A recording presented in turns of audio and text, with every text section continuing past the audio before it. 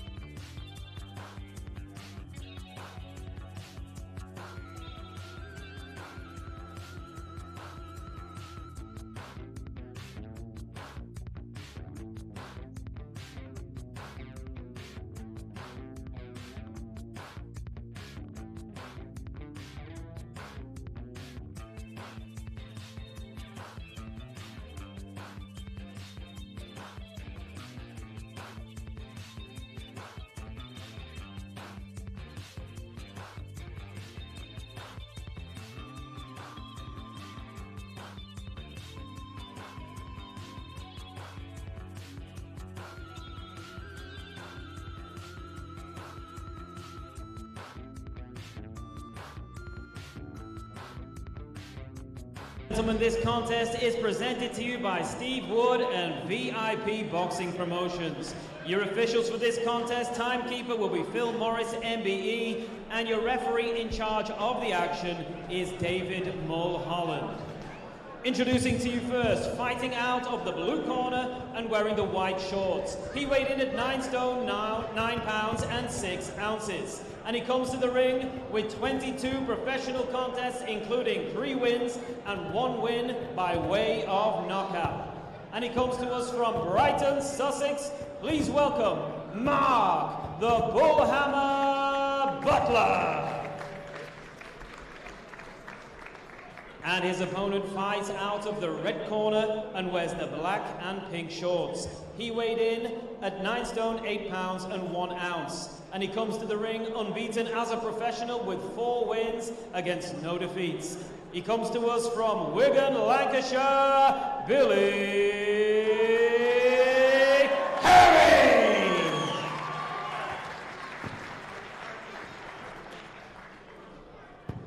Alright boys, one of the rules was the heads in close, was the low blows, protect yourselves at all times. Most of all, obey my commands at all times, touch gloves.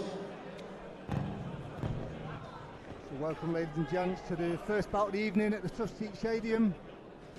Got a good night of boxing for you, 11 good fights. This is the first of 11, and I'm joined tonight by Marron. the one and only Zelfa Barrett. Good evening, Zelfa. How's things with you? It's all good, man. It's all good. Working hard. I sparred this kid before, Billy. Good kid, man. Yeah, I've done a few rounds with him. Yeah, man. He's a good fighter. It's on a good gym. Yeah, so Billy's out of the Lee Blundell gym in Wigan. Yeah, one thing I can say about all them fighters, they're all fit and they're always strong, man.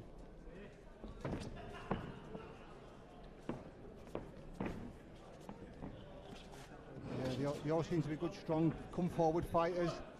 You never tend to see them on the back foot. No, never. I don't know how much you fight with him, they're always walking forward, man. Yeah, I suppose these are the kids you need for your fights, Zelfa. You know, you have some tough fights lately. Stepping back in there and getting up to the top levels for yourself. Yeah, of course, man. You know, these young, hungry lions, man, that's what you need when you're sparring. You don't want to spar no okay guys, you want to spar guys with some inspiration, man. Yeah, so this Mark Butler, we've not seen much of him. He has been on the road a little bit. It's in his 24th fight tonight, I think, Mark Butler. Billy Hervey in his 5th bout. Yeah, so his experience, and, you know, coming here to try and win. Yeah, as you know yourself, you know, with these young kids coming through, you need lads like Mark Butler with the experience to get the rounds in. Yeah, of course, man. You need fighters like these guys, like Christian Lates. You know, they're an asset to the sport. These kind of fighters, you know, they're reliable every week. They're tough. If they can win, they'll try and win. So yeah, man, they're good asset to the sport. But Billy's looking like he's doing well. He landed a good jab before. Yeah, he's got a nice style, hasn't he? Nice and relaxed, but he's got a nice tight guard. A perfect jab.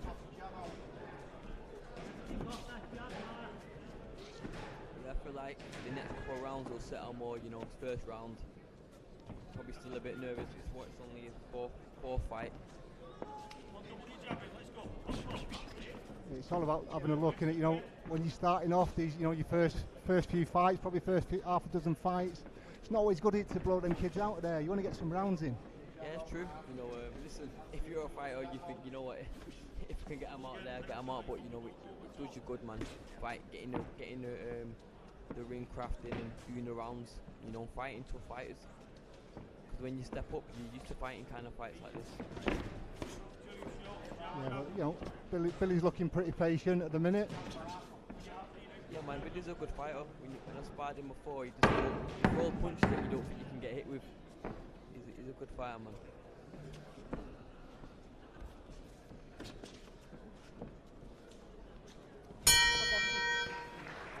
So yeah, good first round for Billy there. Butler played his part a little bit, you know, he kept moving, giving Billy something to think about. Yeah, that's what I mean with these journeymen, man. The tricky customers, you don't know what to expect. One round they come out one way, another round they come out a different way. That's what Christian Lake was like. I boxed him twice. Yeah. And believe me, he'd come out one way, he'd come out negative, then they come out, try to put it on you, then you fight negative, you know, you don't know what to expect. I've never seen him before, no. Yeah, it's the same way. He's a bit of an unknown to myself. You know, they're the worst ones then. yeah. Don't see him on many VIP shows. Maybe he's been on a couple I've not been on, but yeah. Well, you know, the kid himself looks a bit fresh, you know. Looks like he can handle himself, looks like he knows what he's doing. And hopefully he's going to give Billy a big test tonight. Yeah, of course, man. This is what we want to see, don't we? We don't want to see these kids come here and rolling over. We want to see him give these young prospects a big test. Yeah, of course. You know, it does them well for the future. When you start rolling them out later on down the line, you expect it. He's come out a bit more aggressive now, no Butler.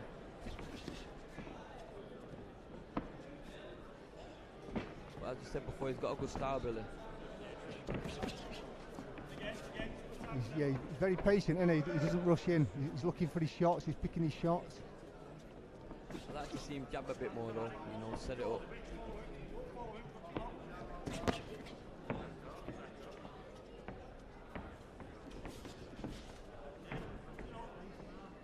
Butler's slipping those shots well. No, you know, as I said earlier, he's playing his part. He's trying to get in range himself. Butler, he's trying to slip in. He moves his head quite well.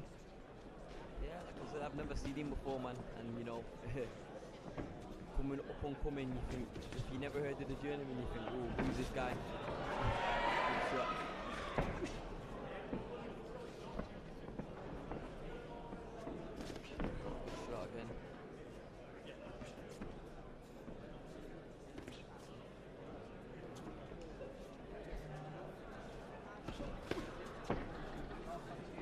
How old is Butler?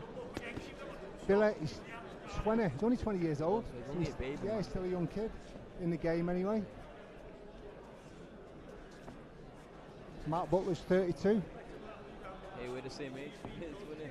Yeah. Still looks pretty fresh though, Butler at 32 years of age. You know, Yeah, of course. Still quite mobile. Some fighters that are on the road at that age kind of done, but he looks fresh. They know how to look after themselves, Yeah, though, don't you know? When you see these kids who've had like 150 fights, 200 fights, you're obviously doing something right. Yeah, they're the tough eggs to crack, man. They've seen everything. Yeah. But he's doing well, Billy, man. He said he's got a nice style. Good shot.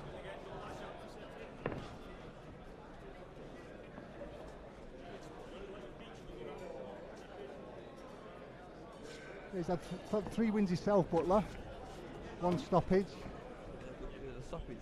Nice. Had a stoppage, yeah.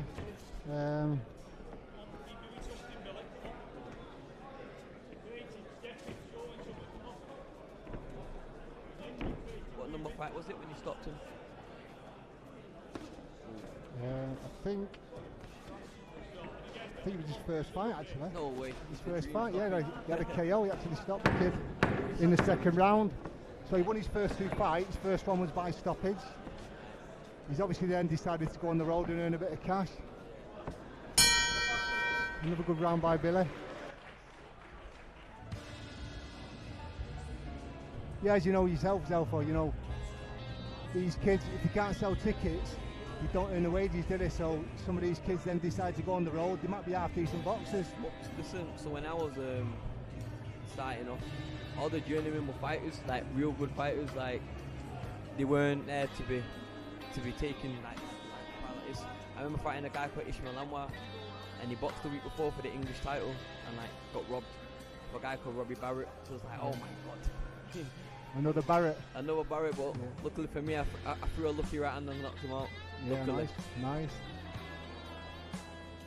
Yeah, but you know, I say some of these kids, you definitely earn the money. Mark Butler's doing that tonight. He's actually giving Billy a bit of a run for his money. You know, he's not winning by any means, but Billy's in control of the fight. But he's here playing his part. And this is what you want to see. You want these kids to come and make it competitive. Yeah, of course, because they'll get more jobs from this. Stab to the body.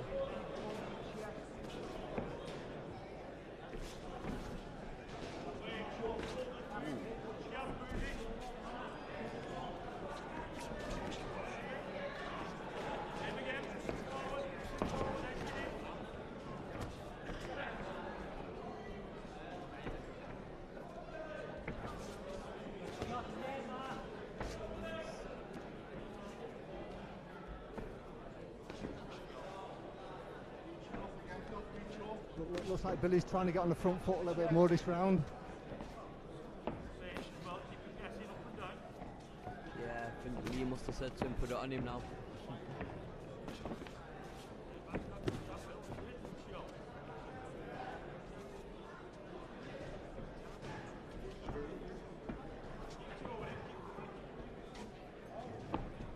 Very composed though, isn't he, for a young fighter? He's really composed, yeah. For a 20-year-old kid, you think he'd be chomping at the bit. You know, yeah, he'd just want to rushing in, let his hands go, you know, more than he should do. But yeah, really nicely controlled.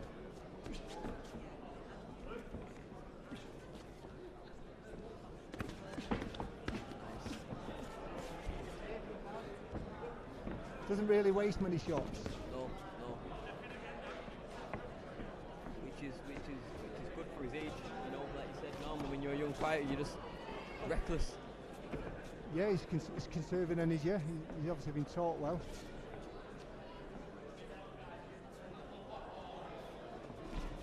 it's not all about being just physically fit, is it? You've got to have that brain, haven't you? You have that boxing brain.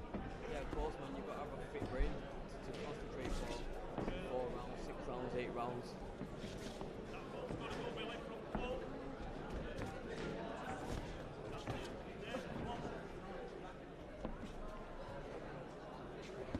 Good shot. Round.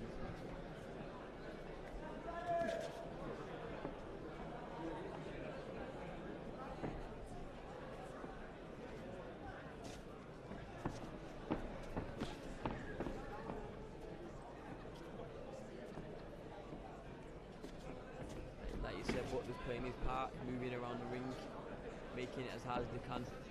Good shot by Will. Yeah, he must be feeling the pressure a little bit now from Billy. He's not engaging as much, is he, Butler? Just trying to keep on his toes. I realised there's some journey, man.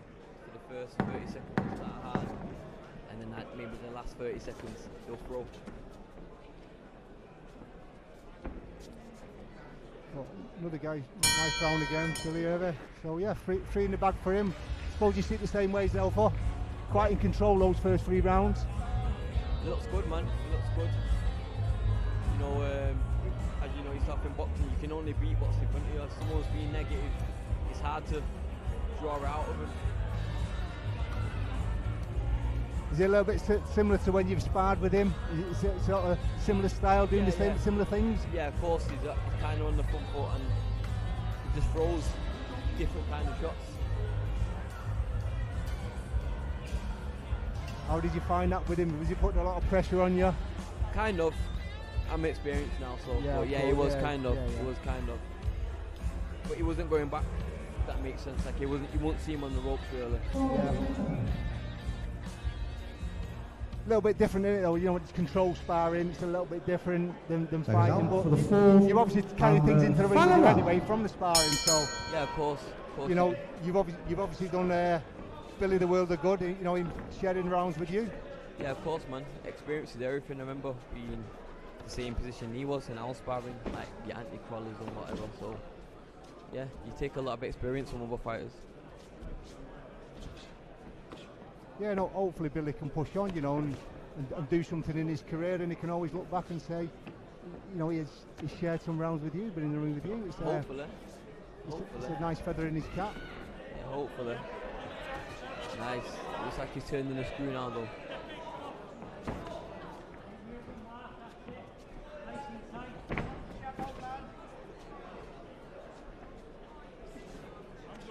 Yeah, I think he can afford to step it up a little bit now. 4th round, so it's his final round. They're only doing 4 on this one, so still looks like he's got bags of energy in the tank.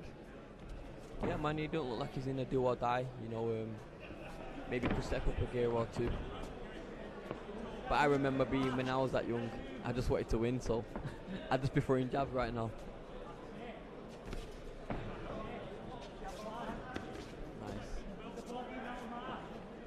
Yeah, he seems to have an old head on young shoulders, isn't he? Yeah.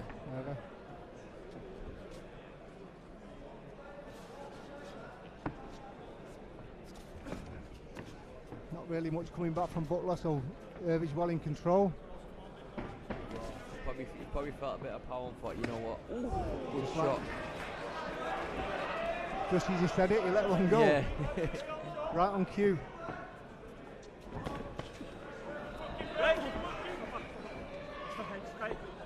Is that a clash of heads or? I'm not sure there. Or was that a right hand? I think the right hand when we were talking then, I think he got caught with the right hand, yeah. Yeah. Recovered well, Butler, though, he took it well.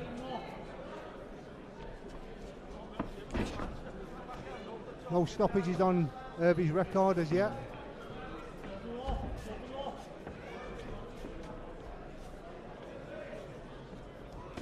Do you feel yourself, you know, as you progressed in the pro rank, do you think you develop more power? Yeah, of course, definitely. You know, I feel like it's more experience and your timing. So being in the ring, as when I've been 12 and all, whatever, you realise like what hurts, what timing, and obviously he's only 20. You know, yeah. He gets to be not in a disrespectful way. Come on, man. I mean, No, that's true, yeah. At 20 years old, you're not really. You're still a boy, aren't you? When you look at the people around, the world champions and people like that. The late 20s, 30s, you know, and well-experienced, hardened professionals. Of course. It'd be a different fight when he's 24 than he is now. Absolutely, yeah, he got the rounds and good fight for him. Good 4 rounds, that, by Harvey.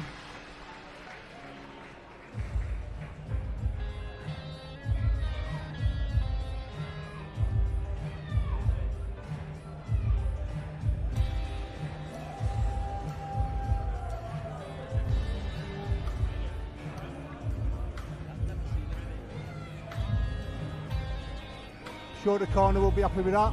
Lee Blundell will be happy with his performance. I think he boxed really well.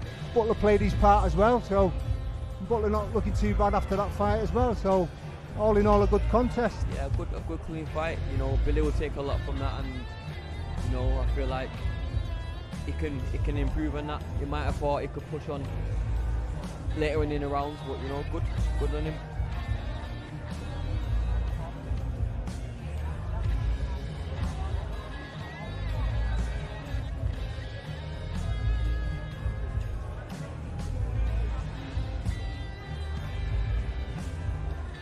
So yeah, now we're just going to get the decision. See what David Mulholland, you know, gives it. I'm pretty sure he agrees with both of us. Both boxers.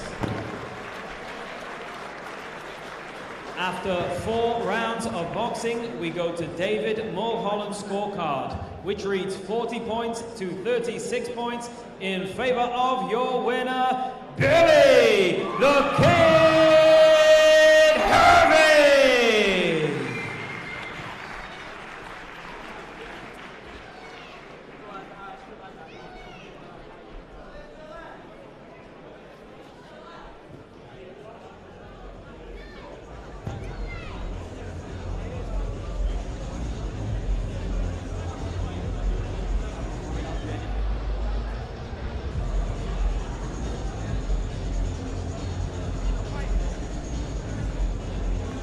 Ladies and gentlemen, our next contest is 4 3-minute rounds sanctioned in the welterweight division. Please welcome into the ring first from Carlisle, Cumbria, Jake Osgood.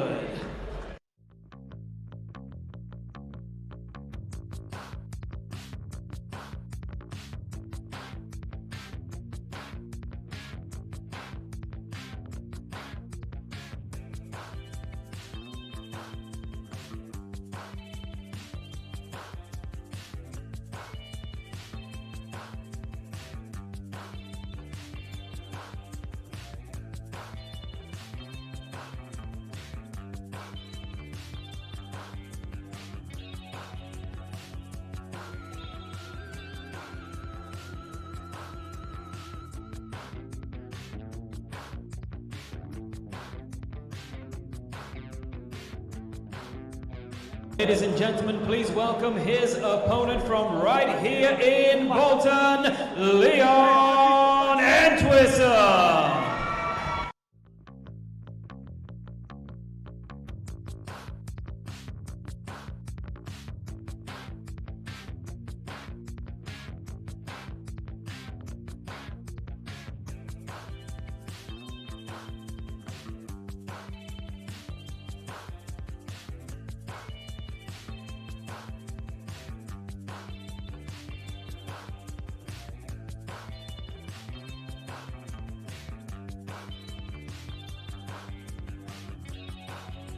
This contest is presented to you by Steve Wood and VIP Boxing Promotions. And your officials for this contest, timekeeper Amjad Ditta, and your referee in charge of the action will be Jamie Kirkpatrick. Introducing to you first, fighting out of the blue corner and wearing the red shorts. He weighed in at 10 stone, 11 pounds and 3 ounces. A veteran of the ring with 74 professional contests. He comes to us from Carlisle, Cumbria. Please welcome Jake Osgood. And his opponent fights out of the red corner and wears the black and silver shorts. He weighed in the same as his opponent, 10 stones, 11 pounds and 3 ounces. He comes to the ring with 2 wins against 1 defeat with 1 draw. And he fights out of, right here in Bolton, Leon Entwistle!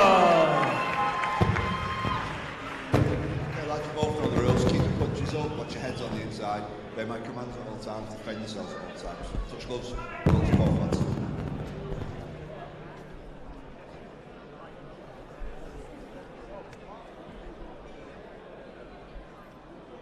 Seconds out, round 1. Welcome to the second bout of the evening. We have Leon Entwistle from Bolton in the red corner, Jake Osgood from Carlisle in the blue. I am Mike Action Gormley. I'm joined tonight for this second bout of the evening with James Moorcroft. Evening, James. How are you doing? Hello, mate. I'm good. Thank you very much. It's great to be back here, but this time on the other side of the ropes. Yeah, a little bit different on this side, isn't it? A little bit more comfortable. It certainly is, mate. But listen, I'll be honest with you. I wouldn't mind being back in there one more time, but it is what it is. Never say never, eh? Exactly, mate. But I'm looking at Leon here. It looks like he's starting very, very fast. He's very correct, and he's up for this fight, I can see. Yeah, he's back down to 4-round Leon.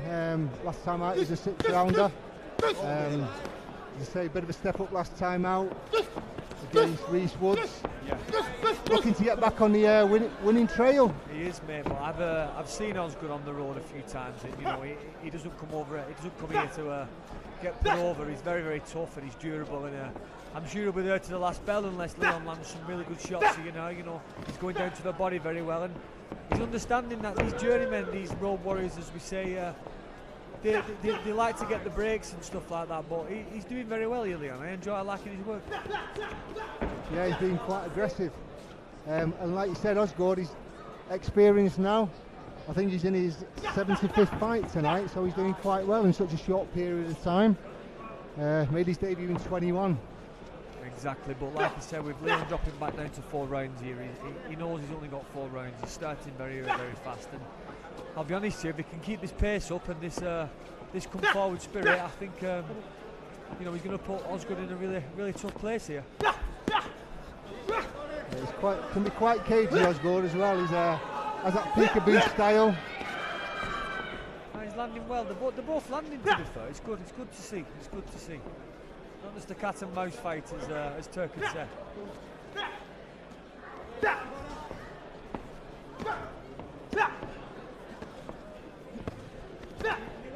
I think Leon just needs to be careful there, not stand in front of Jake Osgood too much. Just keep that little bit of a half step away.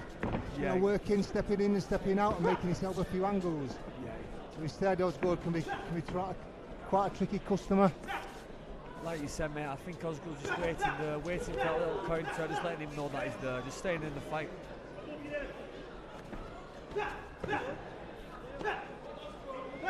But like all fights, I've fought on these shows many a times, and there's some very entertaining fights. This one being up there as well. It looks like he's going to get going very soon. Very soon.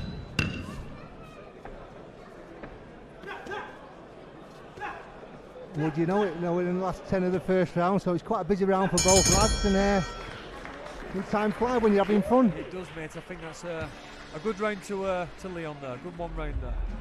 Yeah, he's very, very busy there. So we'll be getting advice now from Johnny Keys in his corner. I'd like to see him just settle down a little bit, pick his shots a little bit more, as opposed to standing in front of him a little bit too much. He's doing quite well though, he can't complain too much. If he was Johnny, is that what you'd be saying to Leon now in that corner? You'd be saying just slow your work down a little bit, enjoy your shots and let him go.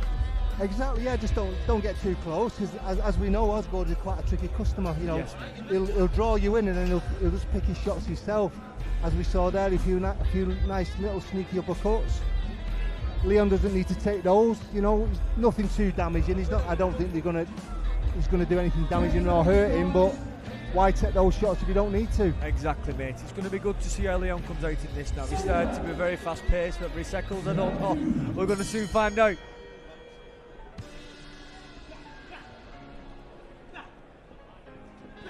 And he's gone straight for it.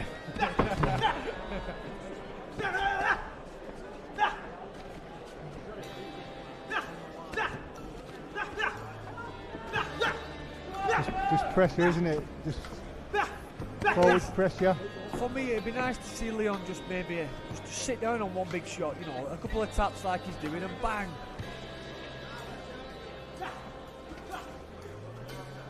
Yeah, you know, maybe just. I was just about to say, just make a little bit of an angle, which he did there, basically. Yeah. To be honest with you, I think with Osgood, this is what he's used to.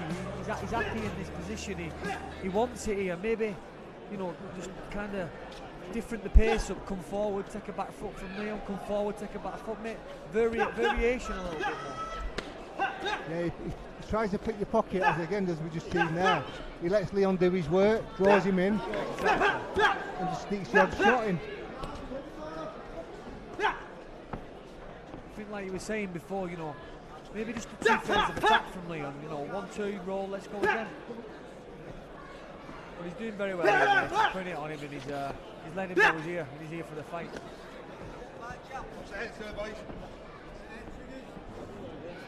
A bit of blood there on Osgood's nose, so you know, obviously shots are getting through. Yeah, to be honest, I've seen Osgood talking a little bit to him then, so I don't know what he said, but very nice from Leon, very nice.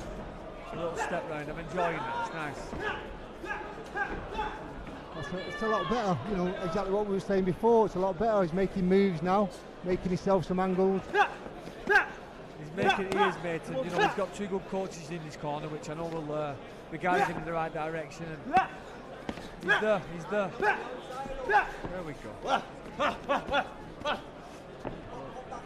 I think if it was Leon there, you know, when he's pinning him up to the ropes there, I'd probably just take half a step back, draw Osgood out, so he can work his way around him a little bit. Yes, that's what I was saying, mate. You know, it's a different change of pace. You know, I think Osgood's in the mind frame of this guy's just going to keep coming forward, so I can kind of understand his pace, but maybe just take a step back, let Osgood come on to him a few more shots. Yeah, and again, you know, if Leon's going to lean on him there, maybe throw the odd big shot, put a bit of weight behind one of these shots. Exactly that, yeah. That's better for Leon, just waiting for him to come forward.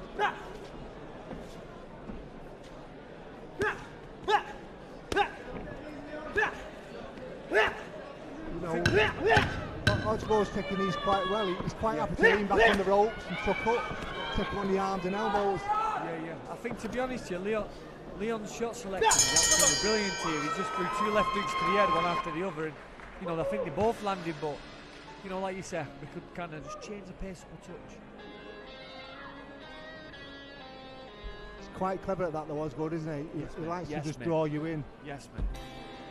Like I said, with these road warriors, what I used to find is if you just keep coming forward, they're going to anticipate you keep coming forward, and you're kind of playing into their hands. But you know, bring them into your game. Don't drop into their game. That's what you need to just stick with your own game.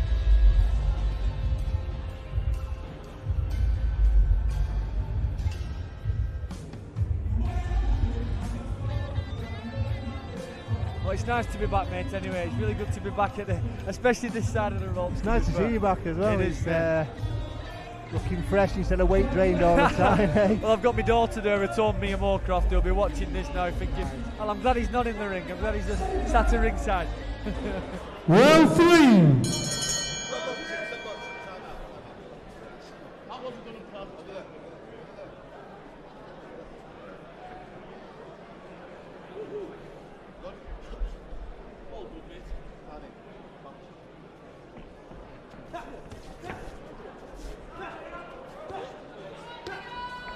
Looks like he's trained hard for this, Leon. He looks very fit. He's willing to just keep coming, give everything he's got.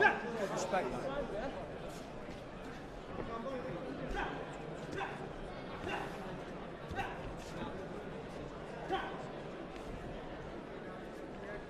Yeah, he's getting a little bit predictable at the minute, I think. Yeah.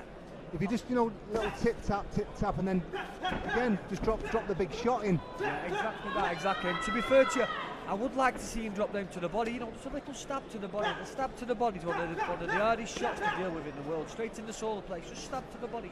It sets everything else back up. You know, if you look at Osgood there, his body's ready to be hit. His body is ready to be hit.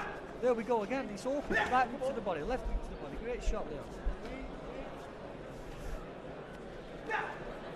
See, now he's touched it with that left hook. He knows he can land it. Exactly, mate. Put a little bit behind it. same as the right, you know, obviously we can probably see things that Leon can't see, you know. We're at a different angle. We can see Osgood's body's a bit open there on his left-hand side. To be honest with you, it's a shot I just like to throw. If my opponent's on the ropes, I'd like to leave my jab in his face and backhand to the body, straight backhand to the body. It's a really tough shot to deal with. Just a stab to the body, leave the jab in his face and just backhand to the body. Great shot, Leo.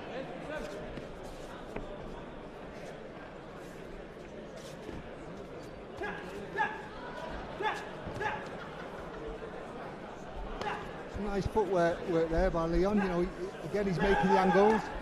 I just like to see him when he does make those angles, then drop the shot in. Exactly. He's making angles sometimes, but he's not landing that shot. He's not letting his hands go. Exactly. So he's getting in the positions. He just needs to work a little bit more when he gets there. Yeah. You know, I'm not trying to be overcritical. I'm just trying to, when he watches this back, hopefully he'll take a little bit of advice of stuff that we can see. Listen, I'm watching this. Leon's really grafted in there. He's putting it all in. You can't take that away. He's grafted, and I respect that. I think he's got a tough task on his hands You've tonight. Osgood. With Osgood, he's well experienced. I've seen him time to time. He weathers storms. He really does weather storms, and you know you can't. They really make the money on the night. They really do. But I do like the way Leon's coming in with it now. He's not laying up. He's not laying up, and I really like that. It's a really good performance. He's trying his shots. He's varied his shots. He's not one-dimensional. Listen, it's good. He's trying, like you say, he's trying new things out. He's coming off his previous results. It's nice to get back in there with someone like Osgood, but he can practice stuff he's been learning in the gym, and he can see where he's gone wrong, and he can see where he can put it right, and it's good.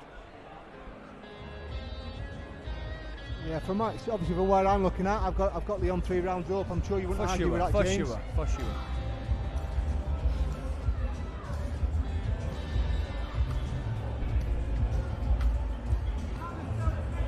If you've seen Osgood before, you know he goes back to his corner, never sits down.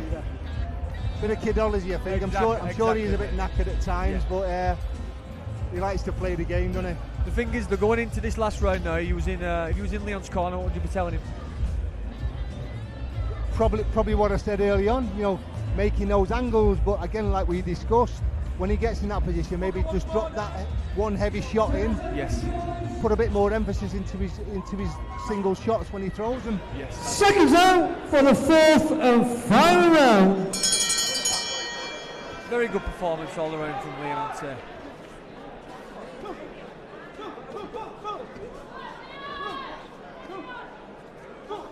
There we go, the jab to the body, straight away, landing.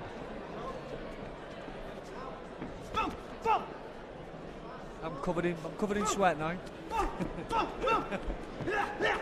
Good work, Leon. Hazard's little job sat at ringside, that.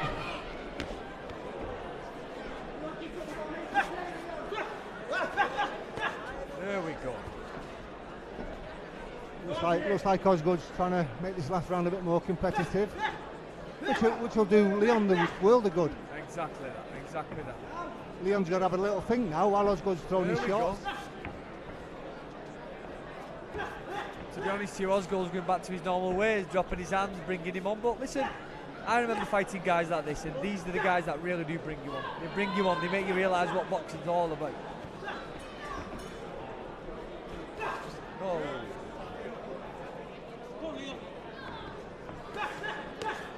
Lovely body shot there by Leon. The body shots are on, I said it before, the body shots are there. You know, and guys like Osgood, you need to hit the body because you'll be there all night.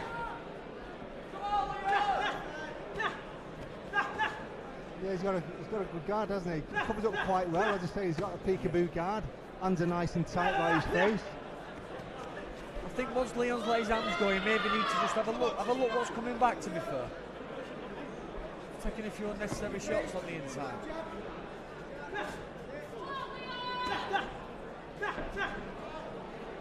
You know, Leon's shot selection has been next to brilliant this time, but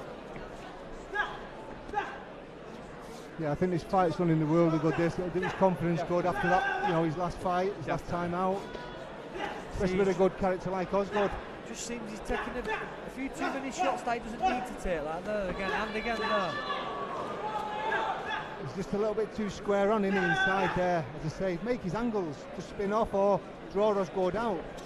Yeah, he's put a lot into this deal. He's really grafted, and you know, I think that's all you can ask for in a fight. It's one of them. Osgood's only having success when he's on the ropes and he's playing that peekaboo style. He's trying to nick shots.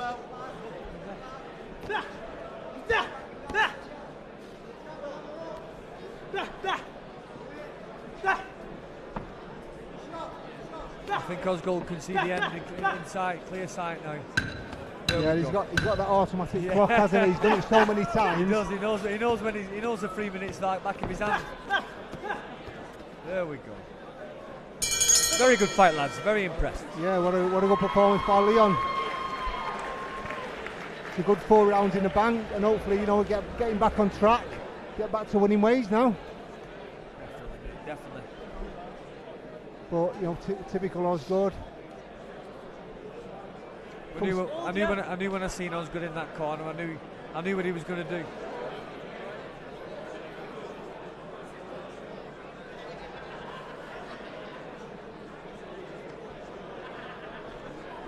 So proper good fights though. We tend to see them on Steve Wood's shows all the time. Yeah, I mean, of late, especially of late, the last year, a couple of years or so, I think since Steve Lillis has been matchmaking, we've had some really good contests, you know. You really have, mate, and like I say, I'm honoured to be a part of these shows, and when I was boxing myself, and you know, these are the fights that really make the boxing world, you know, without your likes of Steve Woods and, like you said, Steve Lillis, they've been all. Ladies and gentlemen, please show your appreciation for both boxers. After 4 rounds of boxing, we go to Jamie Kirkpatrick's scorecard, which reads 40 points to 36 points in favour of your winner from right here in Bolton, Leon Entwistle. Great comeback fight for Leon there. I hope he goes on to bigger things now off that, mate. I really do.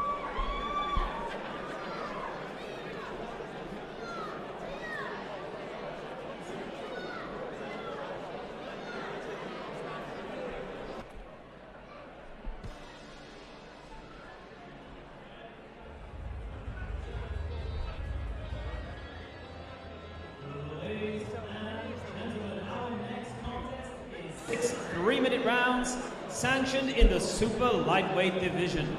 Please welcome into the ring first from Christchurch, Dorset, Stefan the Wasp Vincent.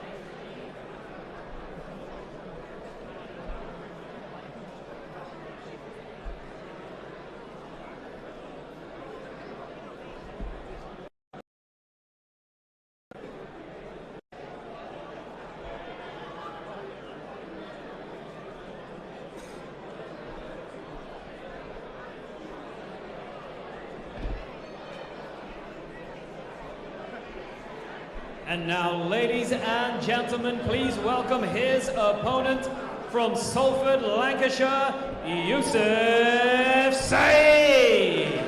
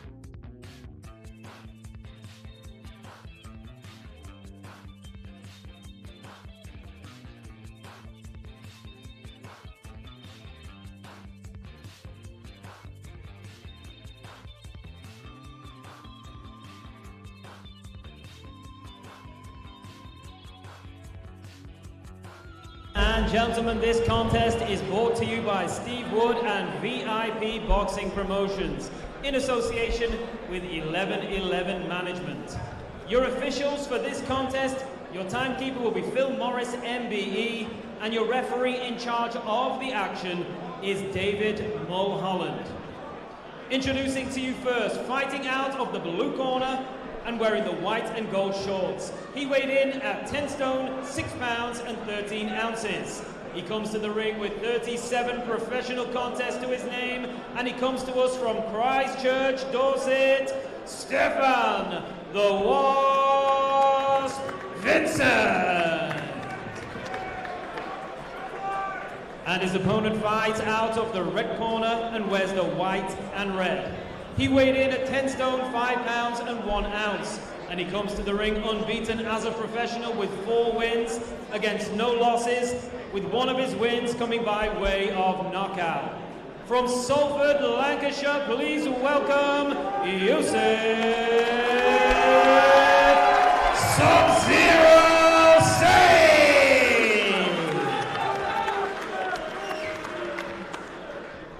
Right, boys, for another rules. Watch the heads in close, watch the low blows, protect yourselves at all times. Most of all, obey my commands at all times. It's good.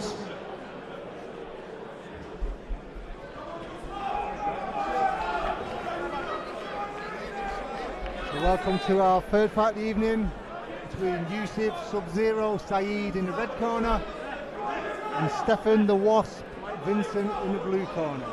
I'm joined tonight, so myself, Mike Gormley, joined by James Moorcroft. Yeah, I commentated on Yusuf's last fight and I was very, very impressed with him. I thought he was very, very good. He set about his opponent, he got him out of there in the second round, and I thought, this guy could be special. I really do think he can be. Yeah, I was part of the coaching team at Bridgewater Salford when Yusuf was there, basically, under the tutelage of Lee Whitehead. Obviously Lee not here tonight, in hospital, just recovering after a hip operation, so get well soon, Lee. Speedy recovery. At the moment, we're just waiting for the lights to come on. We've had a bit of a problem with the lights. So we can please have the lights brought up.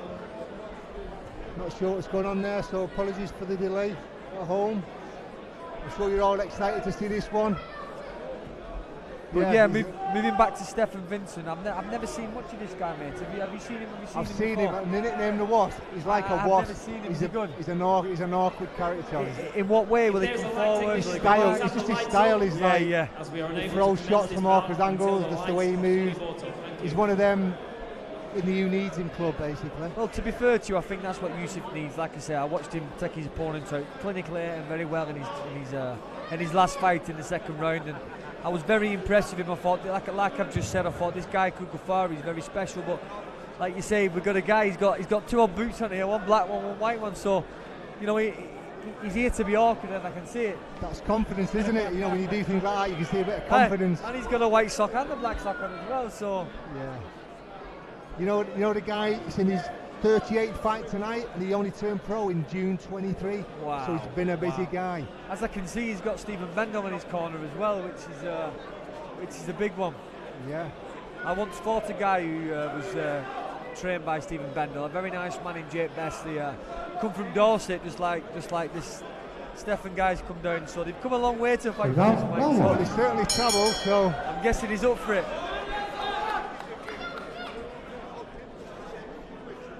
The Wasp, I'm just seeing it. Yeah, the Wasp.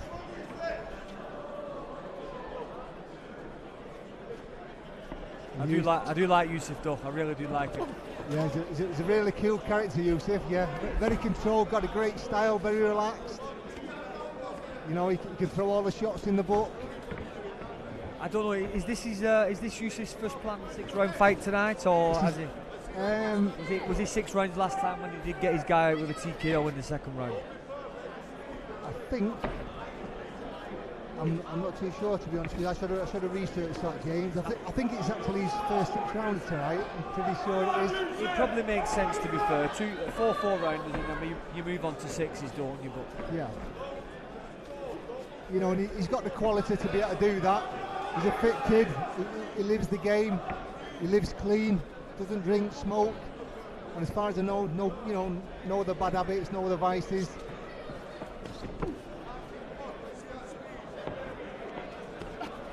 he does look very awkward, the Wasp. I'll be honest with you. He's jumping out of the way of things. He's moving. He's very like erratic with everything he does. Yeah, he's very unpredictable. Exactly that, Mike.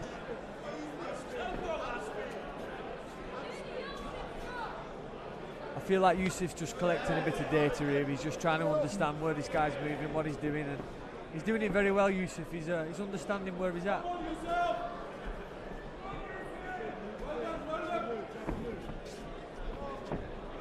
He's drawing the feints out of the Wasp. He's tiring his nervous system down. He really is. Yeah, very, very slick, Yusuf. Great movement.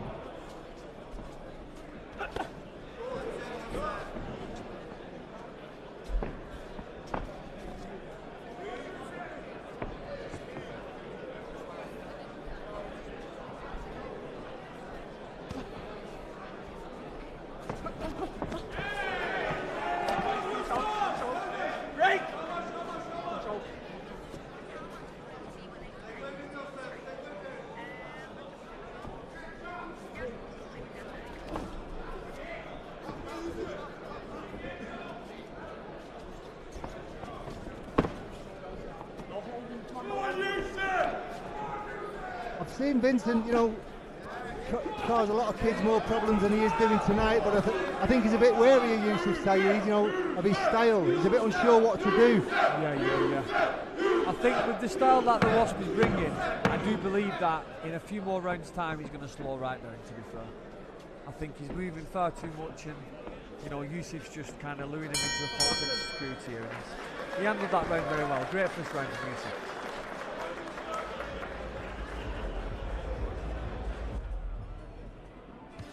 Yeah, I think, like you said, a few more rounds, the way Yusuf Saeed's making Vincent work and move around and stay away from his shots, probably get a little bit tired, and then Yusuf may catch up with him a little bit better later on. Yeah, and I've been around Alex Mangenko quite a lot. He's one of the best guys in boxing, Alex, and like I say, Yusuf's got a great coach in his corner, and Alex will be giving him the utmost right information going forward in this fight, I know.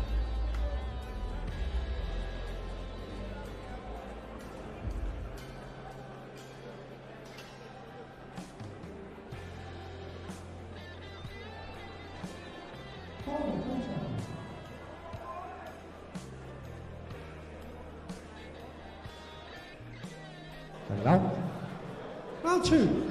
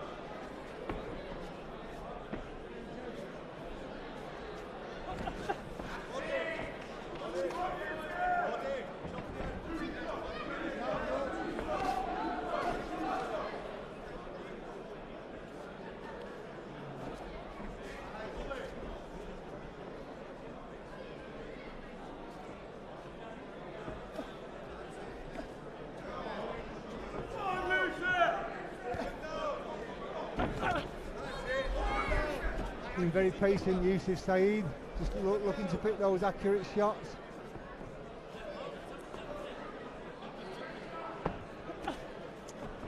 Yeah, it's a good fight. Listen, like I said, we've just been saying we got some really good coaches in the corner on this fight. We've got Alex Matvienko in one corner, Steve Bendel in the other, world champion, British champion. So, you know, we can see we'll have to see what they both implement into this game.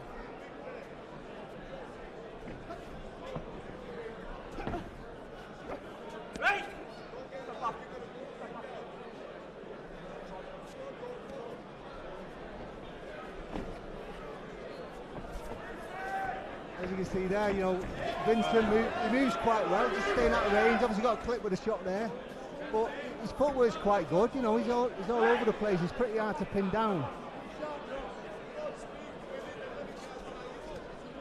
He's moving, like we say, he's moving very well, but to me it just seems a little bit erratic, and I think over the distance of 6 rounds, whether he can keep up with it, I don't know, but I just believe with the pace he's setting and the movement he's moving, he might just slow down a little bit towards the end of this fight. And a great body shot in there from Yusuf. He's been very patient. I like the way he's moving, this guy.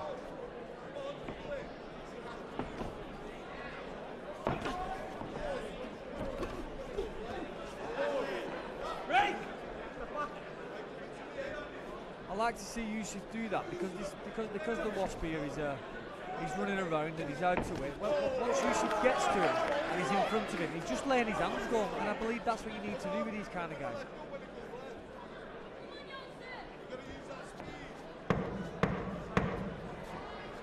He's actually got 2 wins on his record, Vincent. He won his first fight against Nassie, and he also had a win with Grand Central in Liverpool, which we commentated on that one in Liverpool. Over James Francis. I think Francis wasn't switched on that night and he just couldn't quite work Vincent out. But Saeed, you know, seems to be in control at the moment. Still hasn't quite pinned Vincent down, you know, to the extent where he can let a flurry of shots go. But as you said, James, you know, it might be a few more rounds yet till he catches up with him and Vincent actually slows down. Yeah, he looks okay in the corner there. He looks okay in the corner, Steph.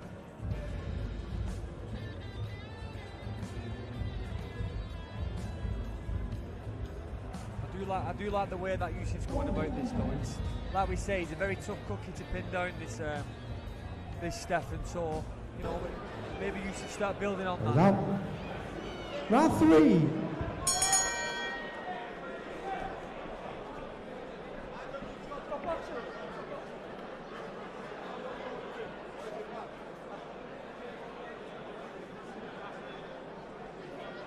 Extra Vaseline on the shoulder there for the shoulder nudges.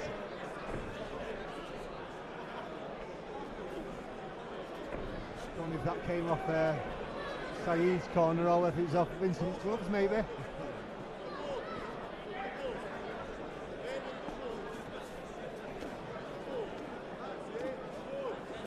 Well played, great shots from Yusuf. Like we said, once he gets there, he's laying his hands going. I really do like that. Yeah, he's got very fast hands. Yes, he's a you're very right. slick kid.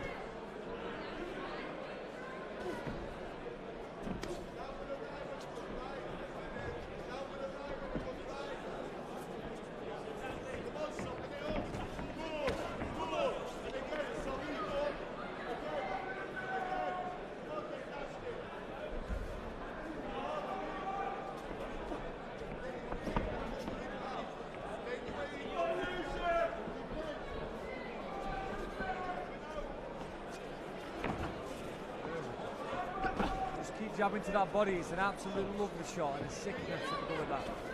And again. Well done, Yusuf. That's what I like to see. He's struggling to pin him down because he's jumping everywhere. When he gets there, Yusuf is laying his hands going. He's doing some damage. Yeah, and again with those body shots, it's harder to avoid a body shot, isn't it? Because you can move your head out of the way, you can slip, but it's hard to move the body out of the way.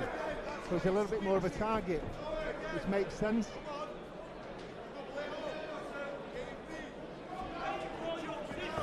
I feel like Alex Matvienko in the corner has told Yusuf to drop to the body here because I'm not seeing many shots go into the head. He's hitting the body so good as well. Very good. The jab to the body, the backhand to the body, straight shots. Lovely. Absolutely lovely. And again, and again.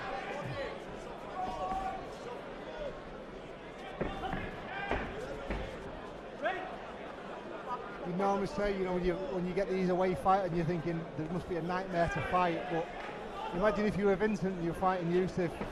You know, because Yusuf's so slick, he's so awkward to hit. Yeah.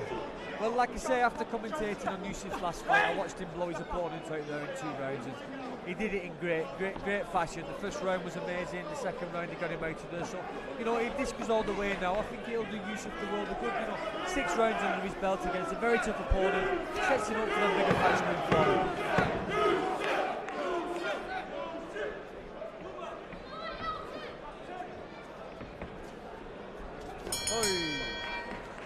Good round, good round.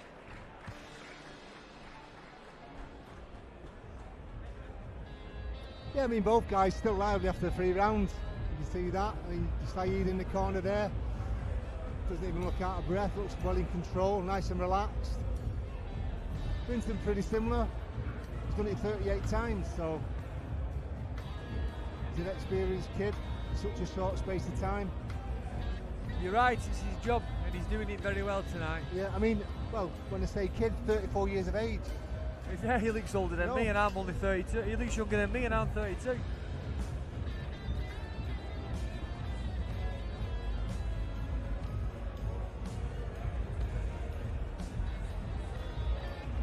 Like you said, Mike, he doesn't really look out of breath himself, and he's throwing himself everywhere. No. I mean, these kids probably because they're fighting every week. Raffle. It's just like a gym session all the time, isn't it? It's like a sparring session. They're always conditioned, aren't they? You're right, mate, you're right.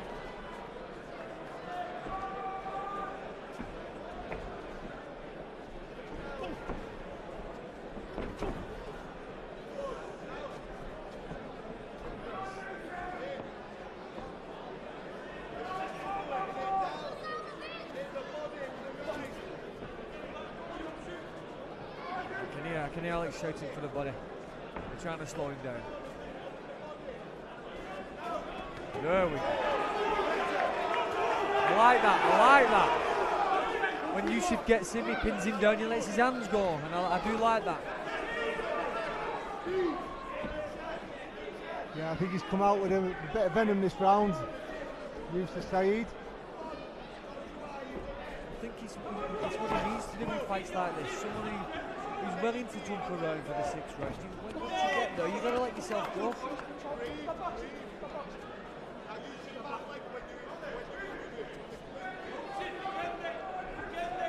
What I like about him now, you know, Saeed, he's sitting down on his punches a little bit more. Yeah. From his amateur experience, he was quite a lively kid, as you can see. Fast hands, fast feet. Never really sat down on his punches. Yes. Once he trapped Vincent on the ropes there, he let some big shots go, some nice combinations. I will be honest to you, Mike, I'm seeing the Wasp slightly slow down a little bit here now. Like I was saying, I felt like the back end of the rounds he was just going to start slowing down with his erratic behaviour, but as we can see now, he's feeling that pace, I think, now. I really do. Saeed's done a good job of dragging him into these late rounds here. Yeah, I think Yusuf took the sting out of his tail He now. has, mate. Seems to be. Here we go. That was a fantastic uppercut. What a great shot that was. I think if Yusuf sticks it on him here now, he's going to make a very tough night for Stephanie. That's a lovely body shot again from Yusuf. He's definitely up with tempo now, Yusuf. I feel like Stephanie's a little bit in the headlights here, as we say. He's kind of staying in a little bit too long. That jab's amazing. And again. Yeah, I think what Vincent's got to be careful of if he gets a bit too game for his own good and starts opening up. Yes. Because he's going to start getting caught with some nice clean shots. All I could say is that Vincent needs to get back on his back foot like he's been doing all fight, but I do believe he's kind of done what he's had to do. He's back on his back foot now, but you know, it's a long 3 minutes.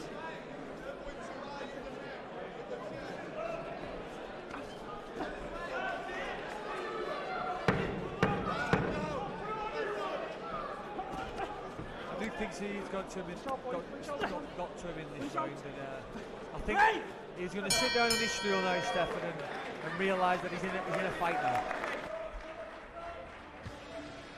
Yeah, and I think he's got to sort of now assess what he's got to do for the next 2 rounds to kind of survive, really. Yes, he does. And all I can see from this, for me, for the next round, is he's going to come out and he's really going to put it straight on him here now, because I think Alex as a coach will know that he's feeling it, this guy, he really is feeling it, but they're both in it, they're both still in it, and it's a great fight. I think it's a massive opportunity to get another stoppage on his record now. You know, he's only had one previously, like you said, in his last fight. And I think you know, if everything goes his way in the next round, he could get Vincent out of there. I think so as well, Mike. I was going to say it does look like it's going that way. I think Vincent might just be leaving his head in there for a bit too long. Now 5. Yeah, Yusuf's still looking fresh. I think he's got more gears to go through yet.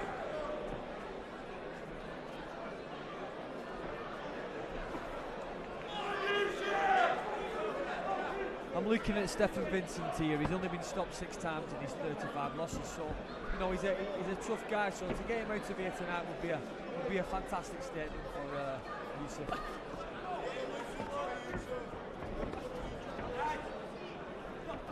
Oh. You know, if you look at the averages in 38 fights in 2 years, you're talking 3 fights a month, and that's he's been stopped 6 times as well. So he's had a respite in those fights. Yeah. Do you understand? So he's been a really busy kid. He's probably fighting every 10 days or so. You know, it's fantastic going.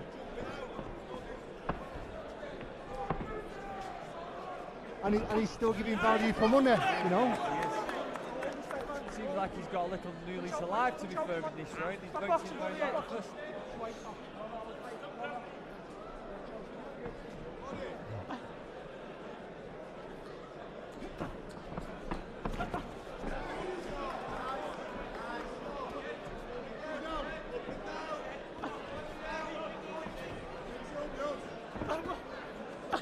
To be honest, he's playing all the tricks in the boot now, Stefan. You know, dropping really low, coming up on the back of him. I think you can see the finish, to be fair now.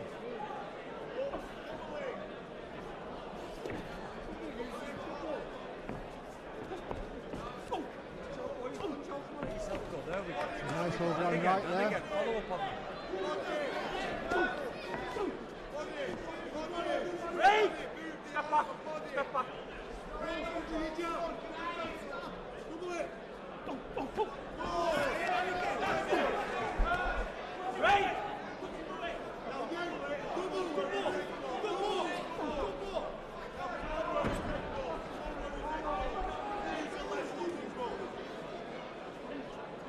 Yeah, just getting a little bit sloppy now.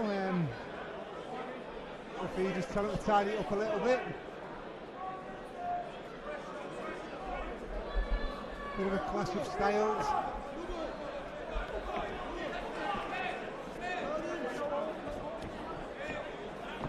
Like you said, we see Stefan pulling out all the tricks in the book. He's holding on when he needs to. He's holding on just enough, just long enough for the ref to say break. Yeah, I think it's Vincent who's holding, and Yusuf's trying to push him off. Yeah. And it just looks awful on both sides, similar to that one again there. There we go. That's what I was wanting to see. You know, when Vincent's trying to take that break, just push on him again. It's been a fantastic performance from Yusuf, I think, against a very tough operator who, you know, he's not really wanted to engage all night, to be honest.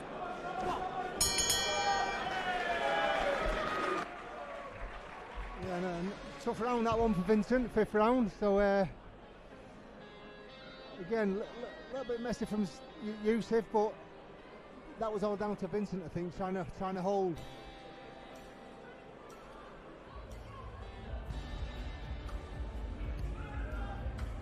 Like he says, it has been a fight of 2 styles, hasn't it? You've got one fighter who wants to adopt the erratic back foot, and you've got Yusuf who's coming forward trying to miss shots, draw the lead, and then capitalise on that. So you know, I think it's a really good learning fight for Yusuf. I watched him take his opponent out in very, very good form last time and good style. So you know, a good 6 rounds in the bank tonight. I think he's going to push him onto them big fights and titles very soon for this lad. He's very good.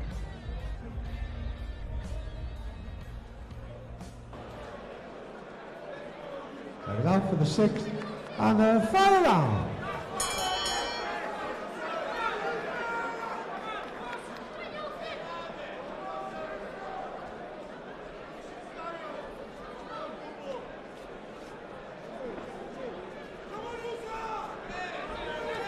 I would like to see Yusuf just set about him a bit now, you know, end this fighting style in good style. Just like he's doing now, to be honest. Yeah, you can see though when Yusuf gets a little bit close, Vincent straight away wraps his arms round Yusuf's body and stops him from working. Stefan's starting to complain now. You can tell he's been on that circuit for a good 2 years and 38 fights, like you're saying. He's starting to complain, he's using all the tricks. He's holding on tight, He knows not to touch but hold on as well at the same time so the ref won't break it up. So, no, great learning fight for Yusuf, great learning fight. And again, great shot.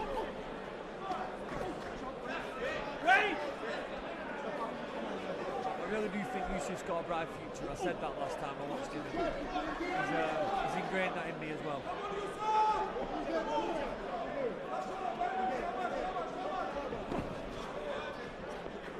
Yeah, I think it's a valuable 6 rounds in the bank for him. Obviously, if it goes to 6 rounds, Vincent's doing a quite good job to make sure he gets through the 6 rounds at the moment. It's tough. It's one of them things. I know. I believe the better fighter, the more fighter coming with more ambition, Yusuf so much better. So walk onto Yusuf's fast shots, he's coming with counter shots. I think someone's going to walk onto that. He'll play up to Yusuf's hands a lot more. Yeah, he's obviously going to learn from this fight, isn't he? You know, how to avoid being held, things like that. You know, not having to rough it up, having a little bit more control inside. I believe Stefan's certainly earned his money tonight. He's been there right to the end. I think he's going to escape this one. You see referee Dave Mulholland there getting a little bit frustrated with both the fighters.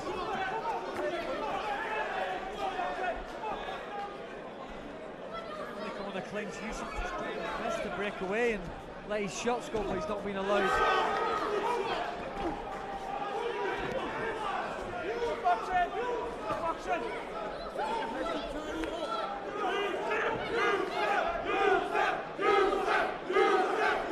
It sounds like he's got a few in here tonight as well, Yusuf. Like I said, Steve was saying he's done well on tickets tonight. It's going to be a very busy show, and so it should be. These fights tonight have been very good, and we've only just getting started. Yeah, 3rd fight in, and all 3 fights really have been competitive. Definitely, Mike, definitely.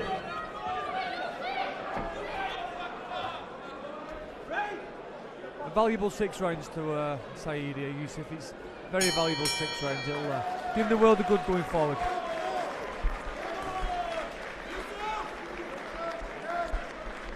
Yeah, I think those last couple of rounds, I think it's more down to Vincent being tired, you know, holding on. Yeah. He made the fight look a little bit messy. You're right. Obviously, Yusuf couldn't get his shots off properly, and he ended up getting involved in a little bit of messy work. But again, all experience, isn't it? It is, mate, it is. And like we said, going forward, fair play, these guys like Stefan, the create fighters like Yusuf, like myself, we need to go through these experiences to move on to the better fights, because when you get there, there's no turning back. You've got to just go with it and go with it.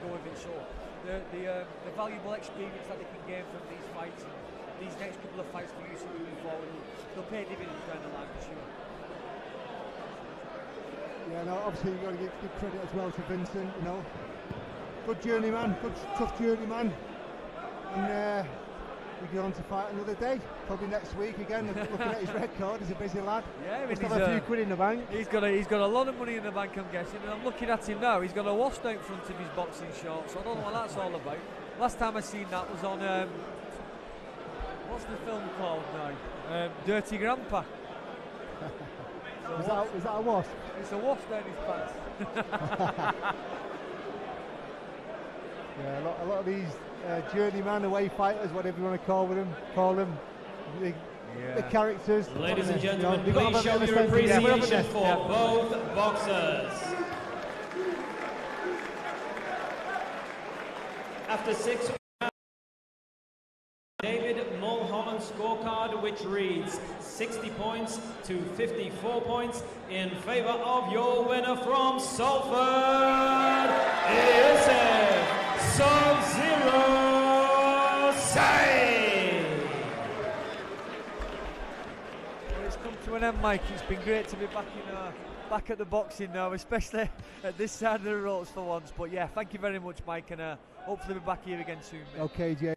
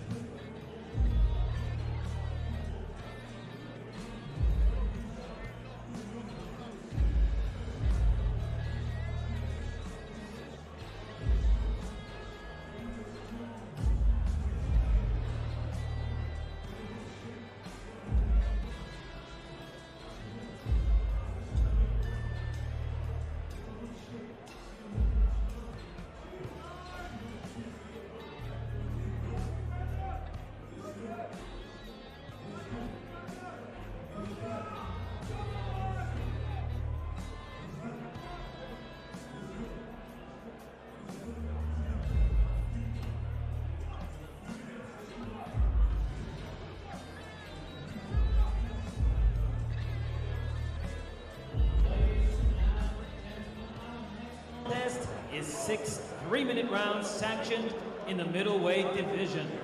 Please welcome into the ring from Leeds, Yorkshire, Joe Hardy.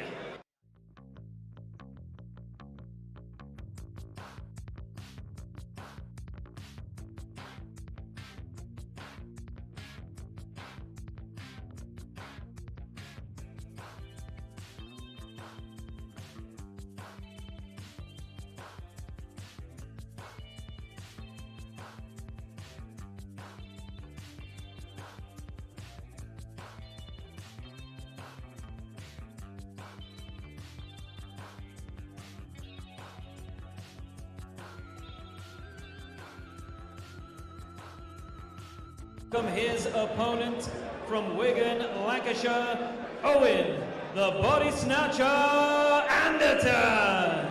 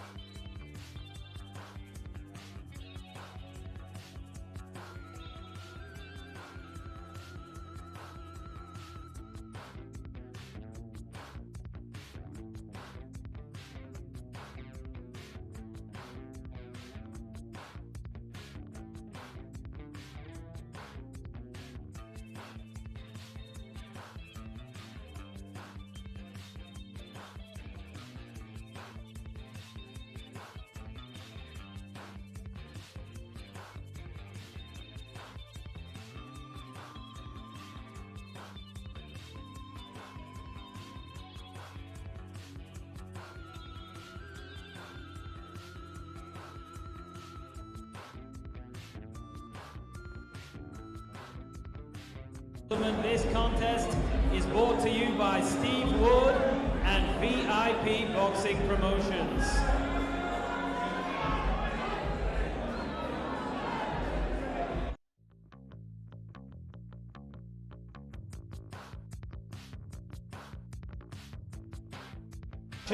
Is Jamie Kirkpatrick.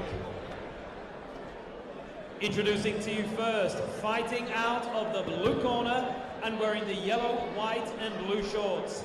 He weighed in at 11 stone, 9 pounds and 14 ounces. He comes to the ring with 41 professional contests, and he comes to us from Leeds, Yorkshire. Please welcome Joe Harvey. And his opponent across the ring fights out of the red corner and wears the black shorts. He weighed in at 11 stone, 7 pounds and 4 ounces.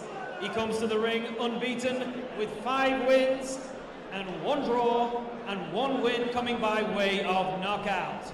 He comes to us from Wigan, Lancashire, Owen, the Body Snatcher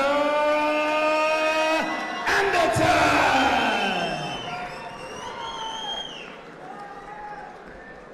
Both know the rules. Keep the punches up, watch your heads on the inside.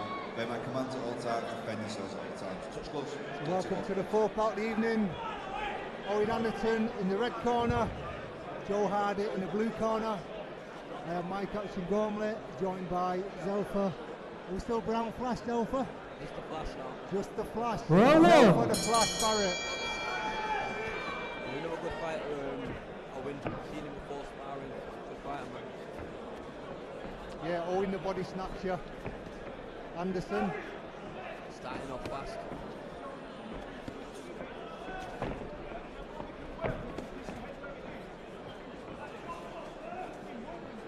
Using his jab well.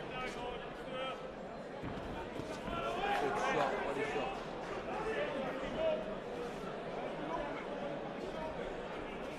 Yeah, he's in with a very experienced Joe Hardy from Leeds. Hardy's come out quite fast himself. Yeah. You have to against opponents like Owen, you've got to match him. He's a good fighter, Owen.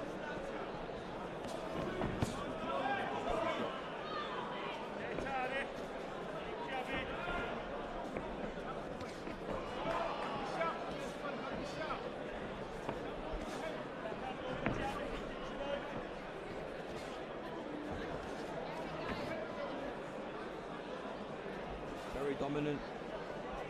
Good job. He's going to the body early, man. Beautiful. A lovely body shot, that's why they call him the Body Snatcher. Looks like this won't go the 4. Is it 4 this? 4 rounds this year. Looks like it'll go. If he keeps up this pace, I don't think it'll go the 4. Yeah, Joe Hardy only been stopped 4 times out of 41 fights. Oh.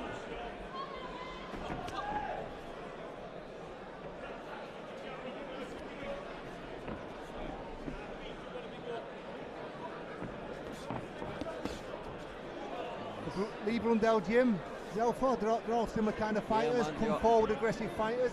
Good engine, hands high, come forward. Must be a Wigan thing. All the fighters from Wigan are what to say, man. Yeah, yeah. As I say, all good stuff, come forward fighters.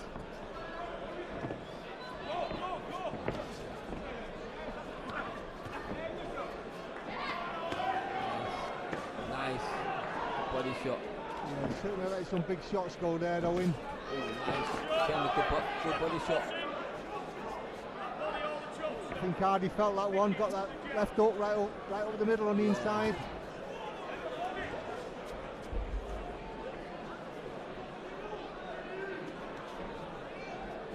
Nice again.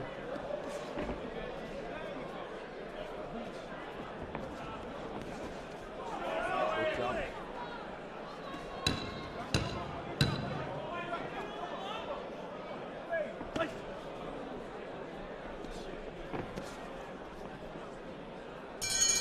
Good opening round, that.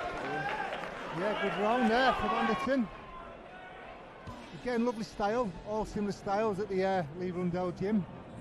Hardy making it quite competitive as well himself, you know, trying to throw some big shots there, trying to get lucky with the odd pot shot. Again, he's a tough kid. Yeah, very experienced, knows what he's doing. But you know, the youth in Owen, man, they come out guns blazing. I see he's got a draw in his record, Owen. Owen had a draw, yeah, against, trying to find it here.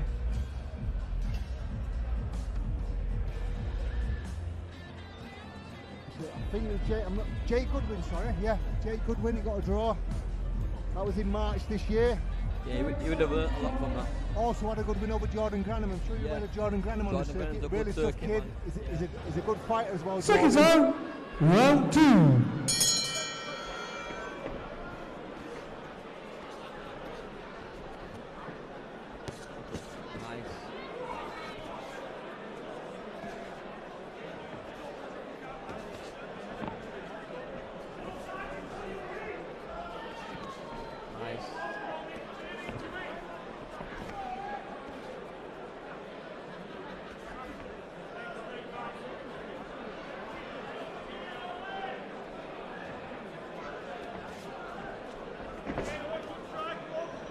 To get back at his jab, how he started.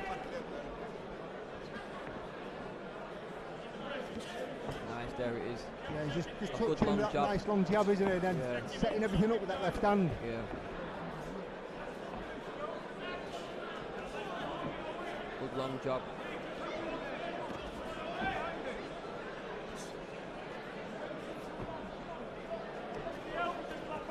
Good body shot.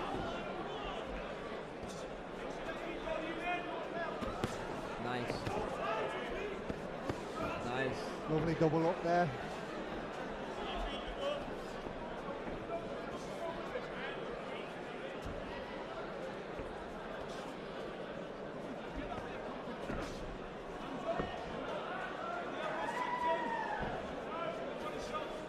I think Hardy just needs to get on his bike now.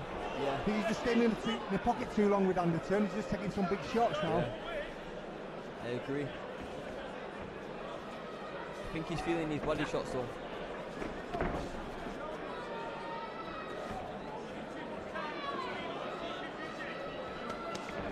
Very nice. Oh.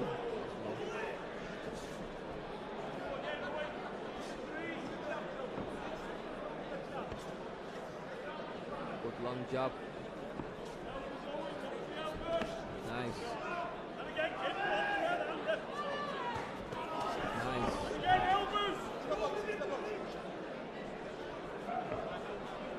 You see when those big shots are coming, can't you, from Owen? He's just touching him out left hand, touch, and you know a big shot's going to come afterwards. He's set a good pace, man. Boxing well.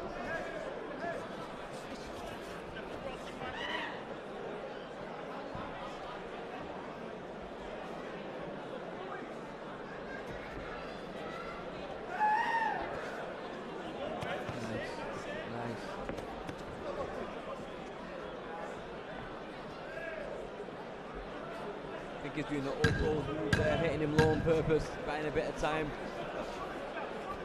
Ooh, good shot. Yeah, he's that one hurt him, I think that left hook hurt him. Yeah, he's trying to take Owen out of his stride, isn't he? Yeah. Well, another good round there from Owen Anderton. Boxing really well, throwing some lovely power shots. He's quite quick with that left and right hook to the body, isn't he? You know, sometimes it's a bit hard to get away with that shot, the left and the right. You expose yourself a little bit too much. He's got long weaves on it to get him off, yeah. Yeah, he's quick. We'll see how, what's he called on the right? Joe Hardy. We'll see how Joe copes this round. The end of the round then looks a bit shaky, man. Yeah, there's some look at him there, don't know what's going on at corner, they're having a bit of a chat, so.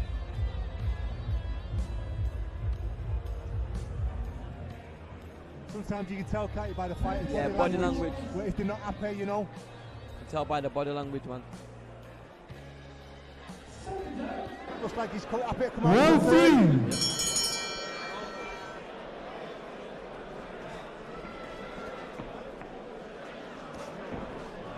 Nice jabbing.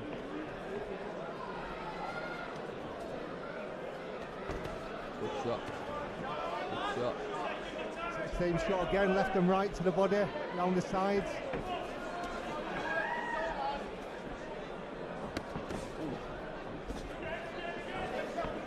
Like to see the uppercut. Because he's leaning forward. Yeah, you can see that, can't you? As he leans in with that jab, the left and the right, he just leans over his front foot. Yeah.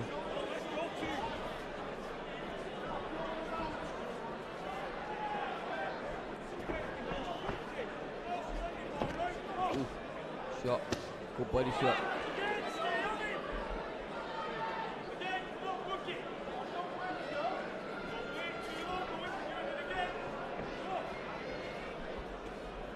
Nice job. Nice. Nice.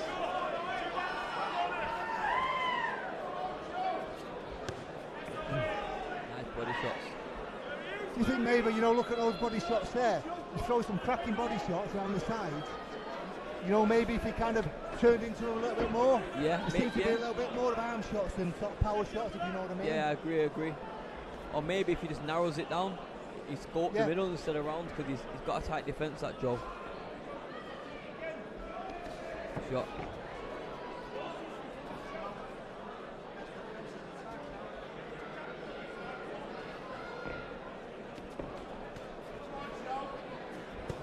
Good. Both guys there throwing left and right to the body. Hardy trying himself. Good shot.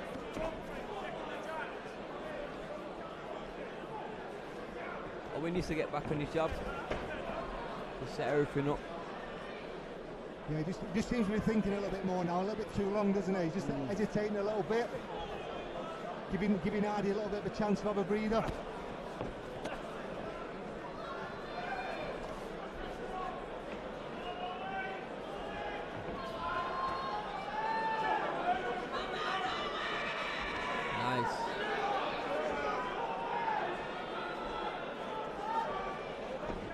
Seen Hardy a few times before, you know, when he's in fighters, if the fighters take the foot off the gas a little bit, tends to give him a bit of confidence, and he comes forward a little bit more. Yeah, it does, man. You know, you got to stamp your authority and keep it there.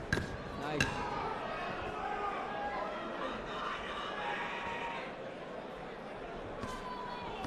Tough man to break down though, Hardy. You know, he's stuck at it. Yeah, he's experienced, man. He knows what he's doing. He knows when to chop up at the right time. Yeah, another good round by Anderson, no. Another confident round.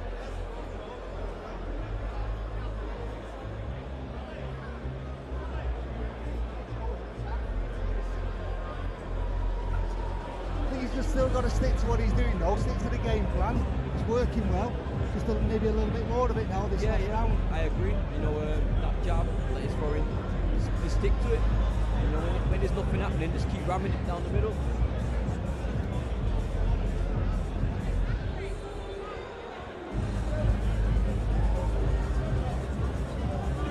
Just an interesting fact as well, Alpha. You probably don't know this, but I'm watching 10 seconds, corners! Today as an amateur. No way. Yeah, man, yeah.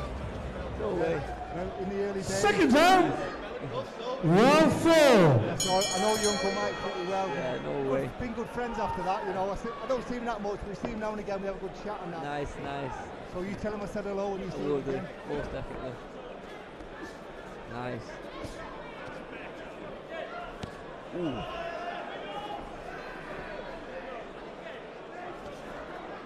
Good job.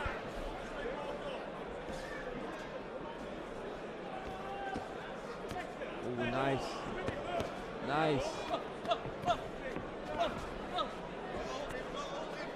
Yeah, Hardy looking like he's got a bit of confidence now in this last round. Again, one of them fighters, he's done the round so many times. It's in his body, isn't it? It's in the body clock. He knows it's going to be the last round. He knows how to control that last 3 minutes. Of course he does.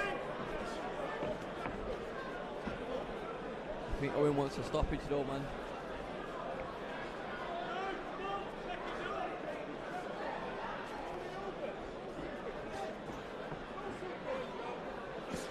Shot.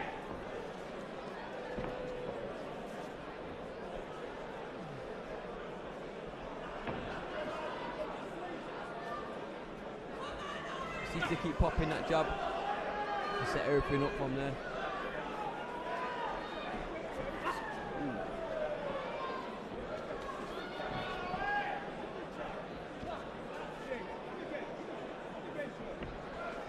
Yeah, I agree with you. Just keep that jab out there in Hardy's face. You know, just keep blinding him with it. When there's nothing happening, you should just keep throwing it a lot of fakes and then look for the body. Nice.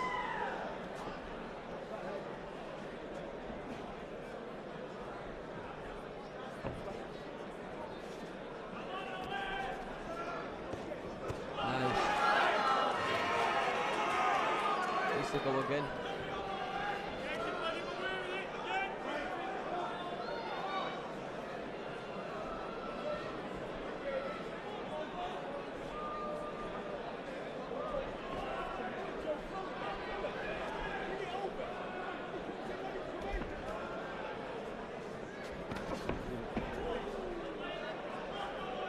I think Owen's looking a little bit frustrated now. I think he's thrown everything but the kitchen sink at Joe Hardy, and he's still in there with him. He's thrown some big shots. Hardy's took some big shots. Nice. I feel like if he just places a few more shots like that, it'll go down. He's feeling these shots, Joe.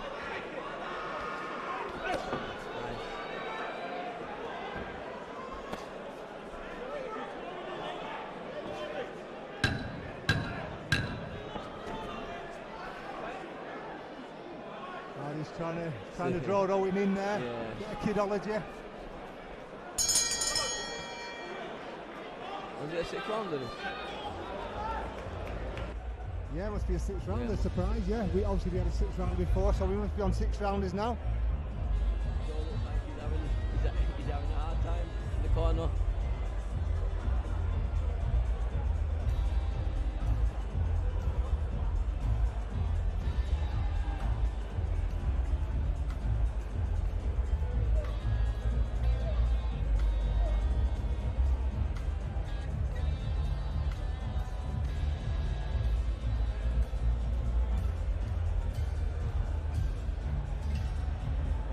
Maybe Owen can get the stoppage still. I thought it was only a 4-rounder.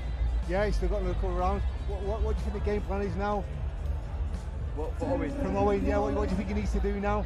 I think he just needs to keep the foot on the gas and pick his shots. Keep ramming the jab. Round 5.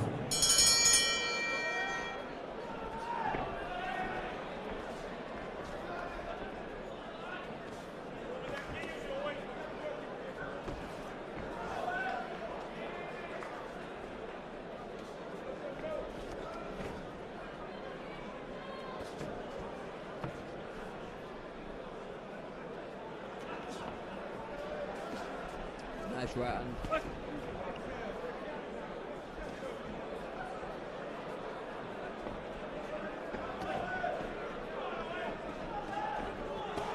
Nice body shot.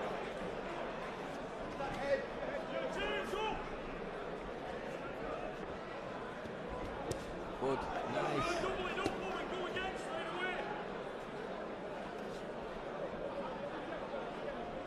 Yeah, just a little bit of a rise from Lee Brundelli in Anderson's corner there to go again.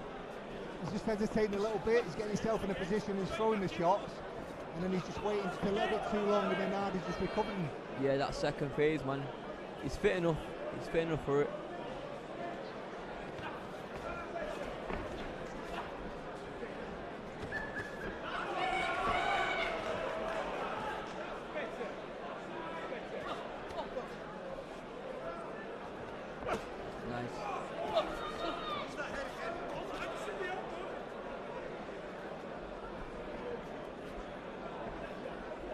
I do think the right uppercut will work well though against Joe Hardy.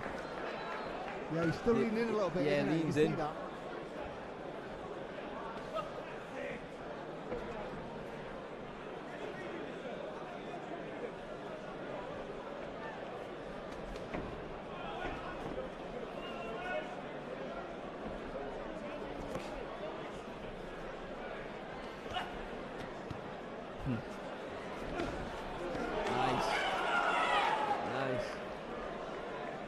The less work Owen's doing, Hardy's getting a little bit more confidence. Yeah, of course. He's allowing him to get his own shots off.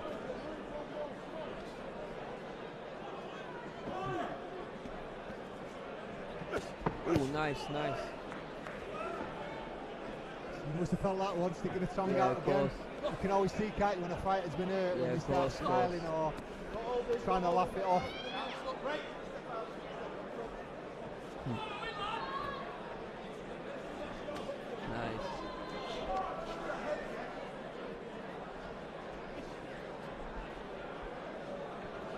I think Owen's got to stay focused, you know.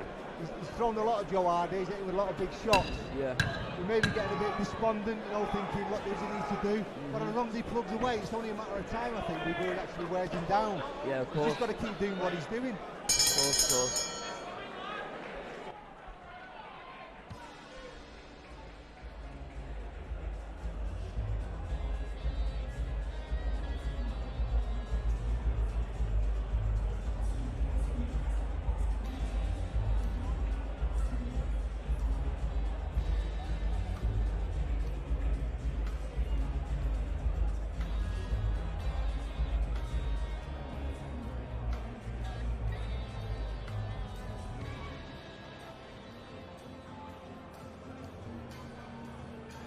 So what's your plans for you, Zelfa? What's your next venture? What's going on? Just waiting really. Yeah. Waiting really, you know, hopefully we can get a big fight November, December, so. Is that going to be a bigger than the next one? Yeah. I hope it is. Yeah. Just waiting on some news really, but yeah. In the gym every day. Second round for the 6th and final round. That's the idea, isn't it? Obviously a lesson to all these up-and-coming boxers. Stay in the gym, stay possessed, stay active. And when the opportunity comes, you're ready to go for it. Yeah, of course, man. You just got to be ready. It's your life. Your life. You can't play at boxing, can you? You know, if you're going to box, you're going to fight, you've got to live it, right, basically. Of course, because you'll get found out. You'll fight people that are hungry and dedicated. And, you know, you'll get found out, man.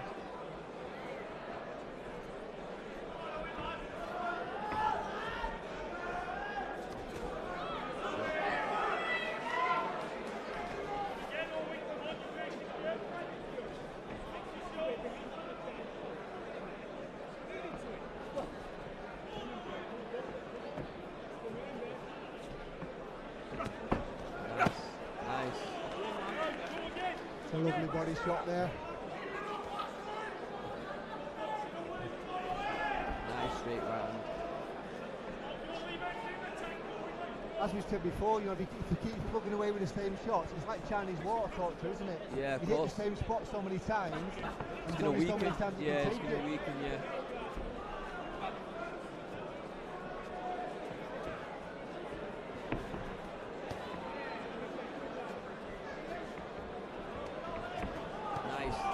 Shot, I've been asking for that uppercut. Ooh. Nice. Ooh.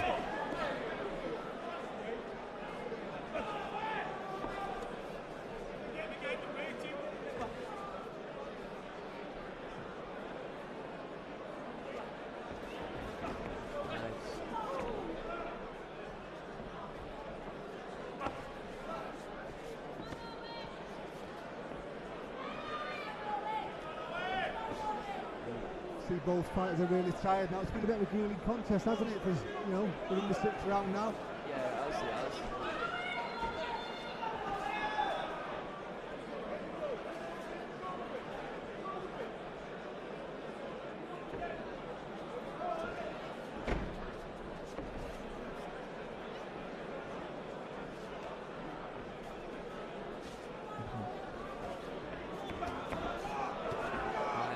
To go again, the second phase.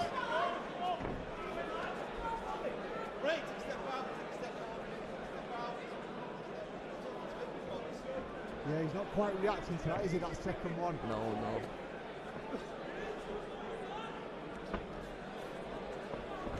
Shot. Ooh.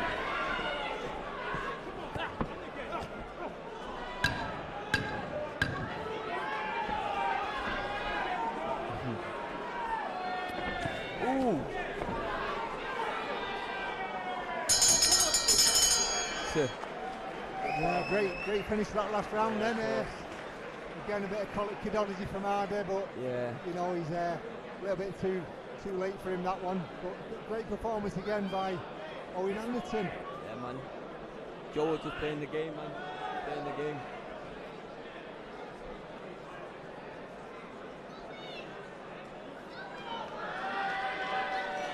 I think he'll learn from that, Owen, you know, when he goes back and has a look at that, like we were talking about, you know, that second phase. Maybe having a look at it and thinking I should have gone again there, you know, and done something a little bit different there. Yeah, of course, this is why you have these fights, because you learn from them. So when you'll go back, watch the tape, and obviously improve.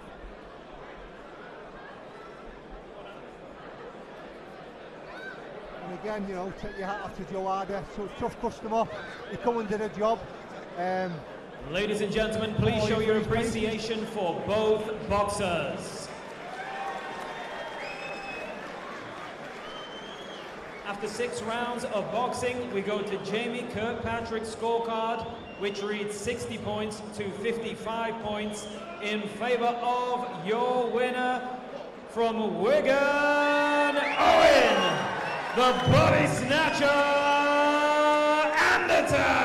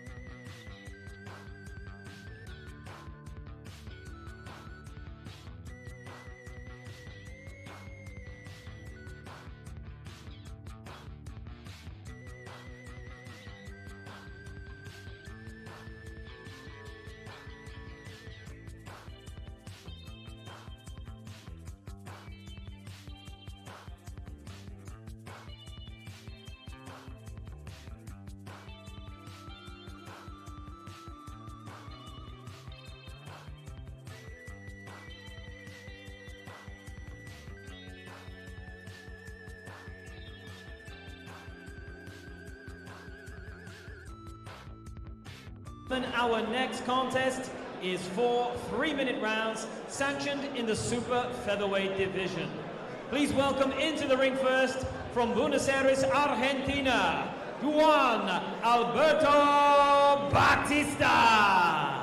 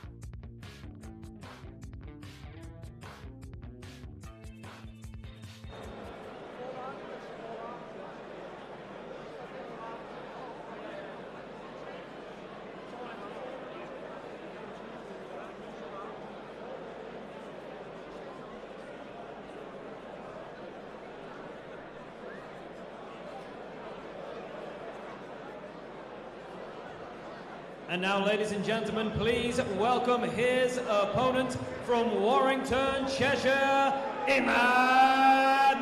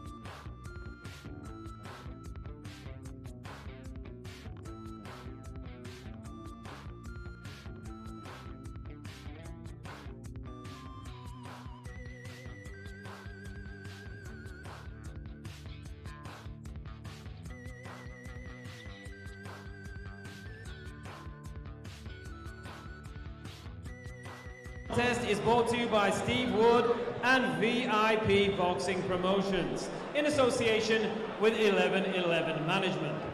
Your officials for this contest, timekeeper will be Phil Morris, MBE, and your referee in charge of the action is David Mulholland.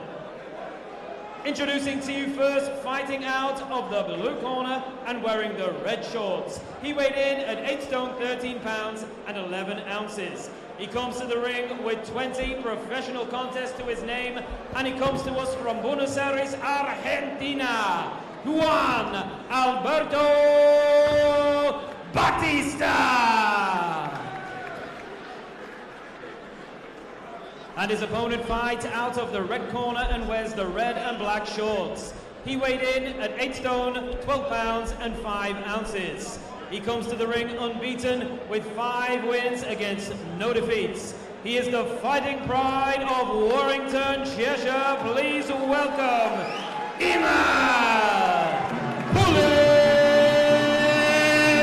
Nassie.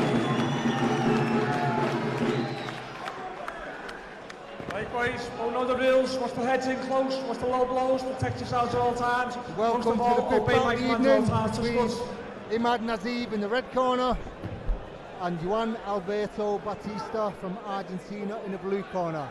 Commentary tonight from myself, Mike, Action Gormley, James, joined by James Moorcroft. Come on. Welcome back, James. Mike, I said that was it. And come back. I might see you again another time soon, but I didn't expect it to be this long. But listen, after our 2 fights, and he was good ones, it's a pleasure to be back, mate. Are you okay? Yeah, nice to have you here, mate. Yeah. All good.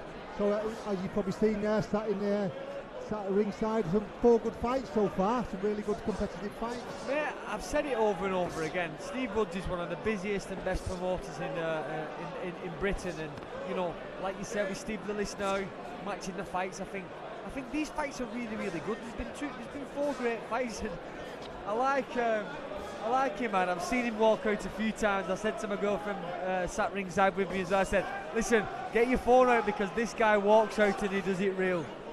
Very colourful, isn't it? And that was a colourful entrance.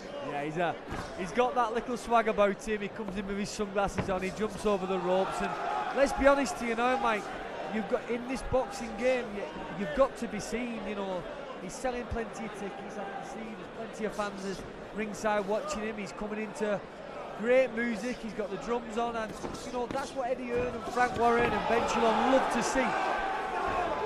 Yeah, you know, boxing careers are very short-lived, aren't they? You know, you can be in it for 10 years, 15 years, sometimes a couple of years, and you've got to make the most of it while you're in. And you know, Nassie was doing that again tonight. He certainly is, Mike. And as we was talking there, we was getting carried away with the walkout. I think Imad dropped a lovely body shot, and I seen his opponent there. Is it Joan? I seen Joan Batista. Yeah. I see his legs go a little bit there, and Imad jumped all over him. I think, you know, it's only a 4-round fight, this one, but you know, I think it's going to be a good one going forward here. Yeah, Batista from Argentina. You always bring these kids over, good tough kids. Always a good tough test for the up-and-coming fighters. We want to see this, don't we? We want to see them competitive. We want to see tough kids coming here. We really do. Listen, I might be digging people out here when I say this, Mike, but I'm sick of seeing one-way fights all the time on these. Let's be honest, the smaller hall shows, you know who's going to win, but you know, we've had 4 great fights there. They've been really good. I'd say they're not 50-50 fights, but they've been very, very competitive, and it's absolutely brilliant to see. Yeah, and you know, we do get some upsets, don't we?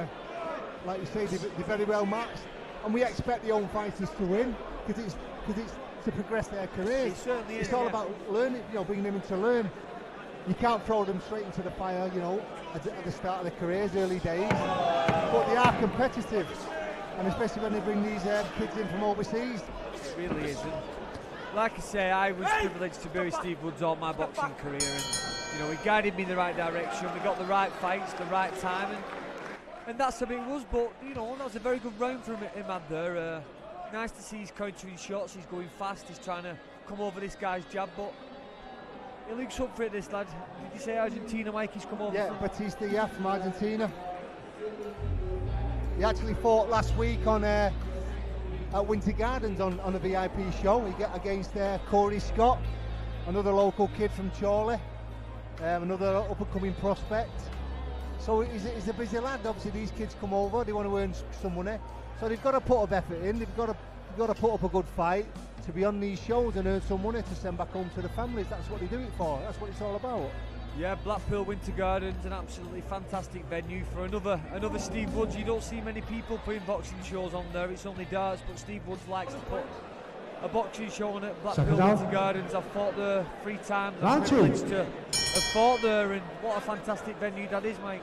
Yeah, just like this one, you know, and some good fights to be put on here as well. But yeah, you know, back to this. Sorry for sort of going off piece with the conversation, but it's all about boxing. We're passionate about boxing. We like to talk about, you know, stuff that's going on in boxing. But yeah, back to this one, and Imad Nassie, he's got a good first round, a good aggressive first round from him, and he's started the second round pretty much the same. He certainly has, mate. And like you said, Imad here, he's fast, he's reactive, he's trying to draw the lead out to the Argentinians. It's nice to see his hands are down now. He's trying to pull something out. Yeah, very confident kid, as we said, from his ring walk. He's very confident. He's got to be careful there, though. He got clipped one over the top.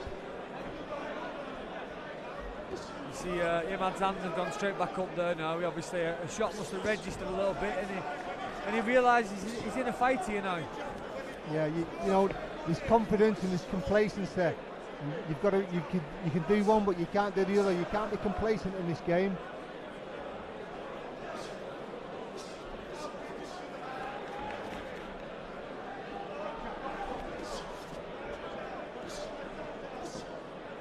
He switches naturally as well, doesn't he? You know, switches from orthodox to southpaw. He's nice and relaxed, nice and slick. Yeah, but I like what Iman's doing there.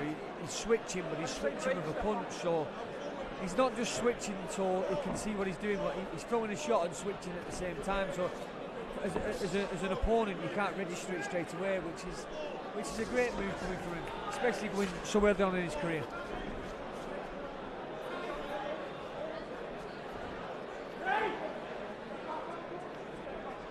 And let's be honest, Mike, what a night for boxing. We got some great away from here. We got some really good boxing on tonight with a matchroom show over at Windsor Park, and we got Canelo Crawford. Yeah, you staying up for that one, or you watching it tomorrow? I won't be staying up for that one. I can't lie. I'll watch it on YouTube at 8 in the morning. Yeah. I think Netflix now, isn't it? So you'll see it on Netflix anyway. I think they run it sort of over and over. Yeah. Just a quick one, though, Mike, while we're here. Canelo or Crawford? I'd like to say Crawford. Canelo is just consistent only really, but I don't know. I fancy Crawford. I like Crawford to win, but it's anyone's game, really, isn't it? I very much like. I think Crawford. Canelo's had his time. It'd be nice to see another superstar come through. Yeah. I do believe that Canelo might just be the bigger and better at the weight, and maybe just walk Crawford back a bit too much. Yeah, that's my feelings as well, you know. But yeah, I'd love Crawford to win it. Good round from him, man. Good round. Yeah, I think Batista there, he's can't quite work things out with Nassie. Not being able to settle down himself. I don't know what his sort of style is supposed to be. To be fair, Mike, I'm looking at him in the corner now, and he doesn't look too flustered. He doesn't look too out of breath. He looks calm and collective, just like Imad does over in the corner. And yet again, he's got Alex Matvienko there, who, you know, the instruction come from him. He'll definitely be right. So, you know, I think we're in for a good third round, to be fair.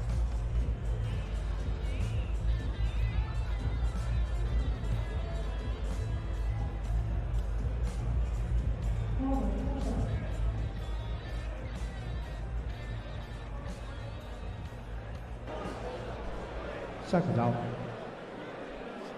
Round 3.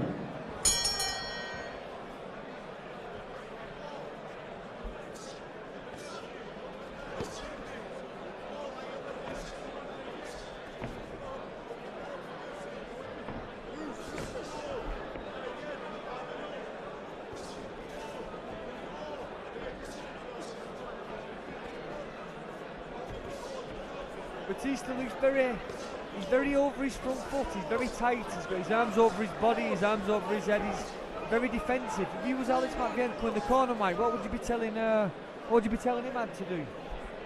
Well, probably obviously from what you were saying there, he's leaning over his front foot, drop a few uppercuts in. Yeah, definitely. Let him more country with a little uppercut, you know, touch him with that lead hand with his jab and drop an uppercut in. He's open for it. There we go again, Mike, as we see I think he's over his front foot to cover his body as such, you see. If he's over his front foot, his elbows can touch his waistband. I don't know whether a few body shots from him has registered and he's realised he has to cover that up. I don't know, but I do like him, and I think he's flying, to be fair. Very confident, and I love that.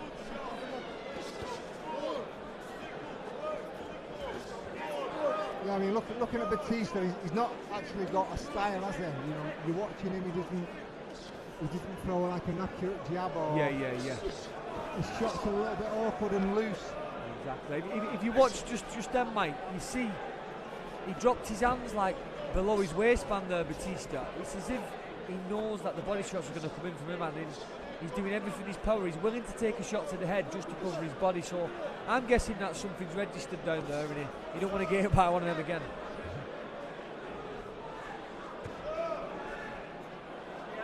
think he's just one of those fighters a little bit unpredictable. You don't know where his shots are coming from. Moves his head quite well though, it's quite slippery, it's quite elusive. Yeah. If you look there, Mike, he's ready for that body shot now. He's doubling bent when he's throwing a body shot. There we go again. You know, it's tough for these, like I say, I don't mean to bring it back about myself, but I've been in these 4-round fights before, Mike, and you know, you're trying to put a performance on in front of all your fans, you're probably trying to get these guys out of here, and over 4 rounds, sometimes it's near impossible to do that unless that checkpoint shot goes in, do you know what I mean? It's tough. Yeah. Because sometimes like, if you go overboard and you go for it a little bit too much, you end up blowing out, don't you? Even though it is only 4 rounds, and then he gets a little bit frustrated, and the plan goes out the window. Well, I've been criticised before, you know, where I've had like 4 rounds of dominating, coming forward, running, throwing a million shots, but people say, well, you know, you put too much on it there, you know what I mean? So you try too hard, you get told for it. You try too less, you get done for it. It's one of those, you're damned if you do, you're damned if you don't. That's the one, it's just a matter of getting those 4 rounds out of the way, and once you get into the 6 rounders, you can settle down a little bit, and then you can start working a little bit more and having more of a game plan. Yeah, like I said, for guys like him, we do know he's going to go on to bigger things. Don't worry about these fights. Just get every bit of experience. Enjoy getting in the ring. Enjoy getting warmed up, knowing that going through all them like feelings in your brain, in your body, all them situations. Just get in there and enjoy it, because sooner or later, and it feels like a long way away, but coming from myself now, it's just round the corner. It will come very soon. So now the 4th and the final round.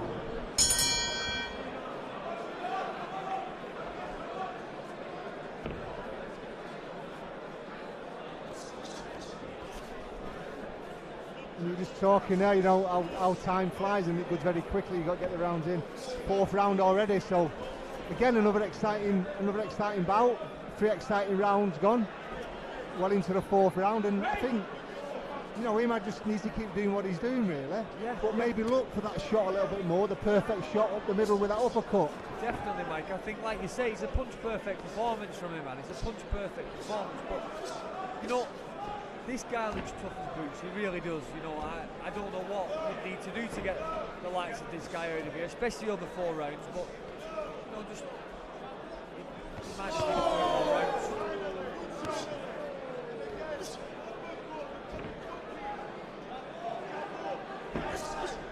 There we go. Great shots from him. He's trying that screw shot now up the middle, isn't he, with the right hand, with that backhand. There we go again. Exactly like you were saying before, Mike, head over the front foot, he needs to throw the uppercut, and he's just done it there, and he landed straight away. Yeah, it's obviously something the corner picks up as well, You know what you're talking about, Mike, don't you? That's right.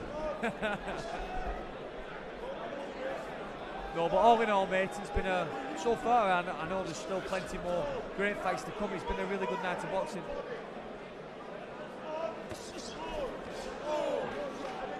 Lovely angle move there and throwing the backhand. Lovely. I think when you look at these fights there, him had caught him with that nice shot again, and Batista just shook his head to say he didn't hurt me. We all know that when you catch a fight and he shakes his head, you know you've hit him with a perfect shot. Exactly that, Mike. So exactly I think, that. when you get that, it should register really. Throw the same shot again. If it's worked once and it doesn't hurt, we'll throw it again because I'll hurt you next time. Exactly, Mike. As they say, it's kidology. He's trying to kidology him out of realising that he's been hurt.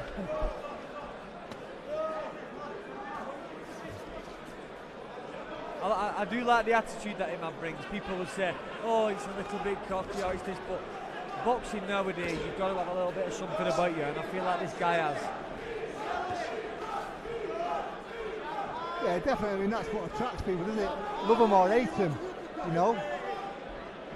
Same as Naseem Hamed. Exactly. I was just, honestly, crazy as it sounds, I was just going to say, it's a bit like Prince Naseem Hamed. He come in the ring on a flying carpet at one point, didn't he? Yeah. But he could back it up, it was fantastic, and he knew how to knock a guy out. Yeah, so, you know, as I say, Imad's got a little bit of flair like that, and hopefully he'll continue his wins and we'll see a little bit more of that showmanship. It's good for the sport. For sure, mate, for sure. And for Steve Woods as well. Yeah, another good performance there by Imad. I'm sure you'll agree, 4 rounds to him, yeah, 4 rounds to 0. For sure. Batista not offering much really, just a bit of an awkward character.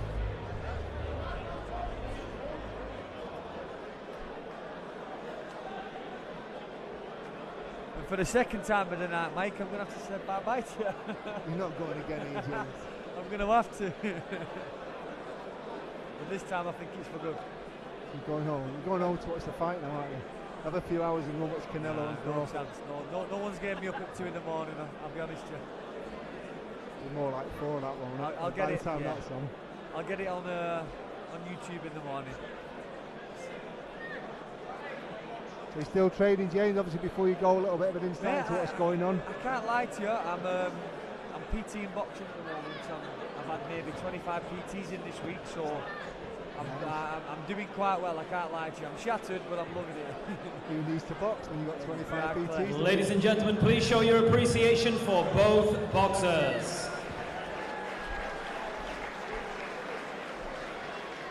After 4 rounds of boxing, we go to David Mulholland's scorecard, which reads 40 points to 36 points in favor of your winner, Imad Bullet Nassie!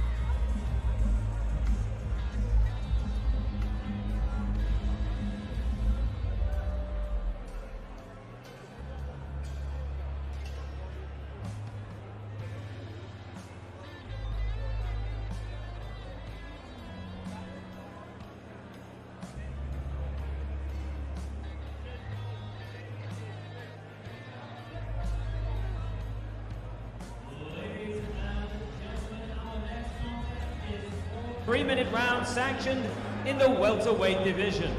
Please welcome into the ring first from Newark, Nottinghamshire,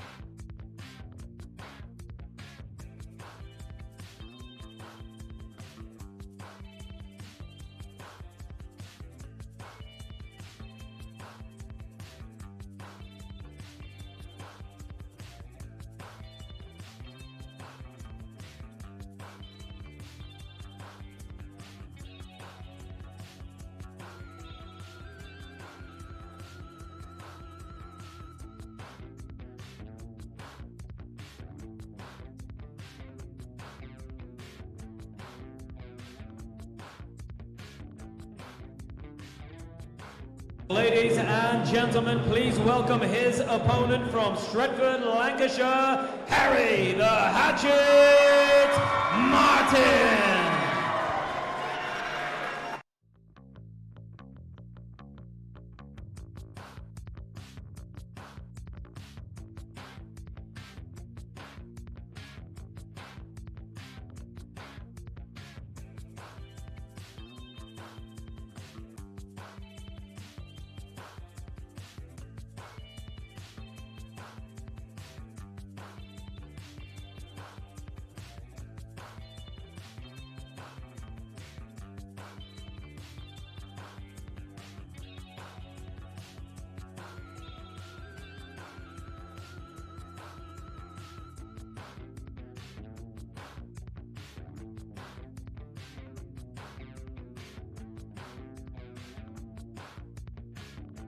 presented to you by Steve Wood and VIP Boxing Promotions, in association with 1111 Management.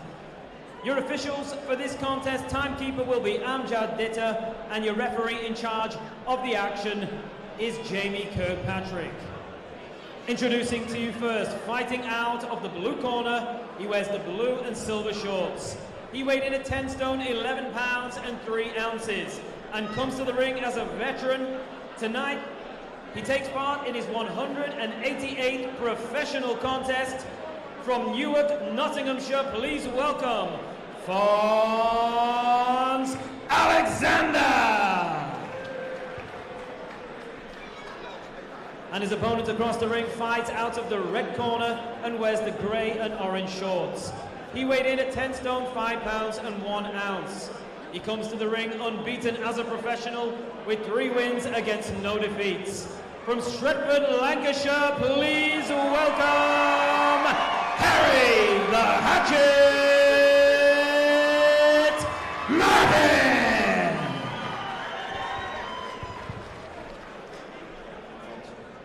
Okay, lads, you both know the rules. Keep the punches up, watch your heads on the inside. Obey my commands at all times, defend yourselves at all times. Just close to the boys.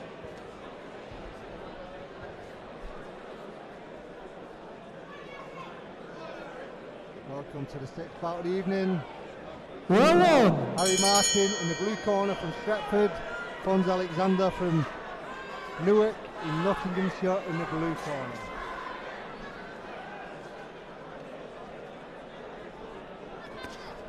So Harry the Hatchet Martin, new to the pro game, just in his 4th bout tonight.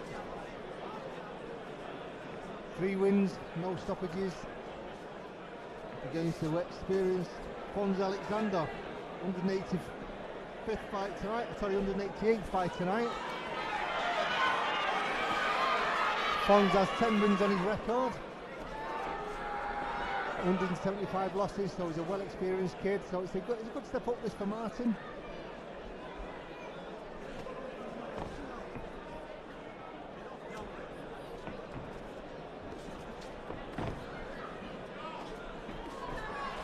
Nice long shots by Martin, good stiff jab.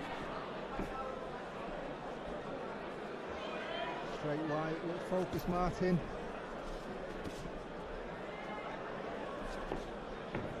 In his corner, his old amateur coach, Brian Gardner. Still with the amateurs at Eccles Boxing Gym. Also in Harry's corner is his dad, Gary Martin.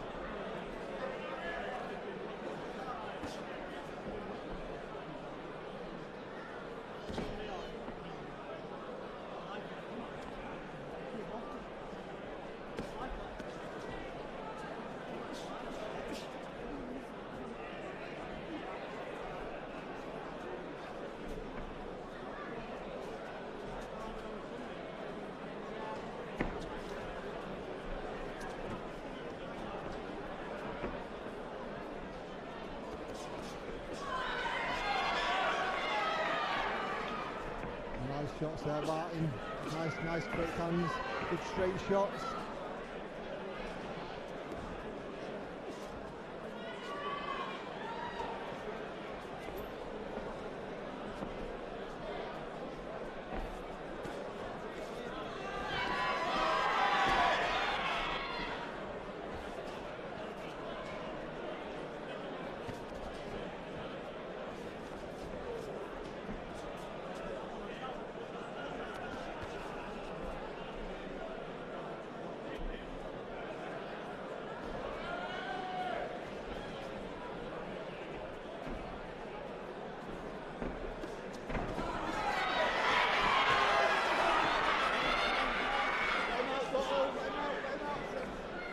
Good work there by Martin, 4 or 5 shots on the bounce.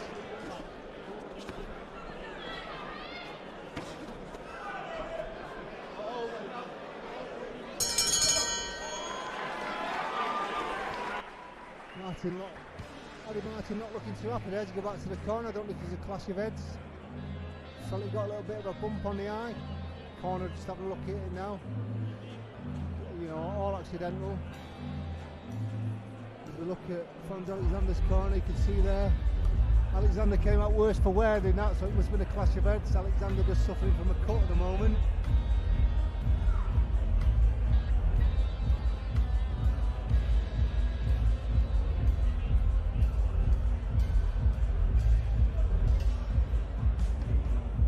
Corner going to work on that cut of Alexander's, just need to try and stem the flow of blood.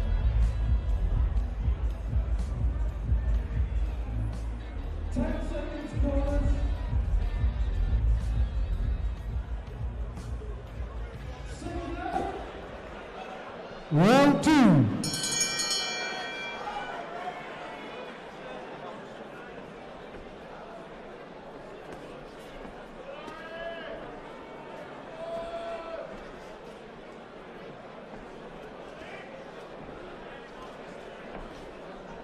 Great jab of Harry Martin, he's nice and stiff.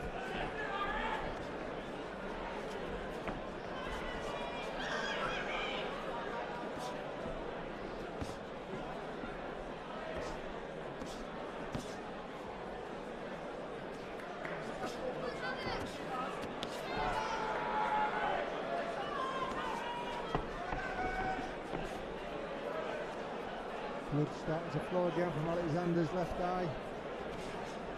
Maybe something for Marty to focus on that there. A little bit of a target now, he's seen a little bit of the blood.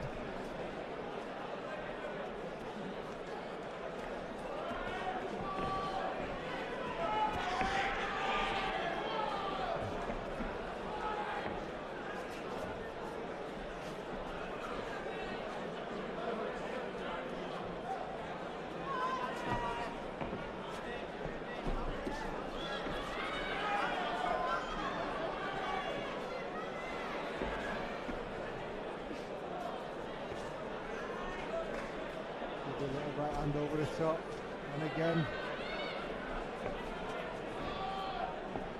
Alexander not quite being able to slip these shots to Martin's. Martin's having a little bit of success.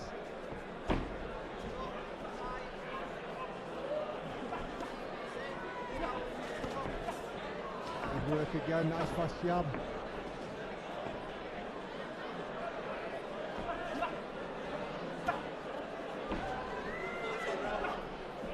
Alexander can't quite get in range to land his own punches. Good work back so far by Martin though, he's sticking to the game plan, keeping that jab nice and long, nice straight shots.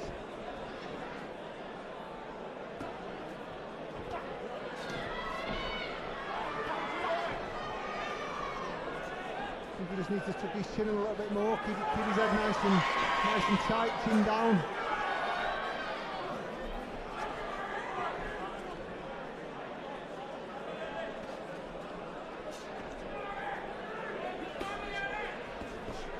Left hook to the body.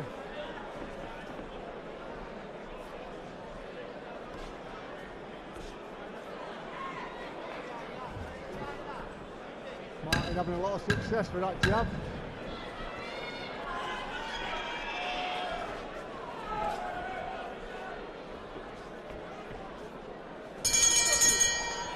Really good round by Martin.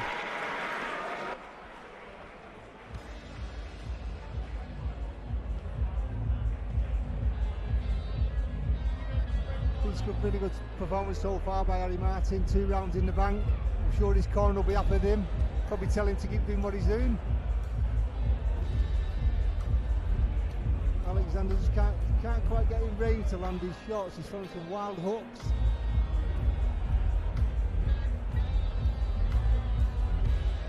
But Martin's sticking to the game plan. So all good so far by Harry Martin, 2 rounds in the bank.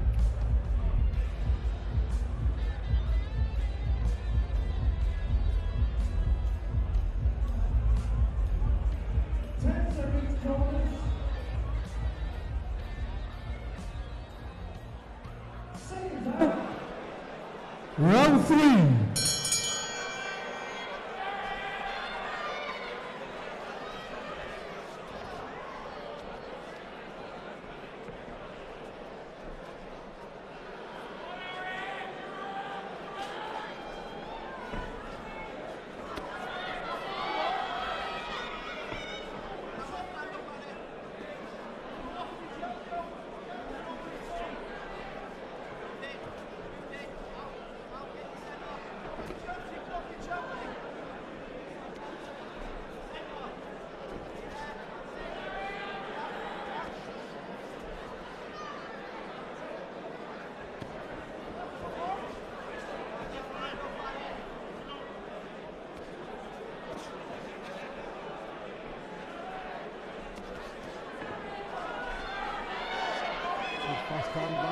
Marron, nice and sharp, nice and straight.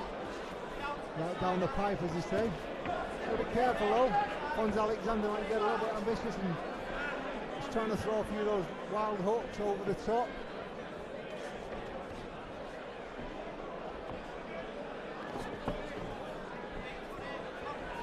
I think it's the only way he's going to have some success, Fons Alexander, is trying to pot a shot. Martin's in quite control, keeping the fight at range.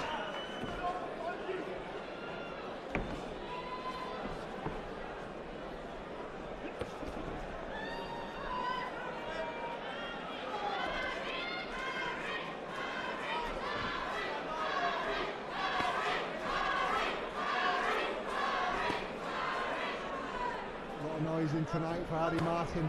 Has quite a good following, as I say, from Stretford, which is not too far, only down the road. So you could say he's quite a local lad, Manchester lad, even though we are in Bolton in Greater Manchester.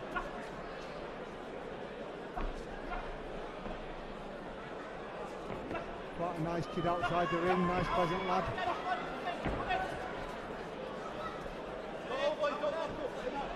Had a pretty split amateur career, bit of a 50-50 amateur career, as far as I'm aware. And you know, so far he started off his professional career, 3 decent wins against 3 decent kids, and hopefully he can get the experienced Fons Alexander under his belt. Be a big feather in his cap. And you know, he's doing well so far. Well in control of the fight.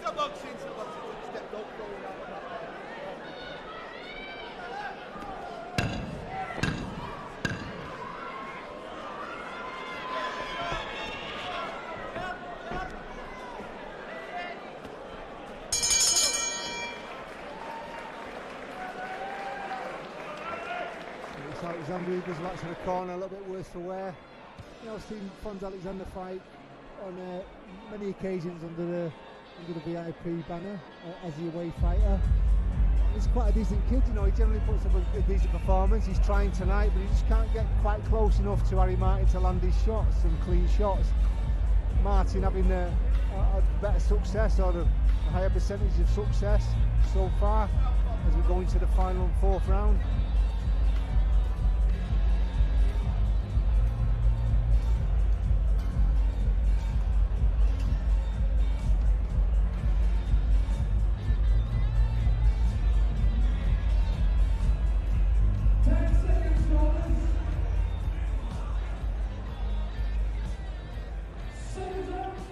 For the 4th and final round.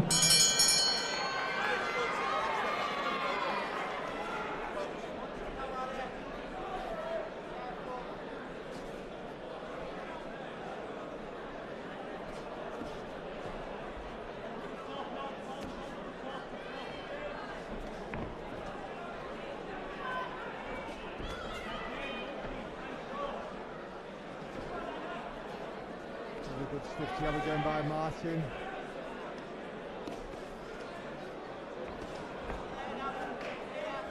And if you follow boxing and you're aware of the basics of boxing, the jab is the main punch, you know. That's the first punch you learn, the jab. Master the jab and then everything follows. And Harry Martin's got a quite good jab, and he's executed that very well tonight.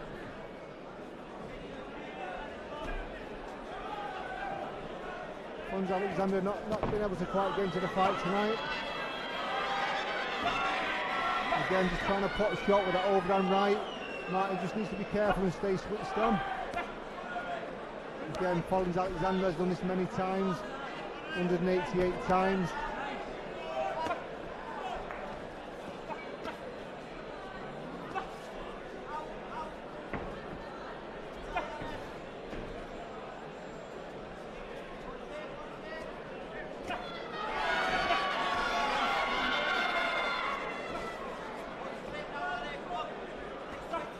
Alexander's face now looking reddened.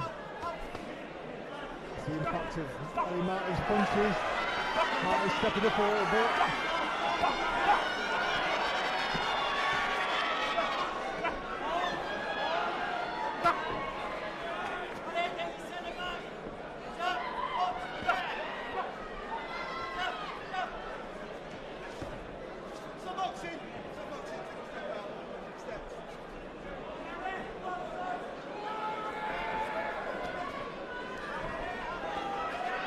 It's a great fourth round, exciting fourth round, all action.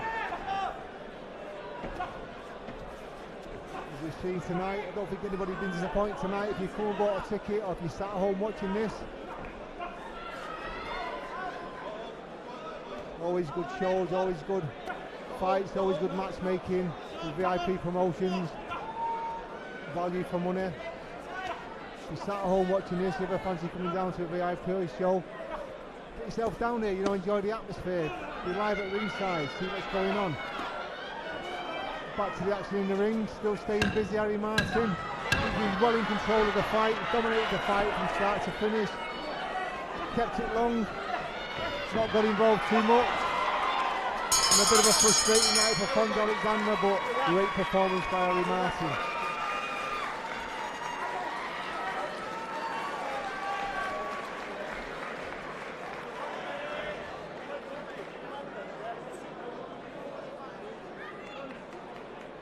It's Fons Alexander there, you know, paying his respects to the corner. I'm sure he'll be bit of advice for Harry Martin and his coaching team.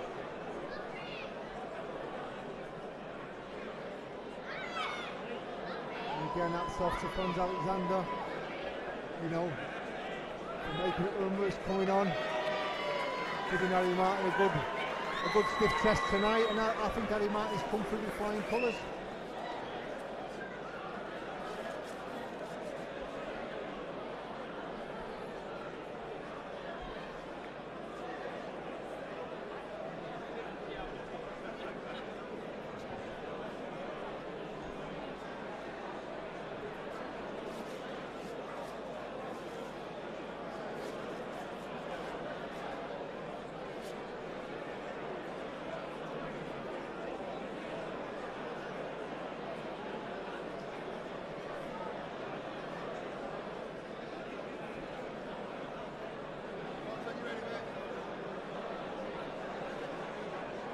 Ladies and gentlemen, please show your appreciation for both boxers.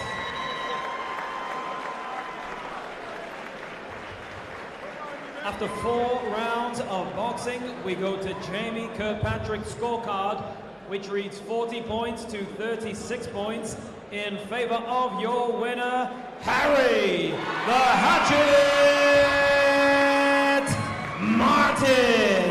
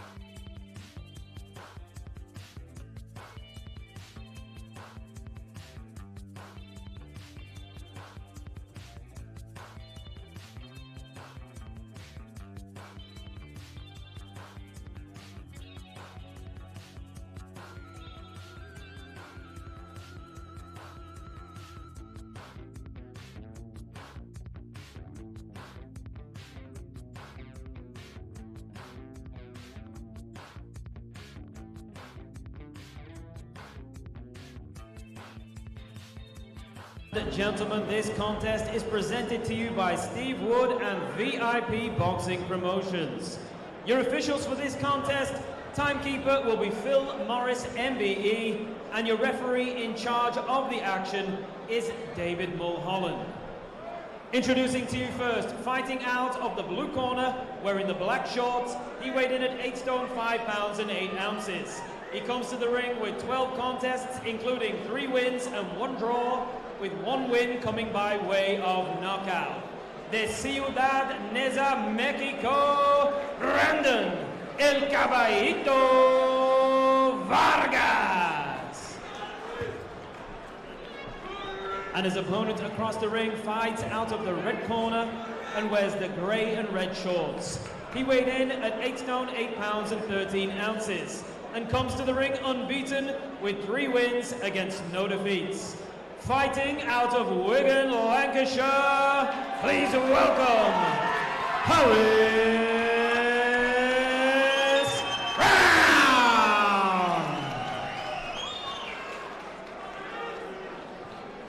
Right boys, go know the rules. Watch the heads in close, watch the low blows, protect yourselves at all times. Most of all, obey my commands at all times. Touch gloves. Good evening and welcome to the 7th fight of the evening at VIP Promotions at the Tushy Stadium in Bolton. Featuring for this contest Harris Brown in the red corner from Wigan and Brandon Vargas in the blue corner from Mexico.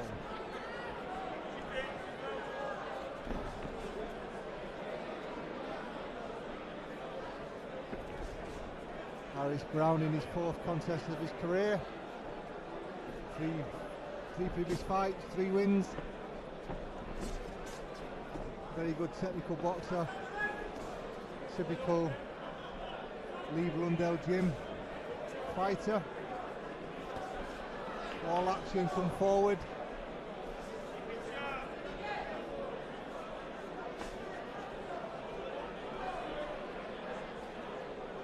Vargas from Mexico.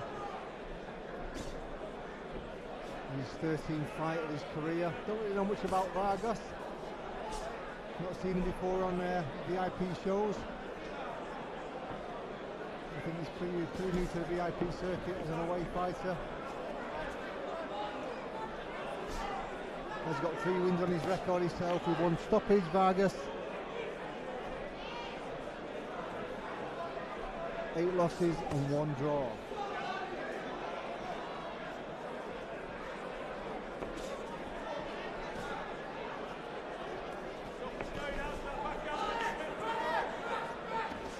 As I said before, Harris Brown's quite a good fighter, very technical, nice and light, busy, quick hands, as you would expect really from bantamweights. Obviously the smaller the weight fighters, the busier they are, the livelier they are, obviously they're carrying less weight. Harris Brown himself, a very good amateur. 4 national titles, boxed for England, and 7 regional titles. Obviously boxed as a schoolboy. Only 20-year-old. So he's still a baby in the sport.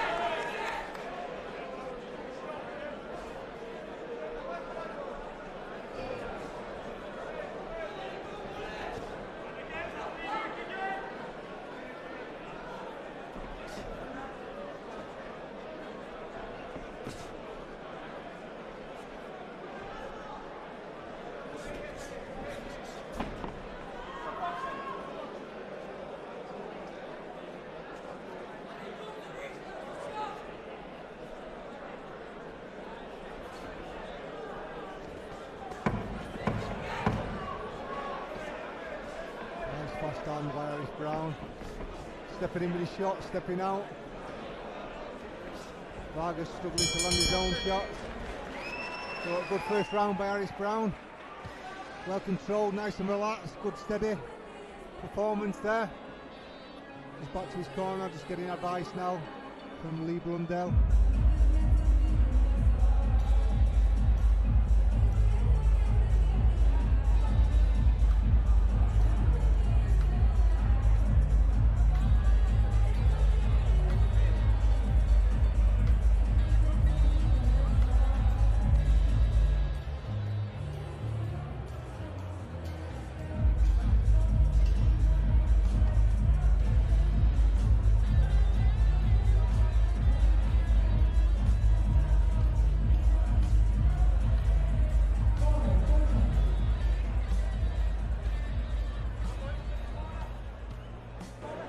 Check it out.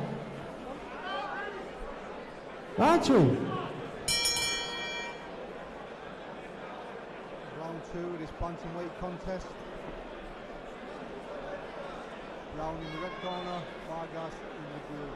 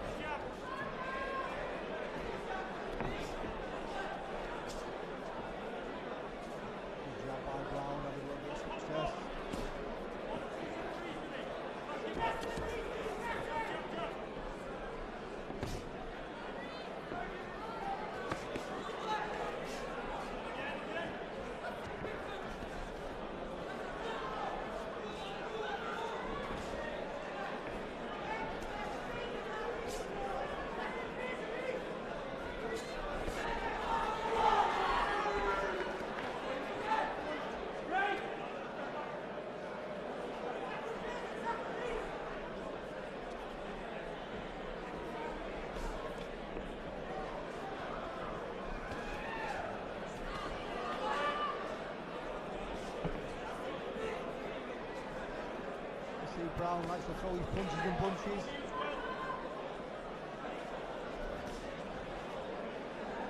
The more shots you throw, the better chance you've got of landing a good clean shot.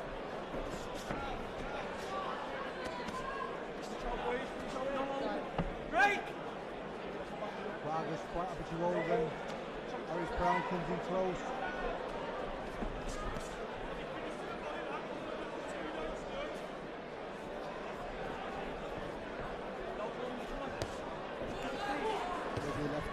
Side by Brown, trying the same shot again to the body. Again, it's Vargas wanting to hold all the time.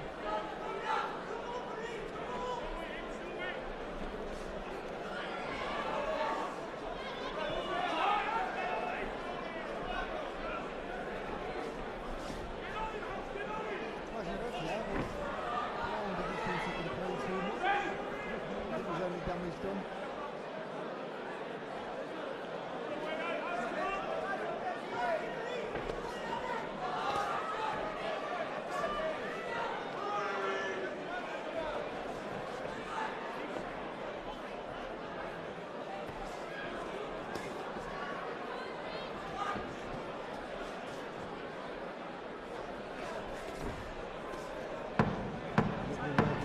Brown, nice pass combination.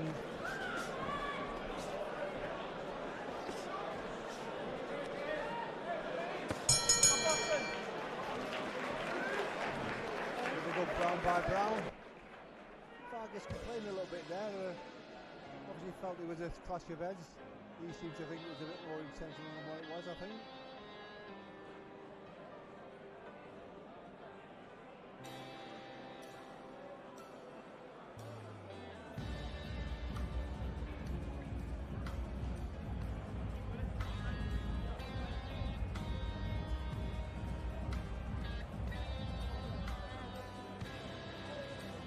Getting some good advice again from Lee Blundell in his corner. Again, round another one out of the Lee Blundell camp. Lee's been pretty busy tonight. He's got 4 fighters on tonight. Still got a big heavyweight to come later on, tied over. Kai will be on in about the 10th fight, so he's kept breezy all round. Check it out. Round 3.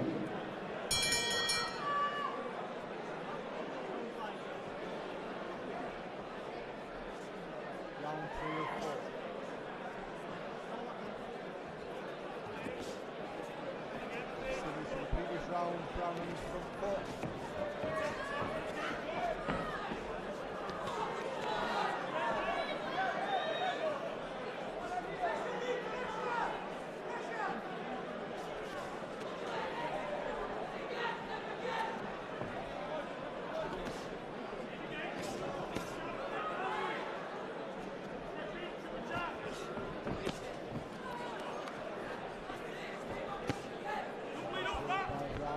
Into the body and right.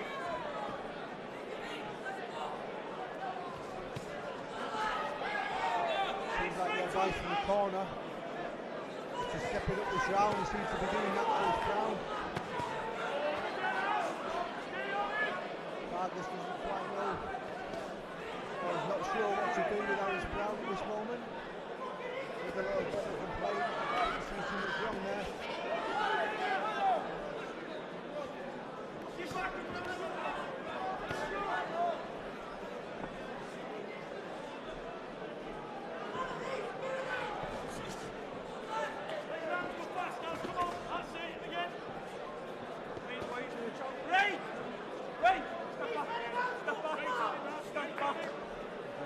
Vargas holding again, trying to take Harris Brown out of his stride.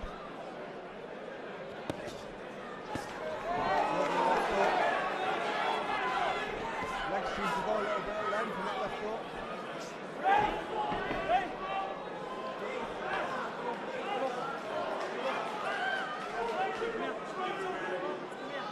Shaking on Vargas, I think Harris Brown just got caught with a good left hook.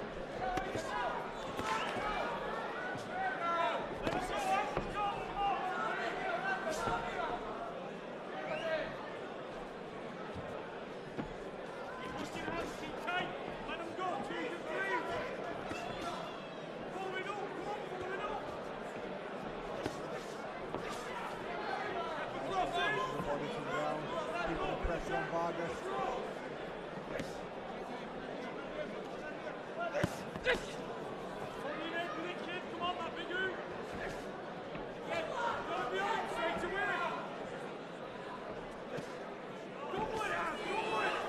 Brown's got a bit between his teeth now, he's got some good shots. He's got 10 seconds if he wants to try and finish up this round. Looks like Vargas might survive.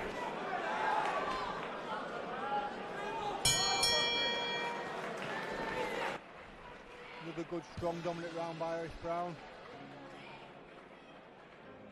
Vargas was doing a little bit complaining in that round. Not too sure what was going on. Obviously wasn't happy with a few things, but couldn't see too much what was going wrong from Harris Brown. I think he did everything pretty well. Landed some good shots.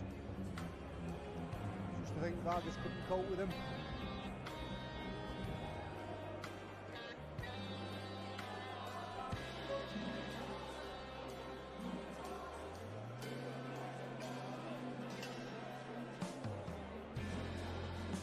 Round coming up, fourth and final round. So dominant first three rounds by Harris Brown. As long as he keeps doing what he's doing. Can't see Vargas causing him too many problems. And now for the fourth and the final round.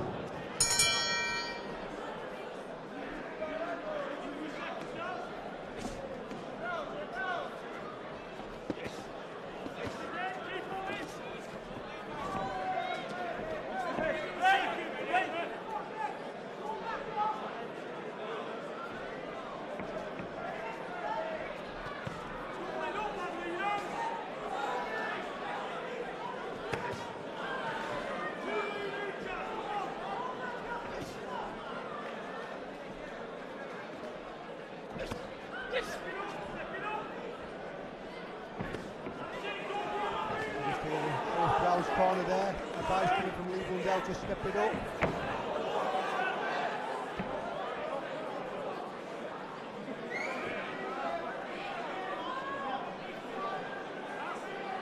Vargas is there, lost a bit of interest in this fight. It doesn't seem like he's happy to take too much more of this one, just coming from Brown. The referee's keeping a close eye.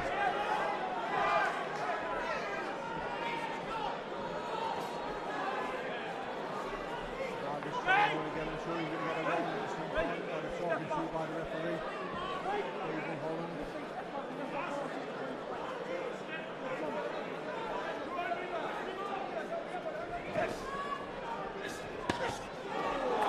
Lovely body shots. You can hear those shots flooding into Vargas' body. I think if Brown keeps the pressure on, the referee might get a closer look.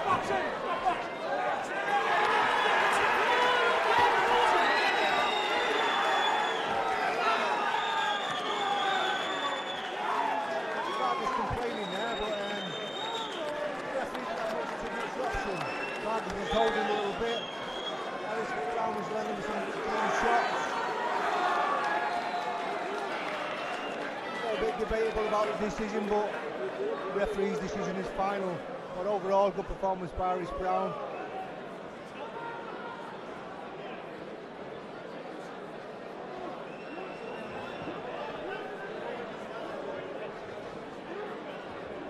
Vargas still not happy talking to the referee, but you know there's not much you can do about it. Decision's been made.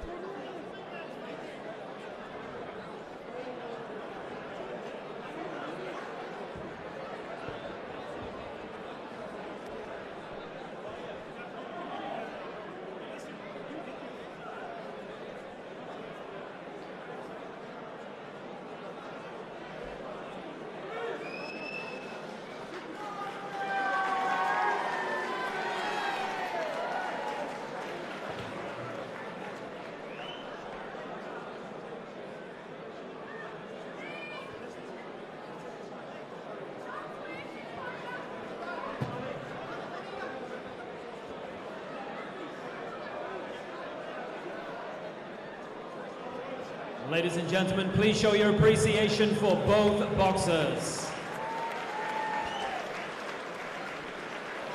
Your referee, David Mulholland, stops this contest. Official time, 1 minute and 41 of the final round. Therefore, your winner by TKO, Harvey.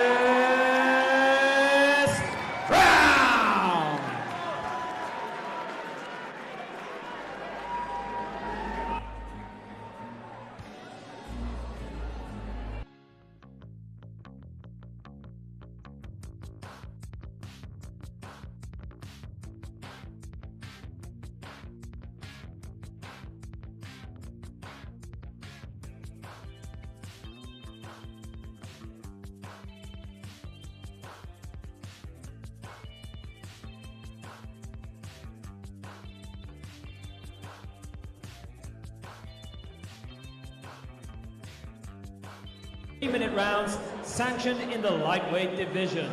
Please welcome into the ring first from Tilsley, Lancashire, Liam Fitzmaurice.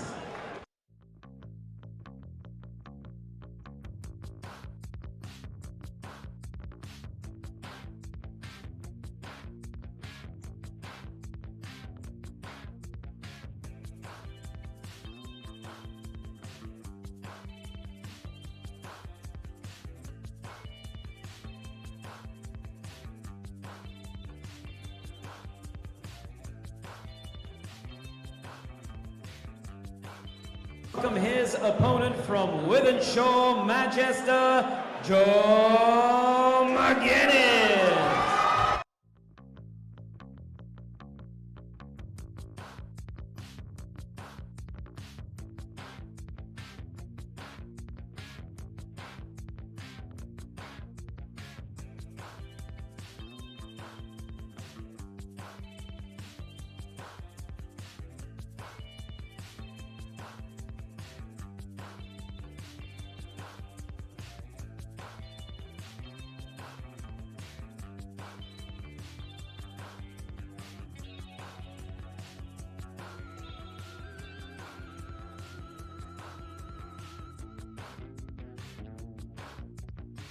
And gentlemen, this contest is presented by Steve Wood and VIP Boxing Promotions in association with 1111 Management.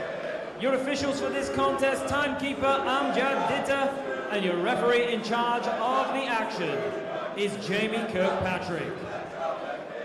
Introducing to you first, fighting out of the blue corner and wearing the red and black shorts. He weighed in at 9 stone, 8 pounds and 1 ounce. He comes to the ring with 7 professional contests, and he comes to us from Tilsley, Lancashire. Please welcome Liam Fitzmaurice.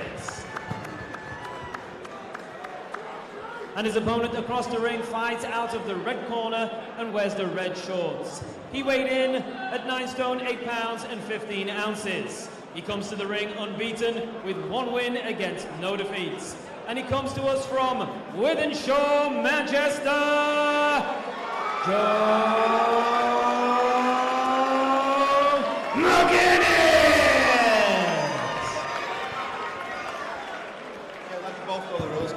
up, got your heads on the inside. Play my commands at all times, defend yourselves at all times. Touch gloves, bullet to you both. So welcome folks to the 8th bout of the evening between Joe McInness from Withing Short in the red corner, Liam Fitzmaurice from Tilsley in the blue corner. 4 3-minute rounds. Roll on!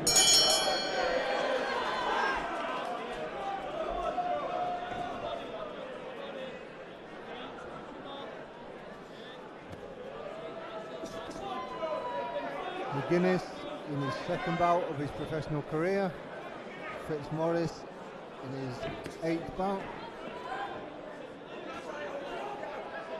McInness has 1 win, 1 fight on his record, so he's unbeaten. Fitzmaurice, 7 fights, 7 losses, been stopped 3 times. Don't really know much about Fitzmaurice, but I did see McInness on his pro debut. Quite an exciting one, an exciting kid, quite aggressive. First contest was against Engel Gomez. Had a bit of a wake up call in the fight with McInness. Caught with a good shot of Gomez in his debut. Looked a bit out of sorts at one point after that punch, but he managed to get himself together and came back with a good win. So it's a good learning curve on his debut.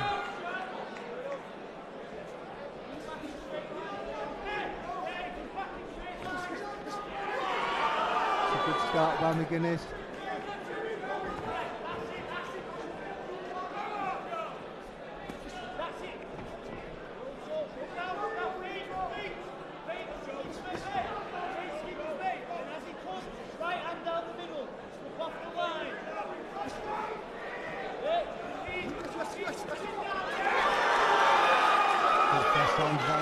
As Fitzmaurice stepped in.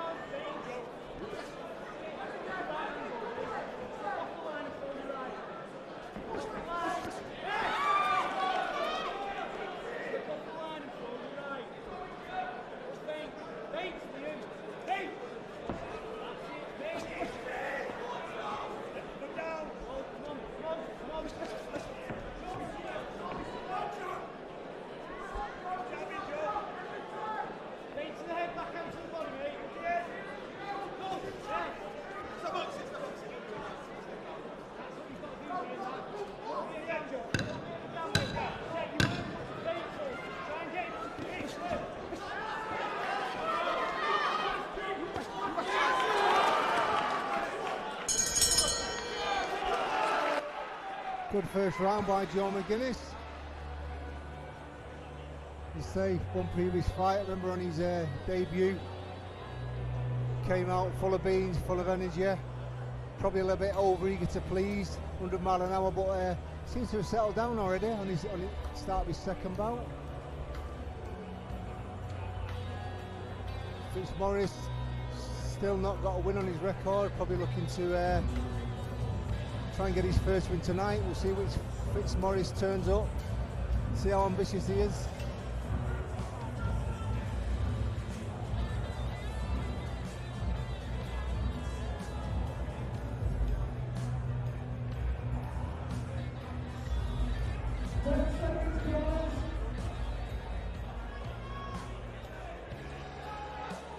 Seconds out.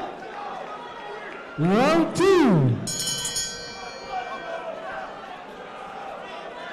Round 2 of 4.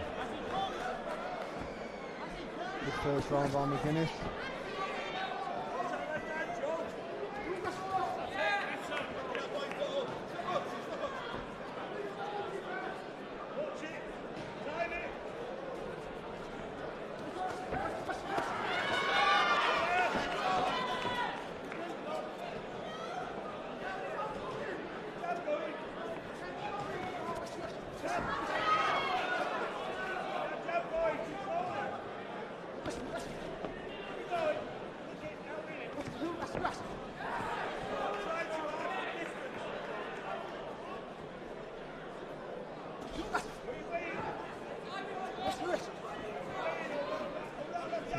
Fast jab, McInness, double jab. Nice combination. Remember, punches in bunches. More you throw, better chance you've got a landing.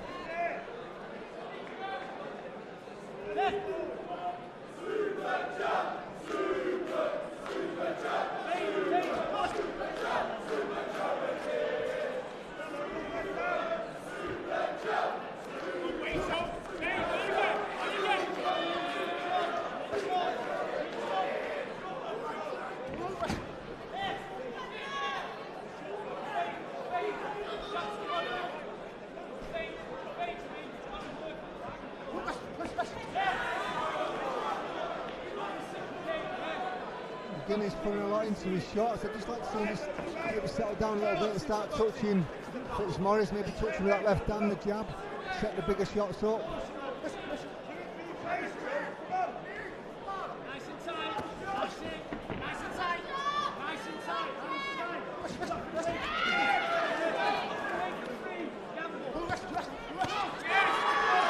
Lovely combination, good left hook to the body by McInness.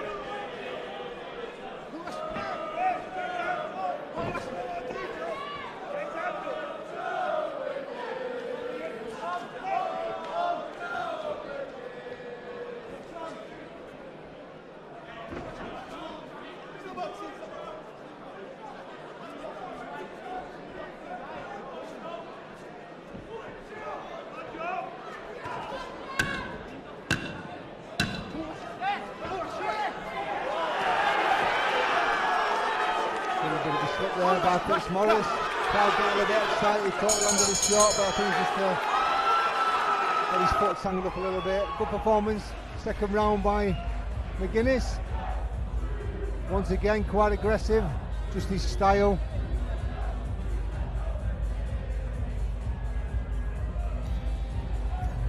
All action, he's got a good following, that's what people like to see, good aggressive fighters.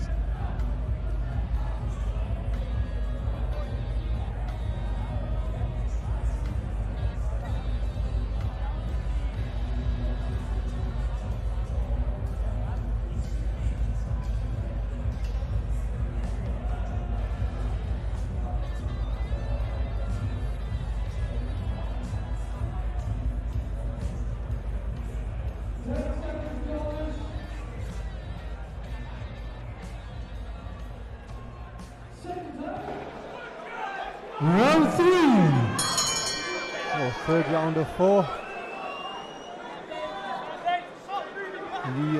All you regular viewers to VIP boxing on a Saturday night.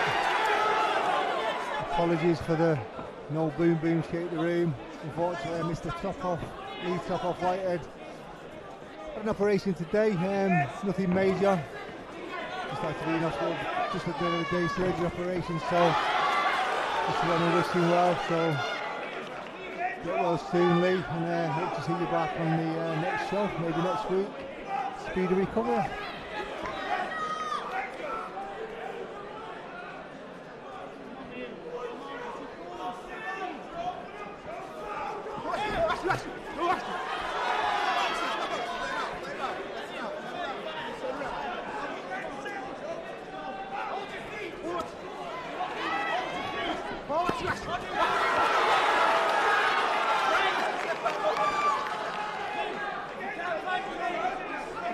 Good work there by McInness. He's still aggressive, still throwing shots, plenty of combinations.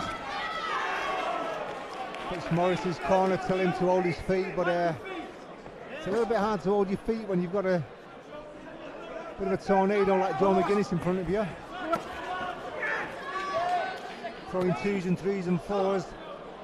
You wouldn't really want to be holding your feet there and taking no shots, so ideally half a step away.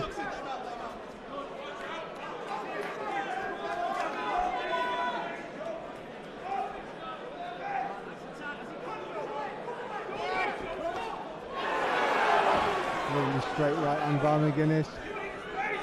Just knocked the head back of Fitz Morris. Didn't trouble him too much, but he's a good clean shot.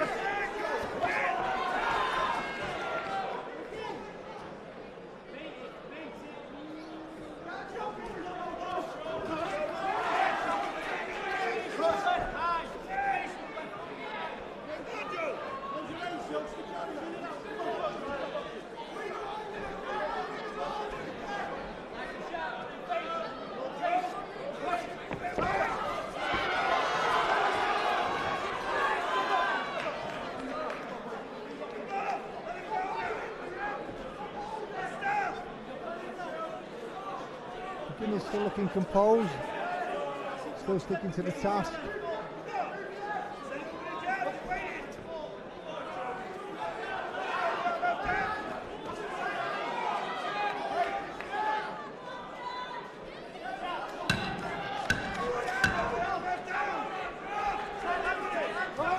Fitzmaurice quite happy to get back up onto the ropes, but when he does that, McInness is having quite a lot of success while he's there, so I think Fitzmaurice needs to try and stay in the centre of the ring a little bit more.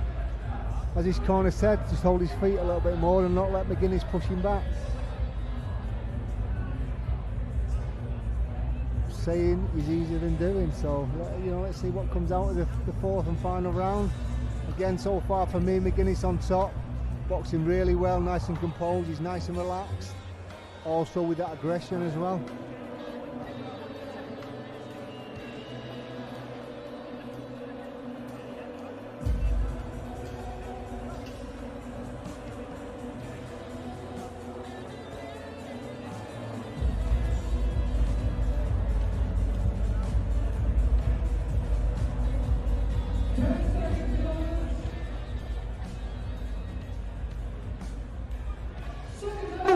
For the fourth and final round.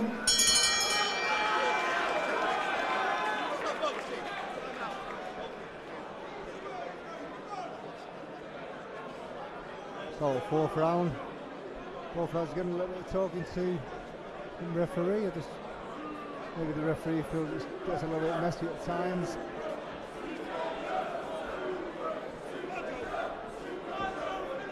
For myself, I think certain situations are unavoidable. Sometimes you hold just to protect yourself. Fitzmaurice getting warned again for holding.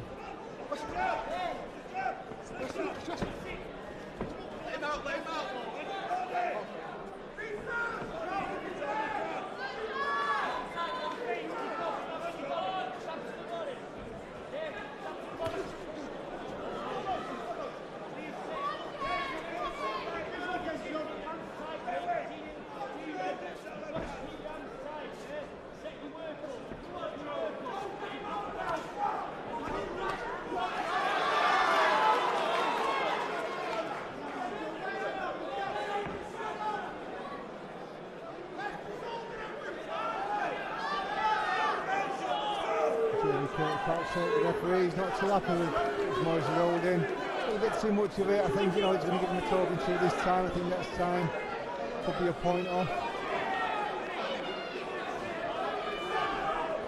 As far as the fight is going so far, I don't think it's going to make any difference to the result. If things carry on the way they are, Joe McInness is well in control. Not much of a threat coming back from Fitzmaurice.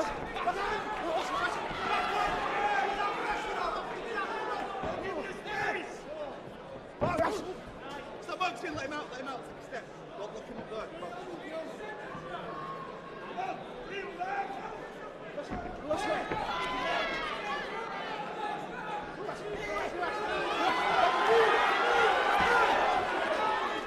Nice work by McInness in the corner.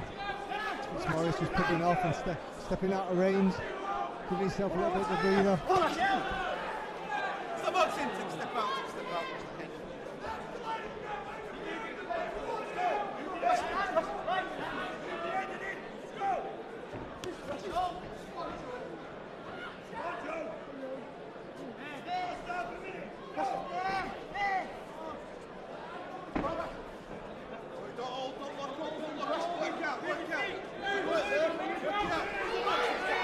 Fitzmaurice holding it again, not allowing McInness to work inside, which is, from Fitzmaurice's point of view, that's the ideal situation. That's what he wants to do. Stop McInness from working, pull him in, hold him.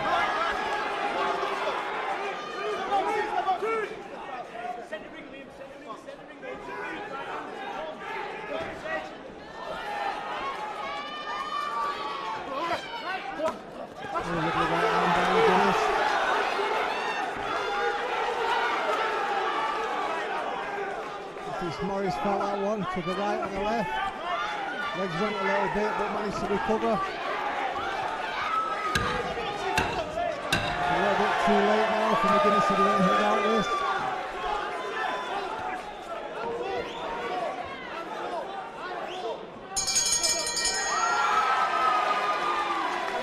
Overall, low good performance by McInness. Did what he needed to do. A little bit messy at times by Fitz. But all in all, good performance by Joe McInness, and I'm sure he'll go to 2-0.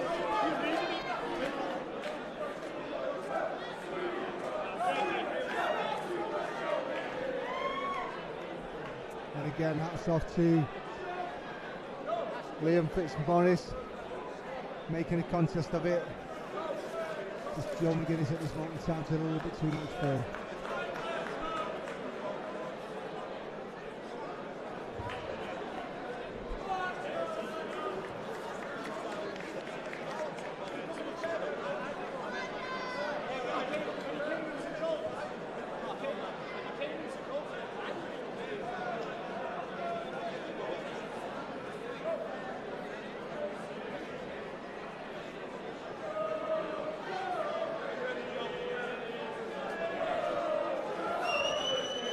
Ladies and gentlemen, please show your appreciation for both boxers.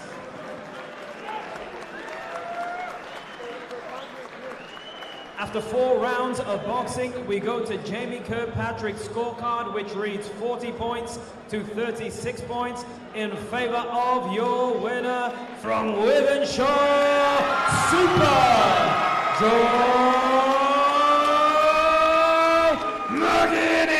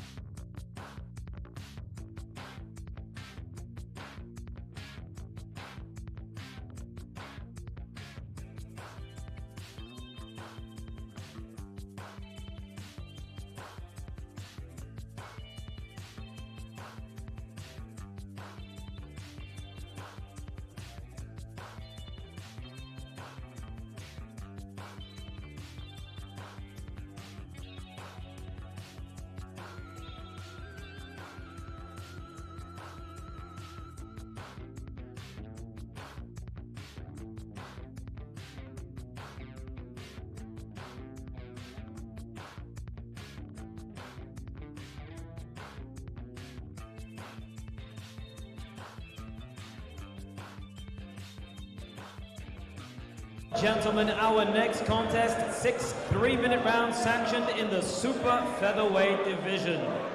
Please welcome into the ring from Callao, Peru, Cesar Zurdo Paredes.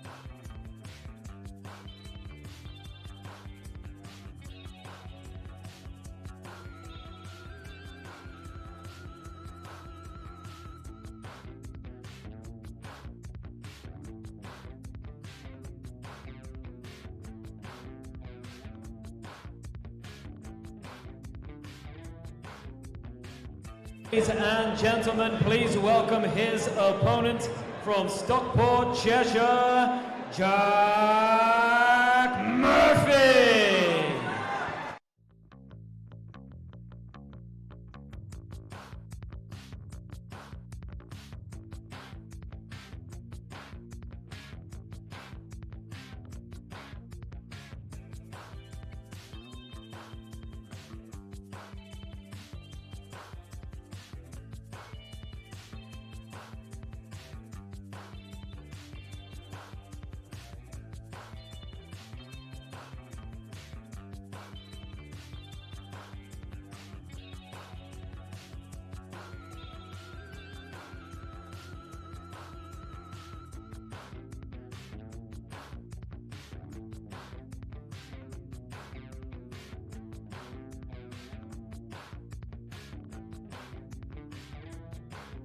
Presented to you by Steve Wood and VIP Boxing Promotions. Your officials for the contest, timekeeper Phil Morris, MBE, and your referee in charge of the action is David Mulholland. Introducing to you first, fighting out of the blue corner, he wears the silver and black shorts. He weighed in at 9 stone, 6 pounds and 11 ounces. He comes to the ring with 42 professional contests, including 18 wins and 1 draw, and 5 of his 18 wins come by way of knockout. From Callao, Peru, please welcome Cesar Zurdo Paredes.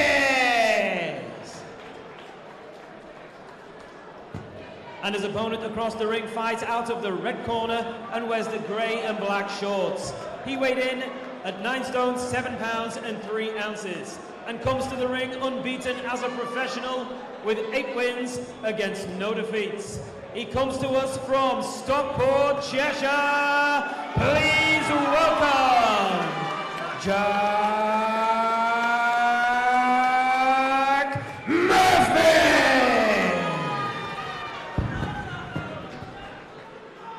Alright lads, bone on the wheels, watch the heads in close, watch the low blows, protect yourselves at all times. Most of all, obey my commands at all times. Any questions? Touch gloves. Welcome to the 9th bout of the evening. So if you just joined us late on, we've had 8 previous contests, fantastic contests, well matched. Bravo. All home fighter verdicts, but well deserved. So we're into our 9th contest of the evening, featuring in the red corner Jack Murphy, 24 from Stockport, local lad, and in the away corner Cesar Paredes, 32 from Peru.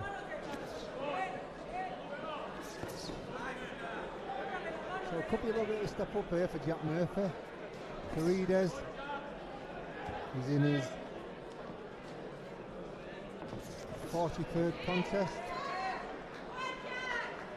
18 wins out of 43, and 5 stoppages himself.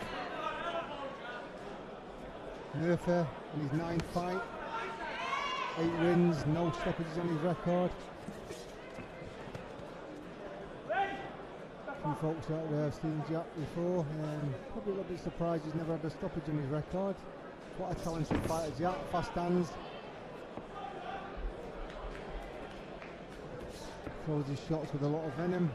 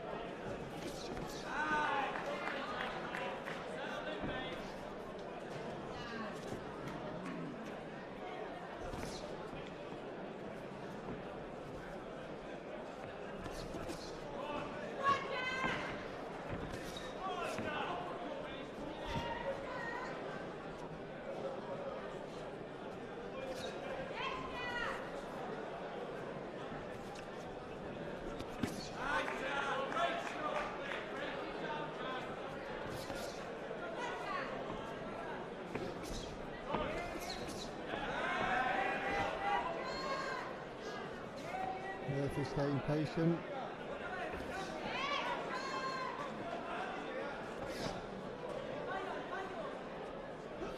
Just trying to get his range with a lead hand with a jab. Paredes southpaw. Murphy's just got to quite work this one out. It's a nice steady first round. So one in the bank for Murphy.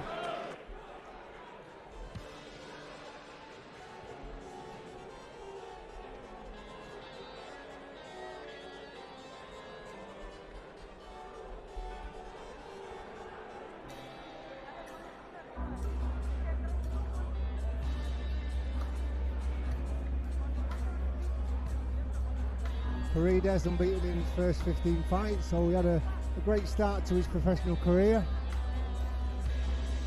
Then of late, obviously decided to go on the road like a lot of these fighters do. Go and earn some money, be the away fighter, they don't have to sell tickets. And the hope then is to turn up as the away fighter, as the opponent, and put in a good performance, give these younger up-and-coming prospects a good test.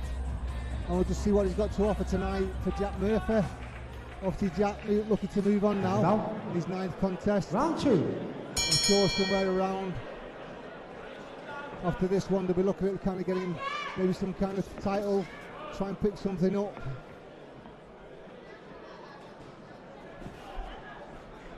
For me, I think he's done his groundwork really, his apprenticeship in the pro ranks. I'm sure Mr. Steve Wood will be keeping his eye out. And maybe looking for something in the very near future, maybe his next 1 or 2 fights. Obviously depending on how this one goes.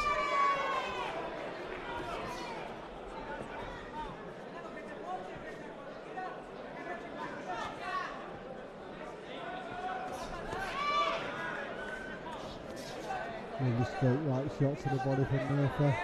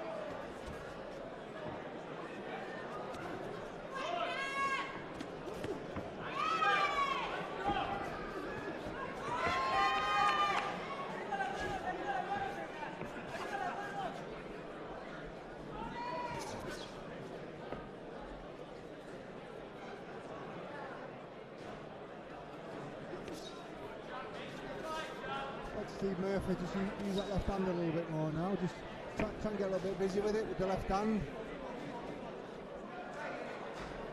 Try and make Paredes react. And then catch him with the counter. Also get a little bit more work to the body, straight right hand downstairs. Try and get through the middle of that guard of Paredes.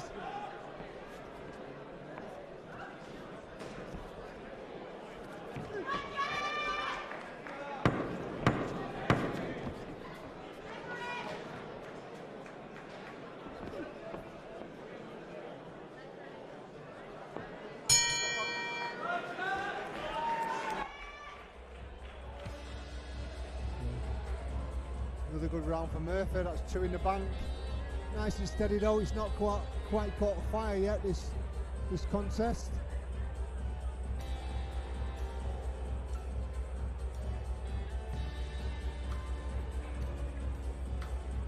Murphy getting advice there from his corner man, Blaine Eunice, who is usually accompanied by Mr. Ricky Hatton, who's obviously not here tonight.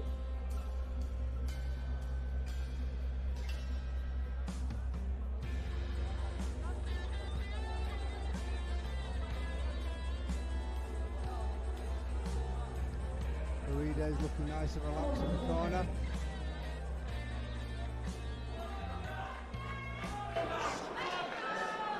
Look it down.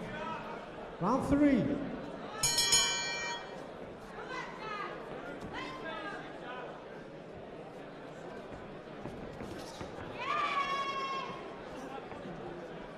Some of these away fighters, they do tend to come with a little ambition.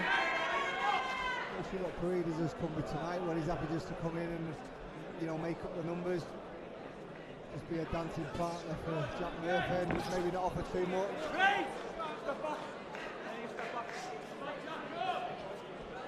Doesn't want to commit too much.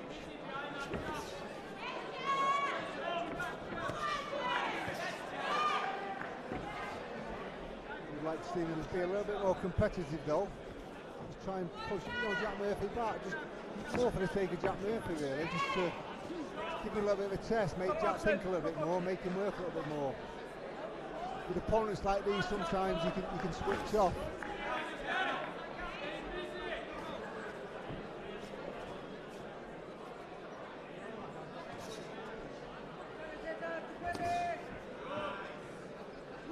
No shots are coming back, you don't have to think too much. You spend a lot of time waiting, looking for the perfect opening. You've just got to stay busy and just try and work. Try and create the openings yourself.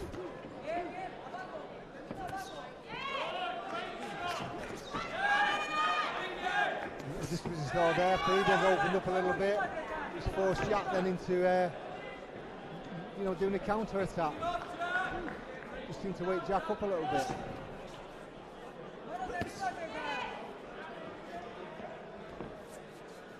Better work now from Jack Murphy. Seems to be getting a little bit busier.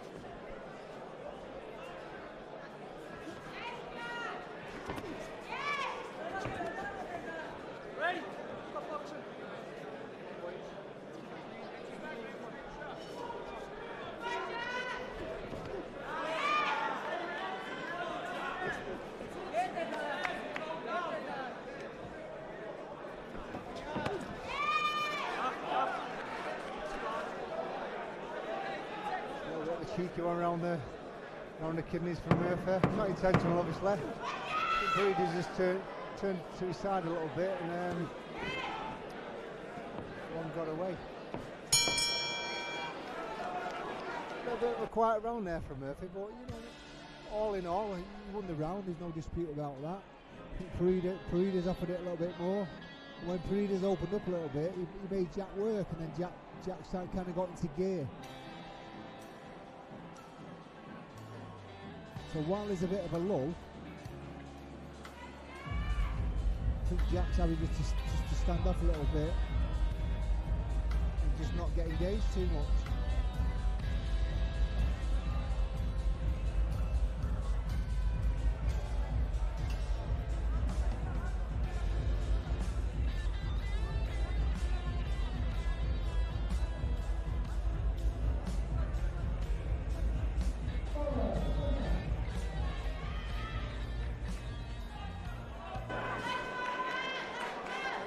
Check it out. Round 4. So out for round 4. Murphy in the red corner. Paredes in the blue.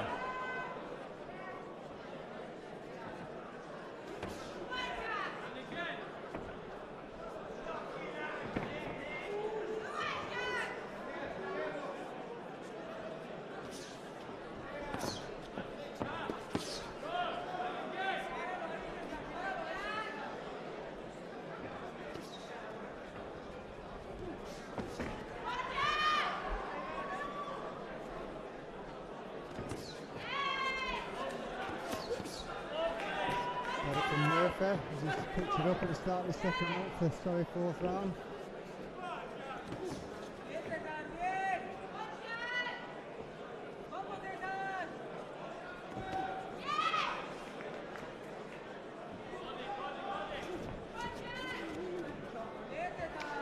Just look at the style of Paredes. I think he's there to be hit really. There's a few targets Murphy can aim for, down the sides to the body, straight shots down the middle. Paredes doesn't look too elusive, so maybe should be taking advantage of this and trying to vary his shots a little bit. Get the right there, put a bit of pressure on Paredes.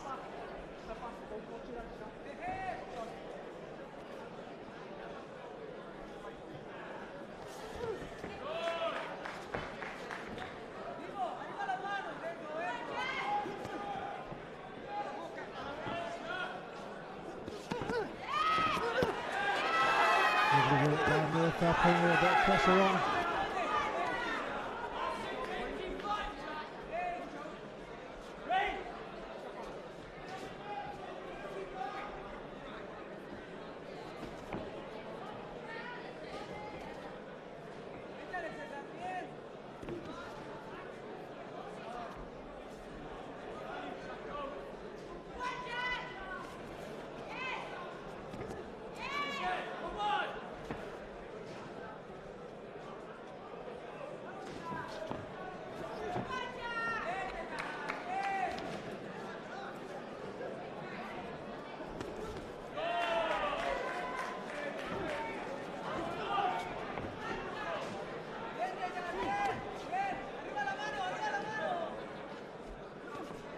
's trying to lead off with his jab. He's not quite getting in range, just can't, still got to reach really to reach Murphy.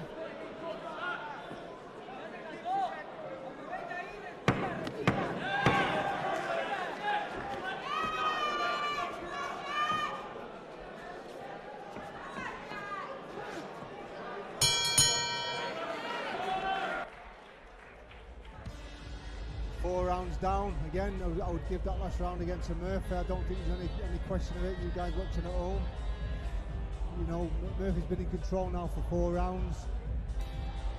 Not much coming back from Paredes. I think Murphy would have a little bit more success if he opened up a little bit. Seems a bit reluctant to do so. Not really sure what's going on.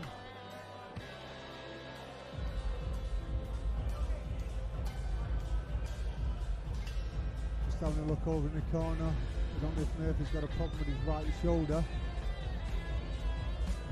Seems to have the Entwistle on his shoulder. Michael Jackson there in his corner, the cutman. For you people, Entwistle is the metal instrument you use, the flat metal instrument. It's to keep in ice, which takes fire. So hopefully it's Murphy's shoulder's not too bad.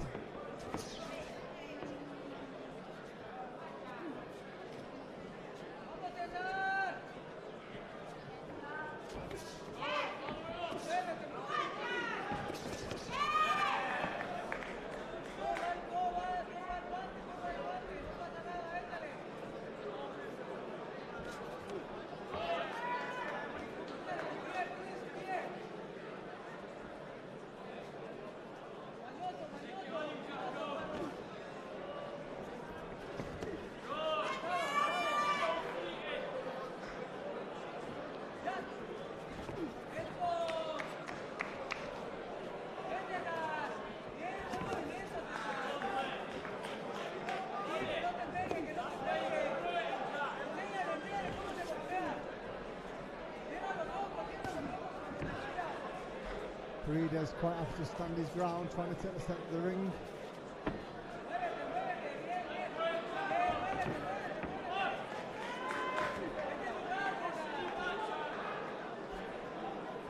Murphy just doesn't seem to up the games really. You know, I'd like to see him stepping up a little bit now. We're in the 5th round.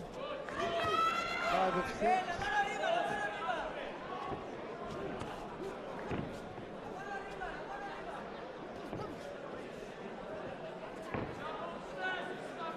Trying to work for the openings, trying to open Paredes up a little bit. Get back to throwing those combinations. Get that left up round the side with that lead hand of Paredes.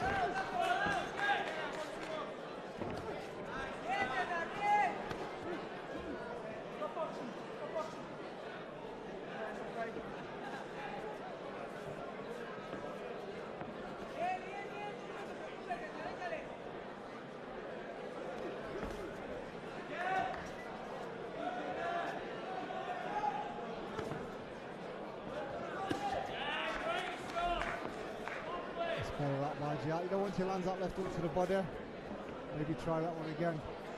If he has success with it.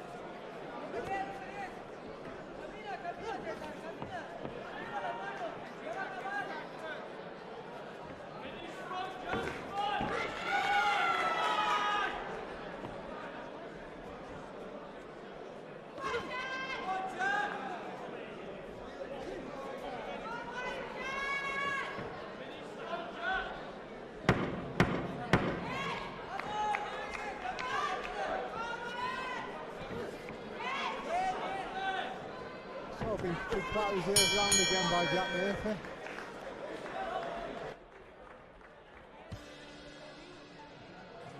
He's winning the rounds, he's winning all 5 rounds. Just doesn't seem to be able to just, you know, lift it a little bit, go to that extra gear, that extra level.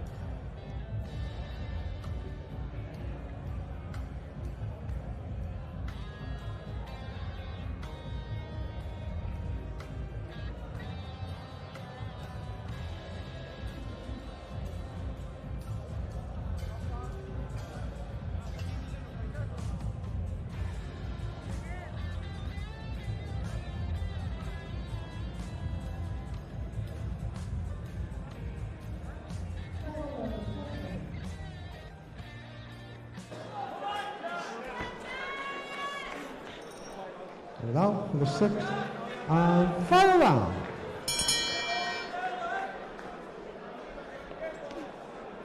Sixth round contest. Murphy in the red corner, Paredes in the blue. Well, looks like to Jack now stepping up this last round. Got anything left in the tank? I think he needs to push it a little bit. Unless, as I started pointing out earlier, he has got a problem with that right shoulder.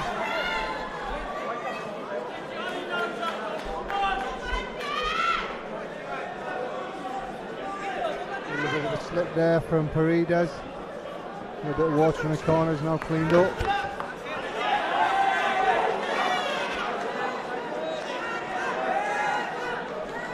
Paredes complained he got hit on the buttocks.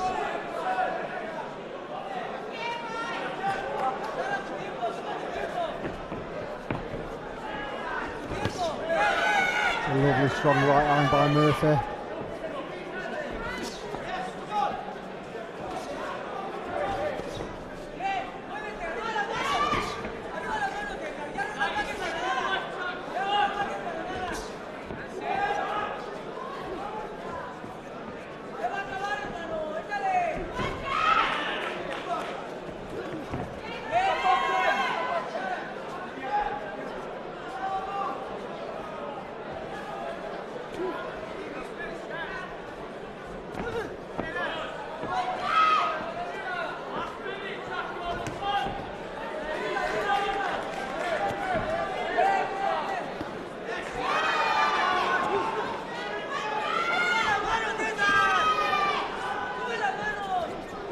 Murphy's had it all his own way for 6 rounds so far.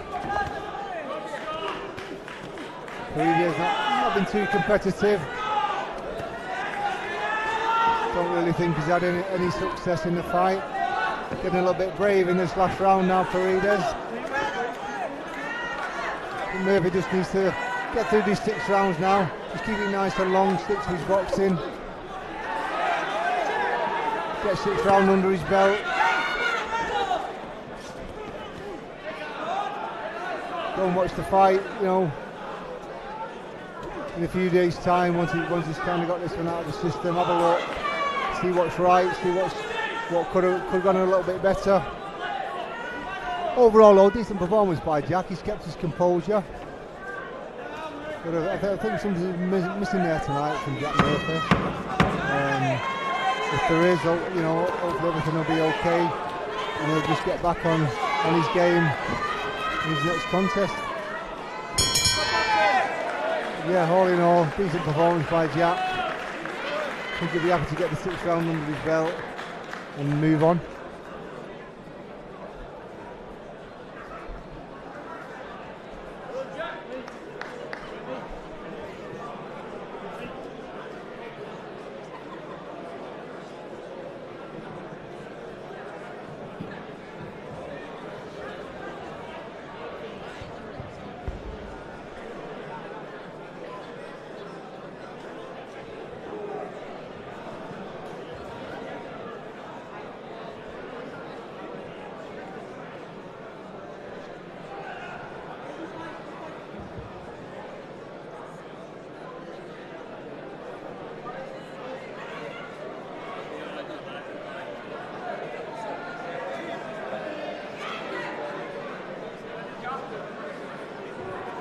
Ladies and gentlemen, please show your appreciation for both boxers.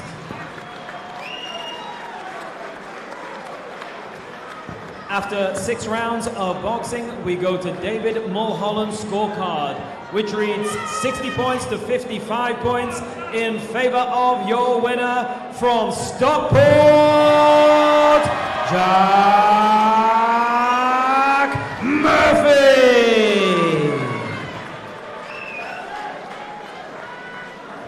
And ladies and gentlemen, just a very important announcement. It is last orders at the bar. So if you want a drink, it's time to go right now because the bar will be shutting very shortly.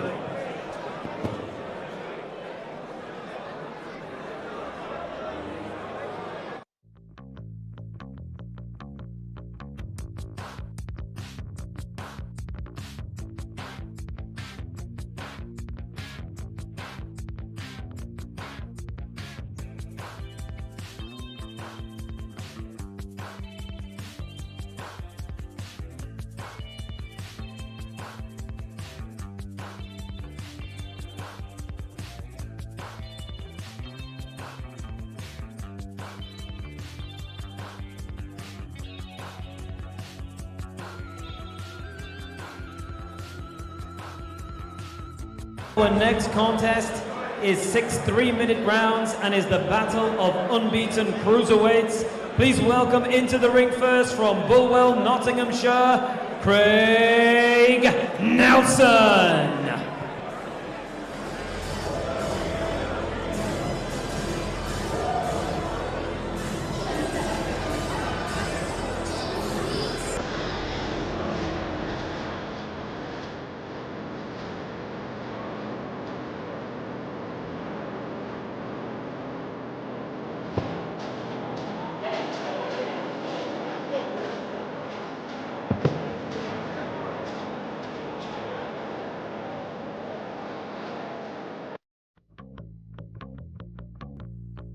Gentlemen, please welcome his opponent from Wigan, Lancashire, Kai Dorber.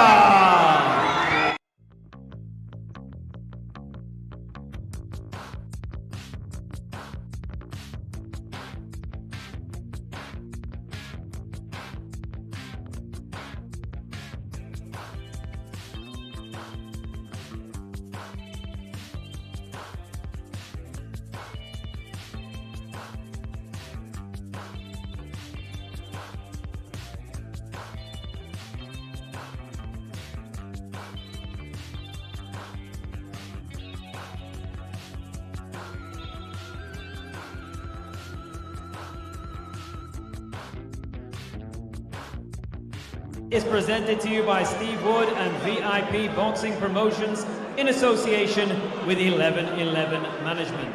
This contest is 6 3-minute rounds and is the battle of unbeaten cruiserweight boxers. Your officials, timekeeper will be Amjad Ditta and your referee in charge of the action will be Jamie Kirkpatrick.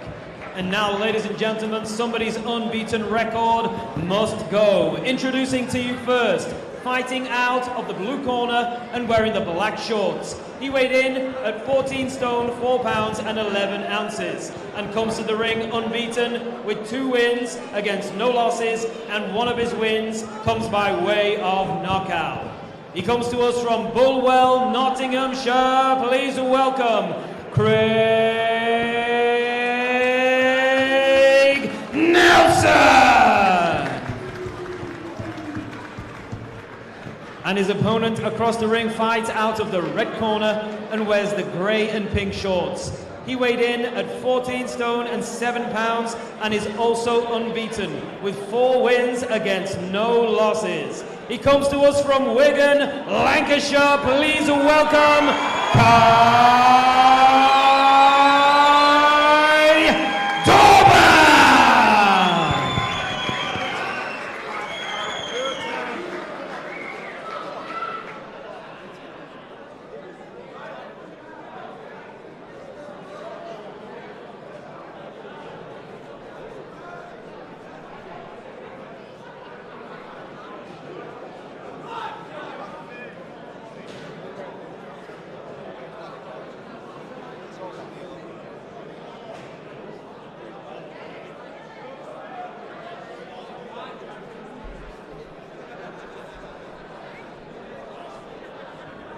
So welcome folks to the 10th contest of the Let's evening. both know the rules. Keep the punches up, put your heads on the inside. Tide over My commands at all times. Defend from yourself Wigan at all in the times. red corner. Touch gloves, Craig gloves. Nelson from Bulwer, Nottinghamshire in the blue corner. As you probably heard on the introductories, both fighters unbeaten. Tide over 4-0. Craig Nelson 2-0. Nelson has actually got 1 stoppage on his record, so should be an exciting contest. Stay tuned.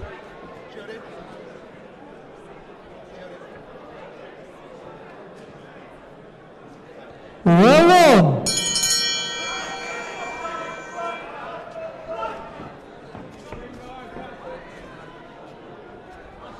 Start by Nelson, nice fast jab. As you can see, both guys look in fantastic shape. 2 big lads.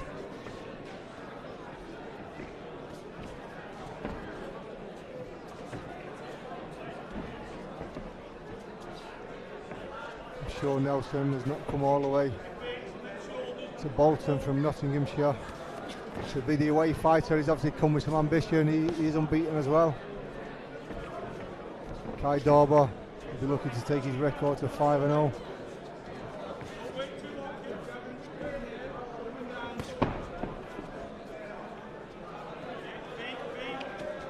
All you folks are in and around boxing probably know on the heavyweight side it's a bit hard to match these heavyweight fighters. Not a lot of them want to fight each other. Obviously the bigger guys, heavier handed the guys are, so they find it hard to match. Dorber's last fight was December 24, so 9 months ago. He's been active through no fault of his own. He's been in the gym training hard. Spoke to him earlier. Lack of fights and sort of lack of activity really, down to opponents being injured or not being able to match up. So he's finally got into the ring tonight after 9 months. It's an intriguing one. He's looking very patient at the moment. Busy work coming from Nelson.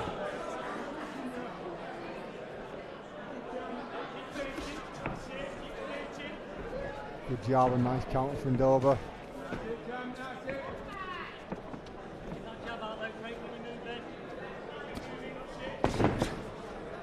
Dorber looking patient, staying centre of the ring, taking control.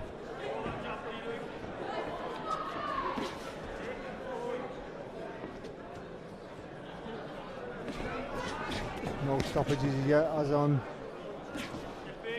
Dorber's record. I'm sure it won't be long before it comes.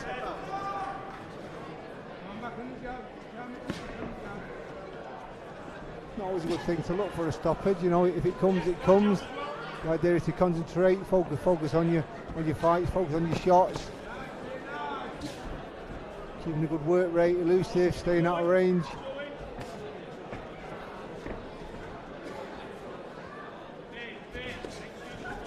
It's all about trying to stay busy, trying to pick your shots, trying to be accurate.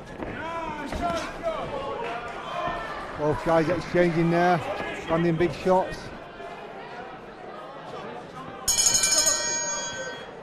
Dorber a bit premature there, going back to his corner before the bell went. Just switched off for a couple of seconds, need to stay switched on. Defend yourself at all times until the bell goes.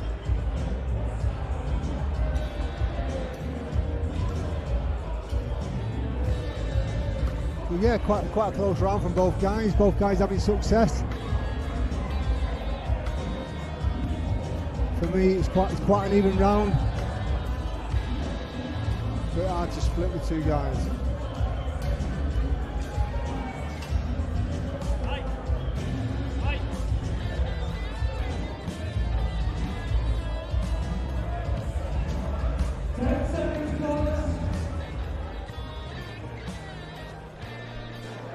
Seconds out. Round 2. So round 2 of 6.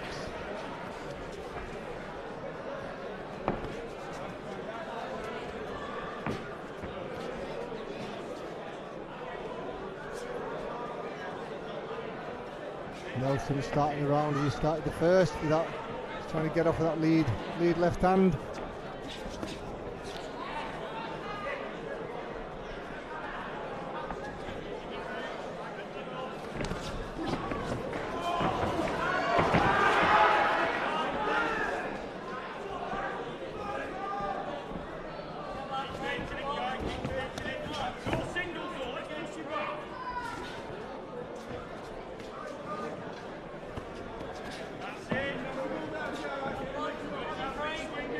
Nelson just flicking that left hand out, not with any major intent, just trying to keep himself busy. Just leading off with the left hand, maybe trying to set something up. Dover staying switched on.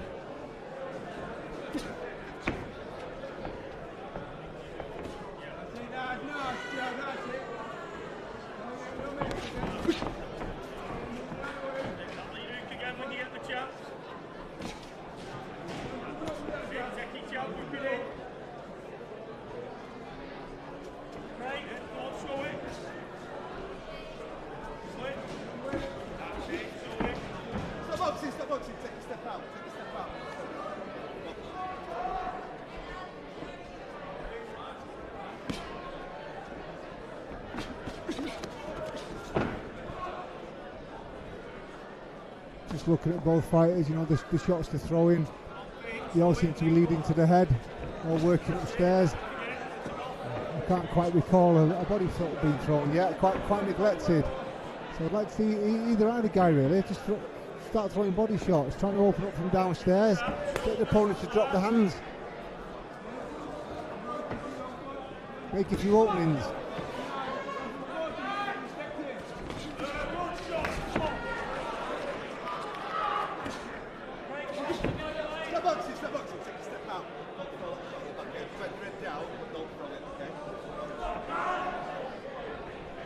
Nelson felt he got it on the back of the head there. I think the referee just saying it's a case of if you put your head down, you sort of go out on yourself a little bit.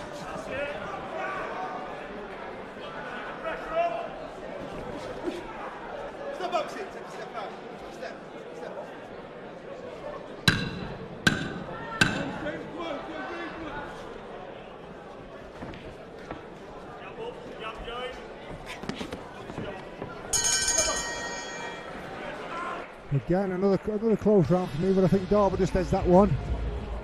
Just slightly better work, slightly better, made a little bit more contact, scored a few more shots than Nelson did.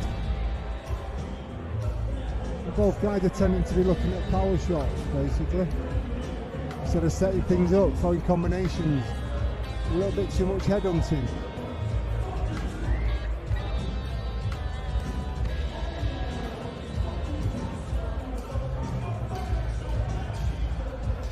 We're getting instructions from his corner from Lee Blundell. Lee's been a busy man tonight. He's the fourth fighter in there tonight. He's had his work cut out up and downstairs. Different instructions, different fighters. So Lee himself obviously got to stay switched on. Round 3.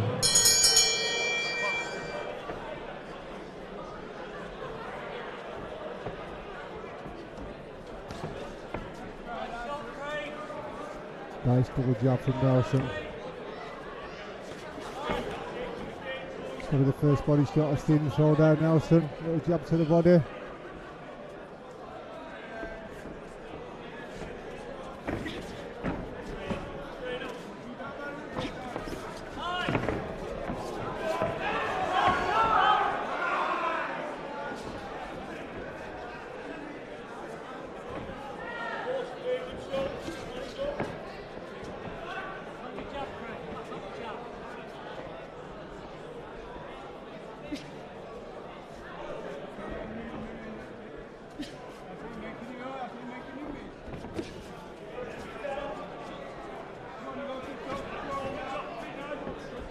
Good head movement from Nelson, but I think he needs to react after that. You know, slip, leave the head a little bit, then maybe counter. Good left up by Dover.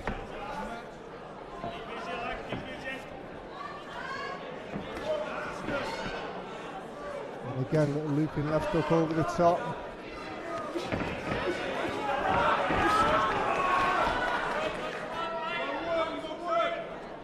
Just having a little bit more success now, Kai Dover.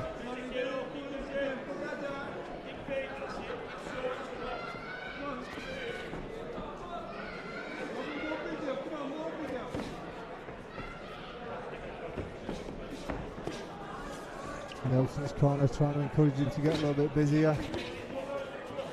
Box on, box on.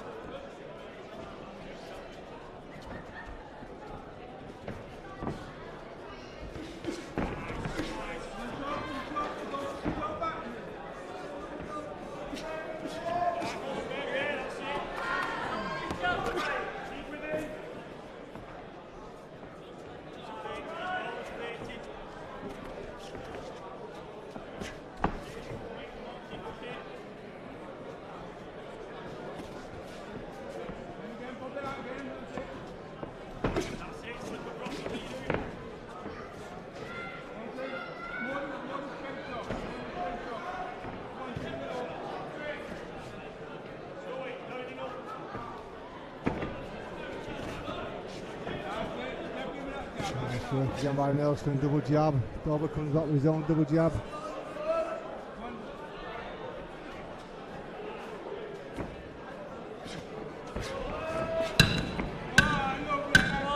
Nice over on right by Nelson, just slightly grazed the face of Dorber. So good work by both lads. Again, still a bit reluctant to both of them to engage too much, which you can't blame them. As I say, two big guys, only takes one shot and could be lights out. So, you know, fair play to both of them. It's a big thinking fight. Both staying switched on.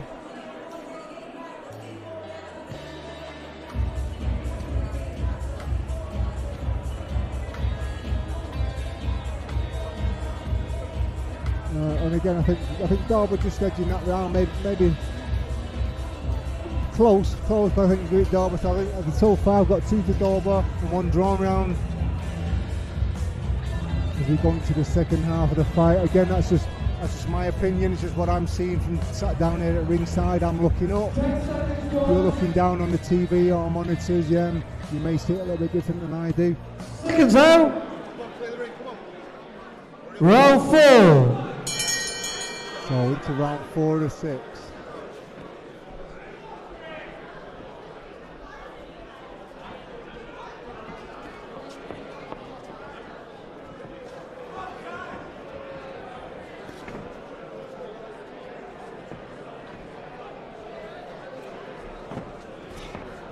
I think if I was in Nelson's corner, I think I'd be telling him to up his game a little bit now.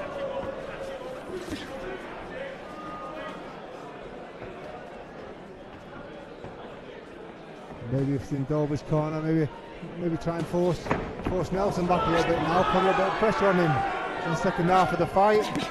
That's a little bit better from Dorber. Nice combination.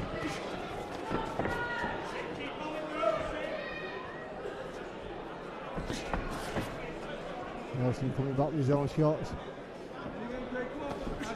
Quite happy for Dorber to lead and then counter.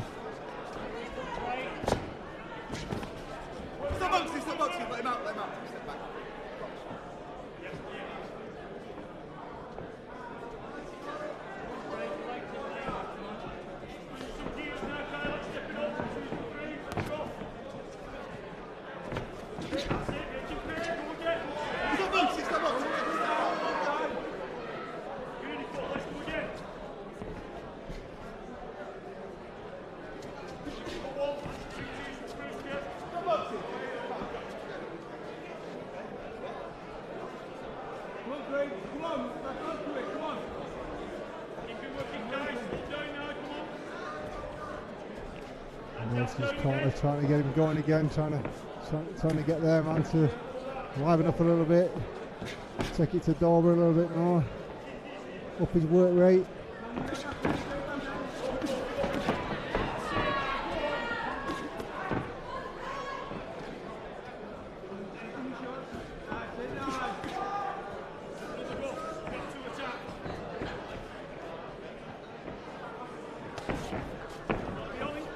Sneaky right hand to the body from Nelson. Just slips off and rolls out of the way.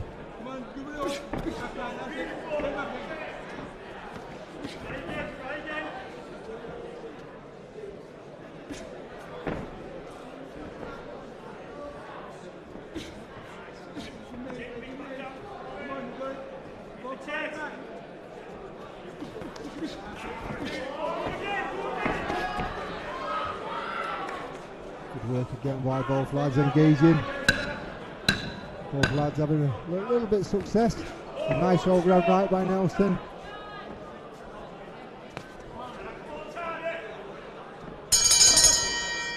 Yeah, another good round.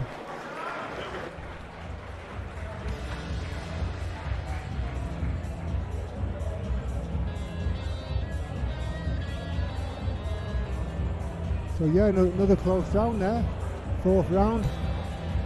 Interested to see what you folks at home are thinking. How you scoring this one?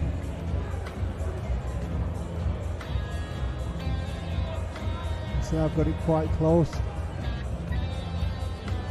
Bit hard to split that last round.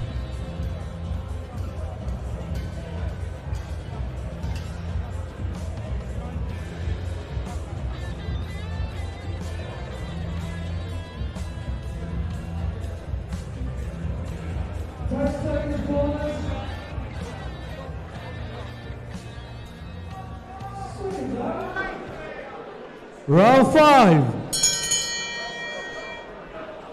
So round 5 of 6. Penultimate round.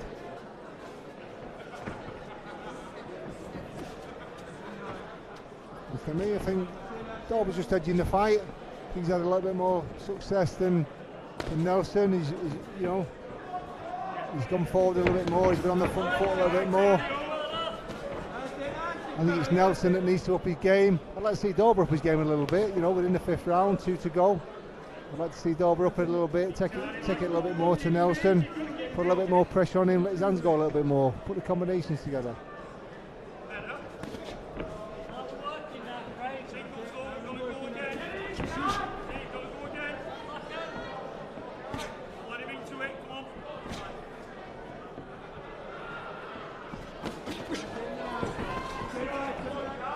Yeah, Nelson just looking for the counter, trying to draw a Darby in.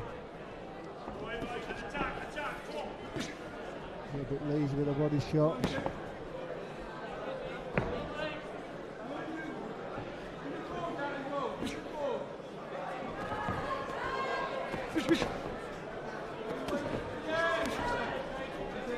Nelson trying to throw the wild ball on right, just missing Darby. Again, both guys neglecting the body.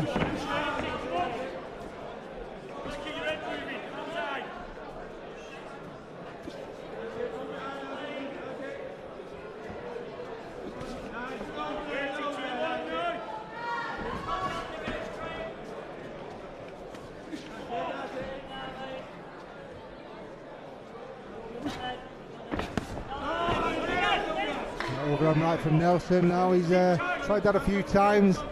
Darby needs to be careful. He might get a little bit lucky. Only takes one shot again.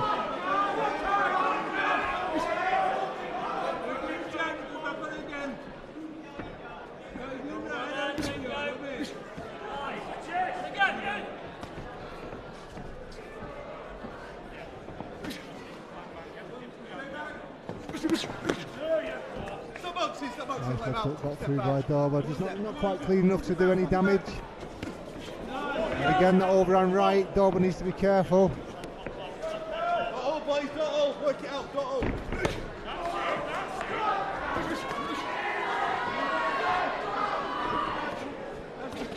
Let's see Darby just stay in the pocket there a little bit. You know, when he landed with those couple of shots, hesitated a little bit, step back, and then the kind of flame went out. It was a bit too late for him to react and go through the second phase.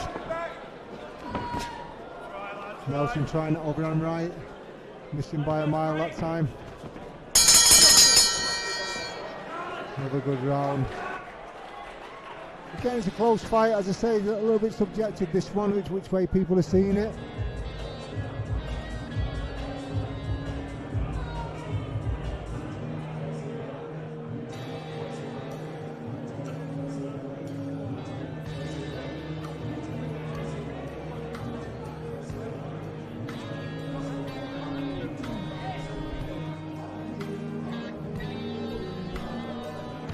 It's going to be an interesting last round. I think Darby's just doing enough to win the fight.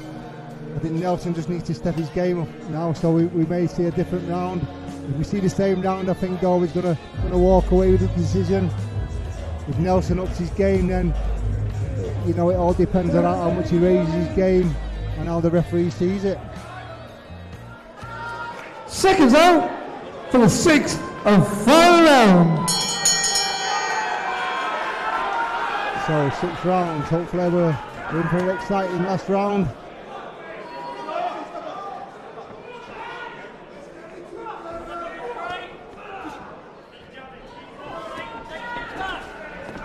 Looks like Nelson's got the bit between his teeth in this last round now. Seems to try to get it on the front foot.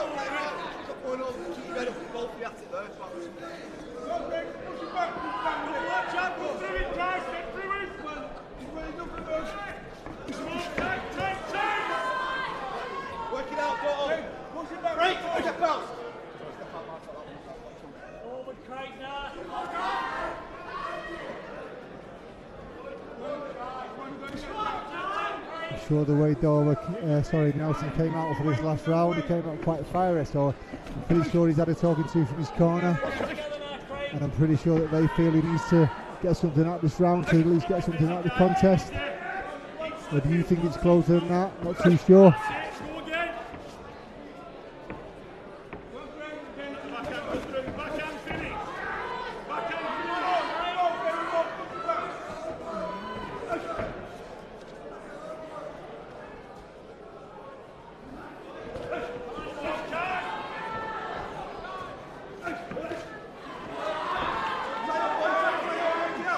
Bolton needs to let his hands go now there while he's inside.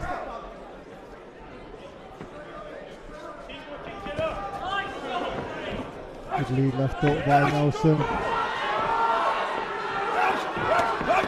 Nice body shots by Dover.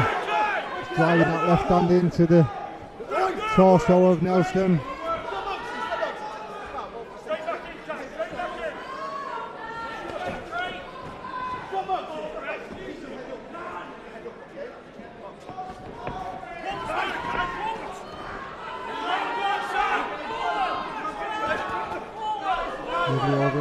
Scorby's been talked about a few times now. This is stay switched on.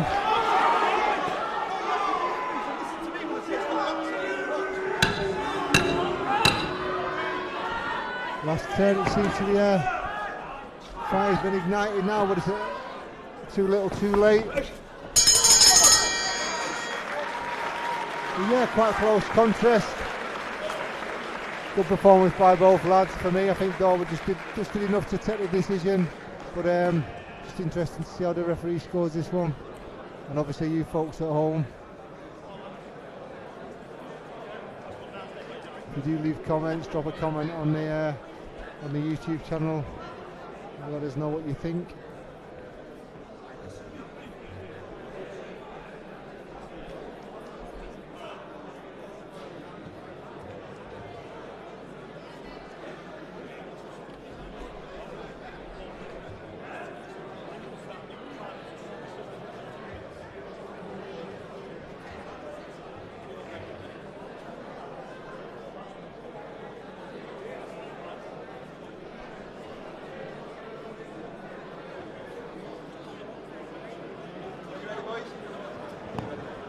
Ladies and gentlemen, please show your appreciation for both boxers.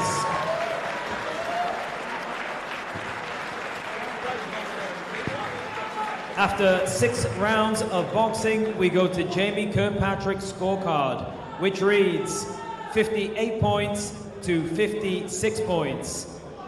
In favor of your winner,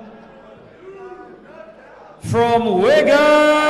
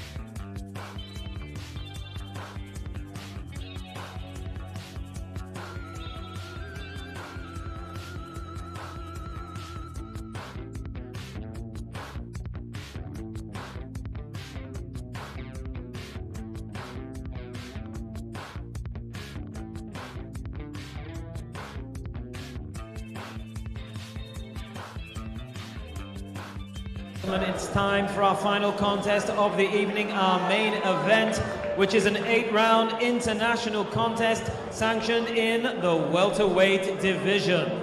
Please welcome into the ring first, from Cordoba, Argentina, Jose Maria Pombo.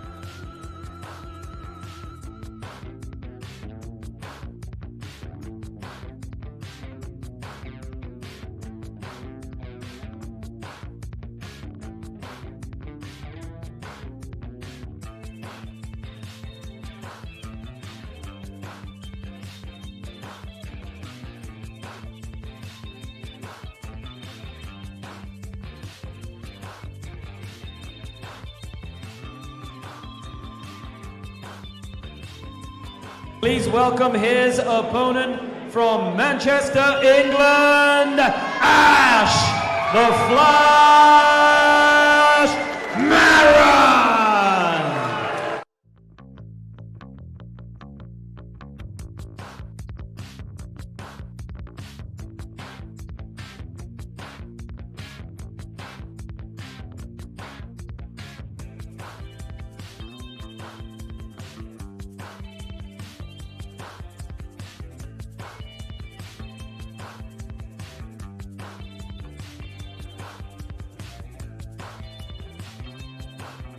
Gentlemen, this contest is presented by Steve Wood and VIP Boxing Promotions in association with 1111 Management. This is our main event of the evening, 8 3-minute rounds sanctioned in the welterweight division. Your officials for this contest, timekeeper Phil Morris MBE, and your referee in charge of the action is David Mulholland. And now, ladies and gentlemen, our boxers are ready for action, and our viewers live on VIP Boxing are ready for action. Bolton, let me ask you, are you ready for action?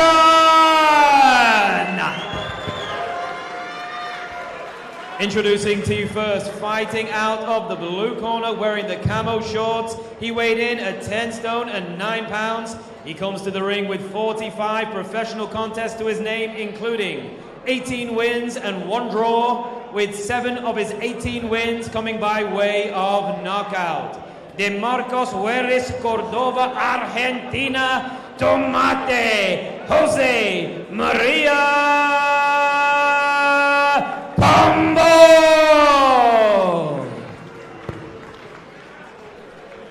And his opponent across the ring fights out of the red corner and wears the black and white shorts. He weighed in at 10 stone, 7 pounds and 9 ounces. His record is a perfect one, consisting of 10 wins against no defeats, and 2 of his wins come by way of knockout.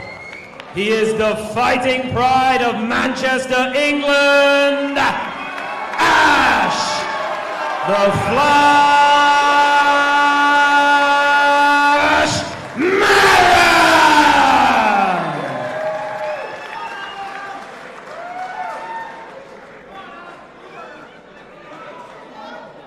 Right boys, for all the rules, watch the heads in close, with the low blows, protect yourselves at all times. Most of all, obey my commands at all times. Any questions? Touch gloves.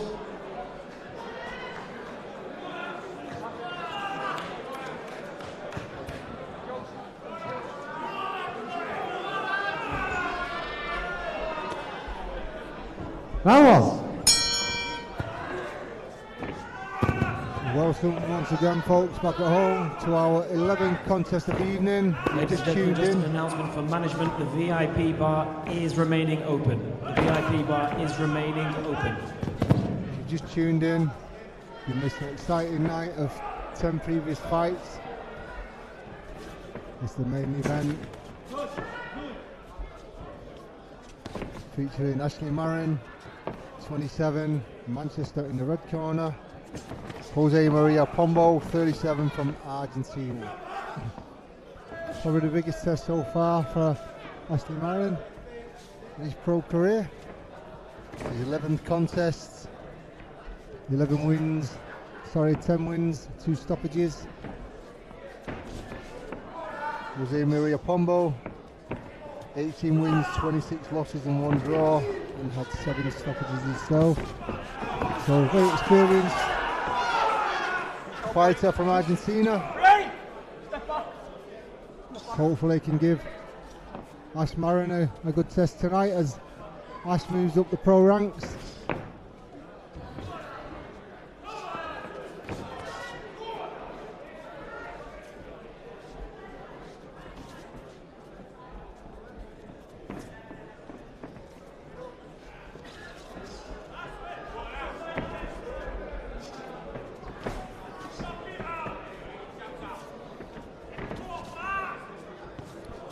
Watched all Ash Marron's fights so far, his pro career. 2, Was a nice overhand right by Pombo. 5, Wasn't expected, 6, a bit of a flash 7, knockdown. 8.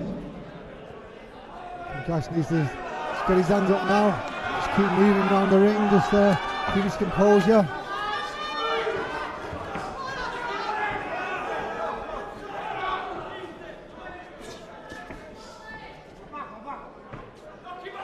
As I said earlier, probably the most experienced fighter Ash has fought. Probably the most competent. Pombo's just throwing big shots.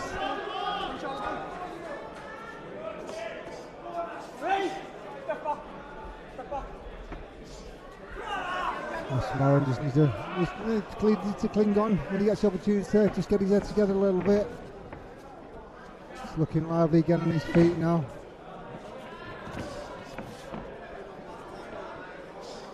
Needs to stay sharp, stay focused. It's not over on right again, getting over.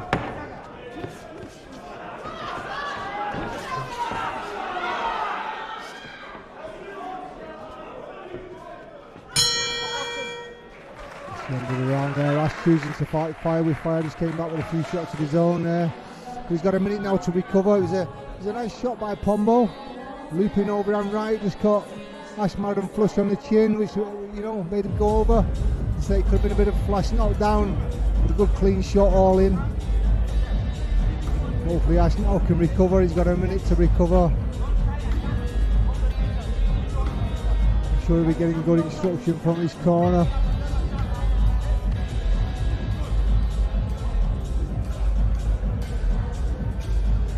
Pombo looking nice and relaxed, nice and calm. He's done this again, as I say. Done this many times before in his 47th fight tonight, Pombo. He'll be nice and composed and relaxed. Check it out. Round 2. Got to stay switched on now.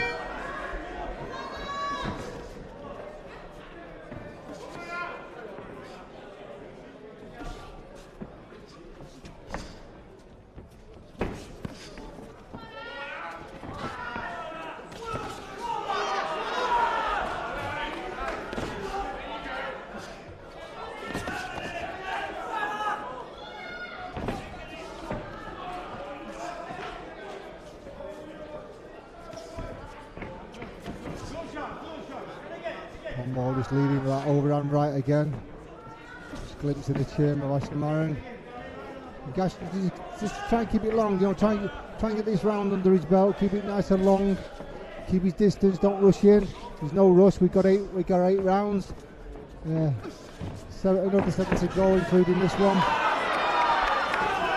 There's still a long way to go.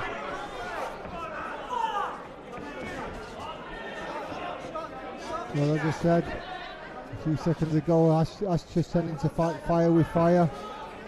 Quite happy to get in the mix with Pombo.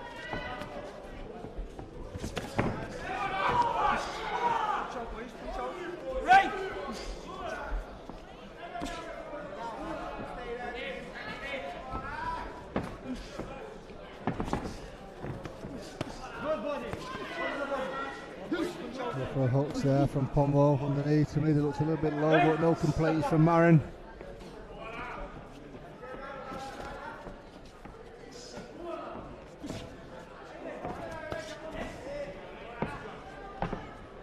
Good work, just keep it nice and long, just staying out of range, stepping in with a jab, stepping out.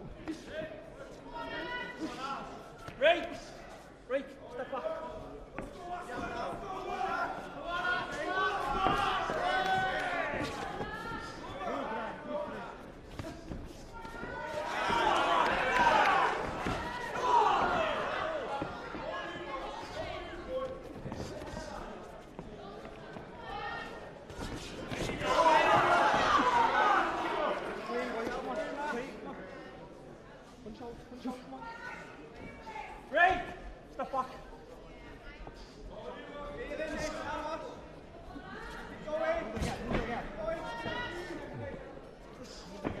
Pombo made his debut 2008, so he's been on the circuit for 17 years.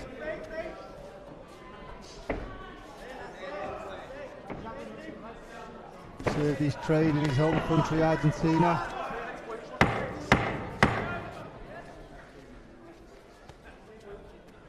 Marron, been a pro for 2.5 years now, debut March 23.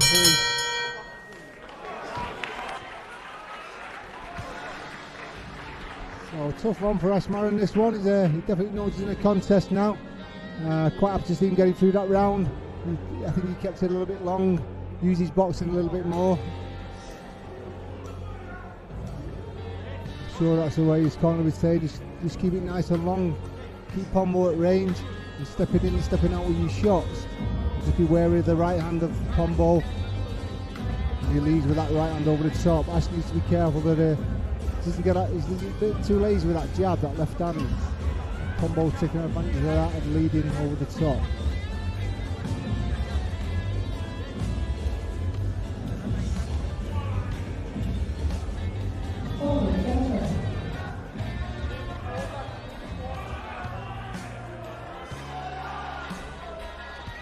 Now, round 3. So round 3 of 8. Ash the Flash Marron seems to have recovered now from that flash knockdown in the first round.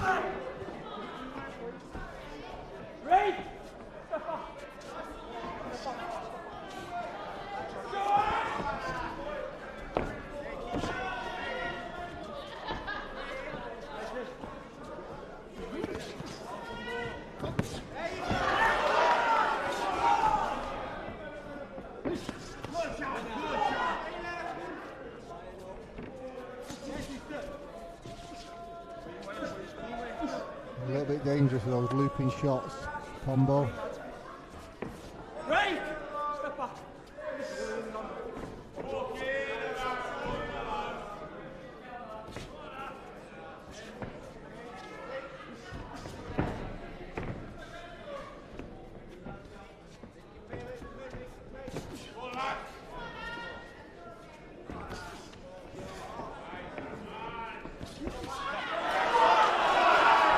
Nice work from Marron, nice long shots. Doesn't want to get backed up onto the ropes too much.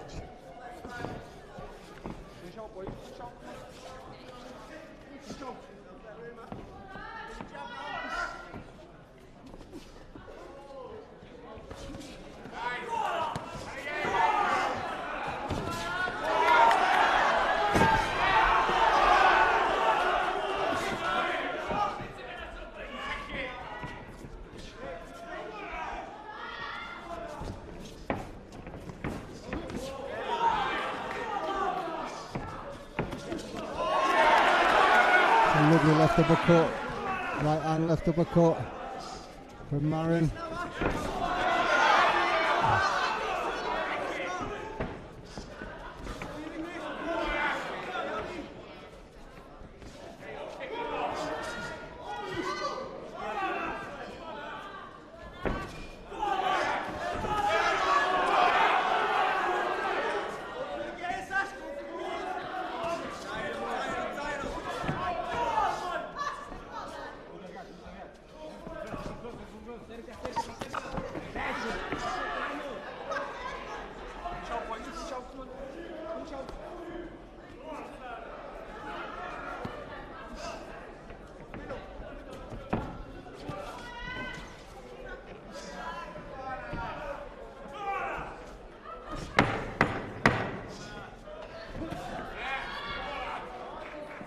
Nice chopping over and right from Marron.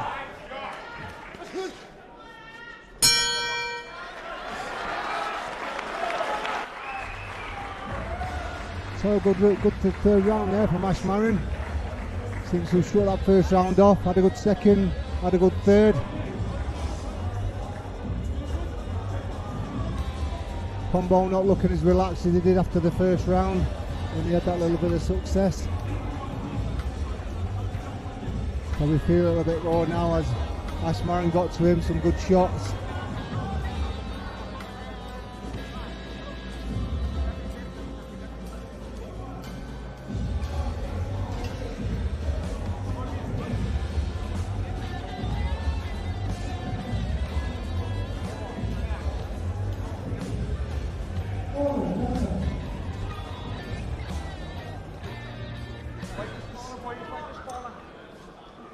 And out.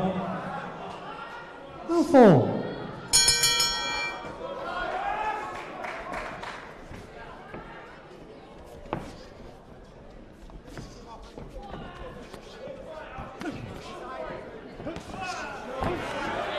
Nice stiff shots from Marron.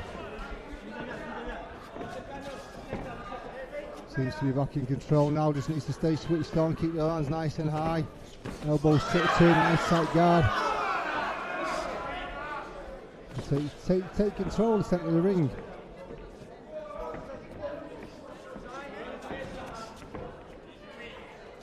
You don't want to be backed up to the ropes too much. If backed up to the ropes, nowhere to go. Pombo tries to lead off them with that overhand right.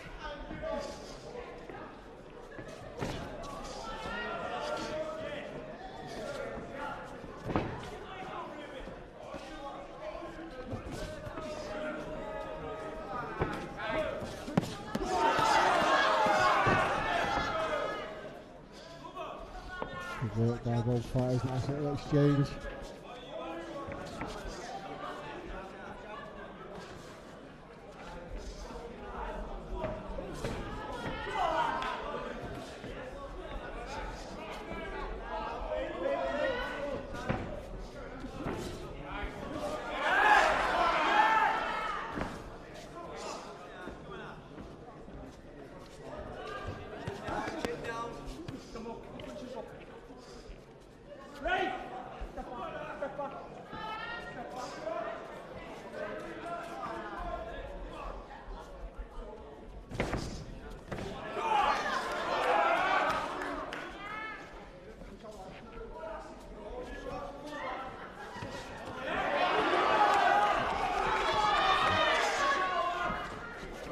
Getting a little bit messy now at times inside. I think Ash just needs to keep it long again. He's having a lot of success when he's on the outside.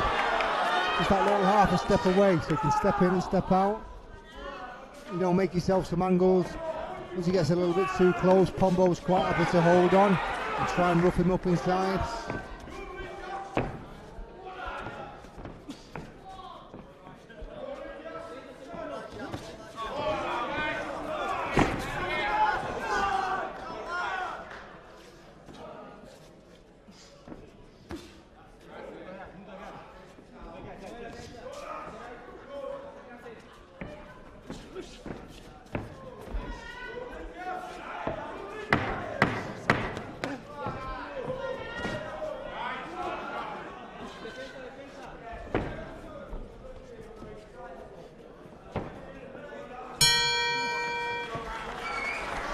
Nice round again by Marron. I think he just took control again that last round, so for these 3 rounds to 1 up. You know, again, subjective, whatever you see at home. Score wise, 38 to Marron. I would take it as a 10-8 round, first round. 38-37, if my maths are correct.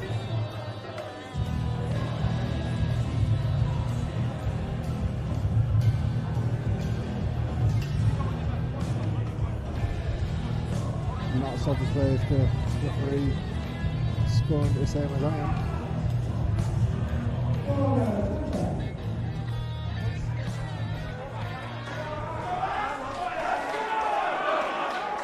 Go. Round 5.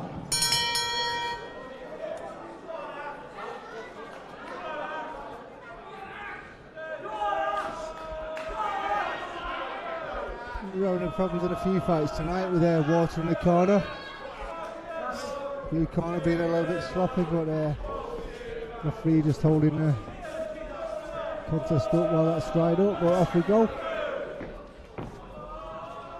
Round 5 of 8. Nassie Marron is now taking control of the fight. As long as he keeps it long, he's having a lot of success. As we've seen from the first round, Pombo can be quite dangerous. Marron just needs to stay switched on. Just keep doing what he's doing for the last 3 rounds.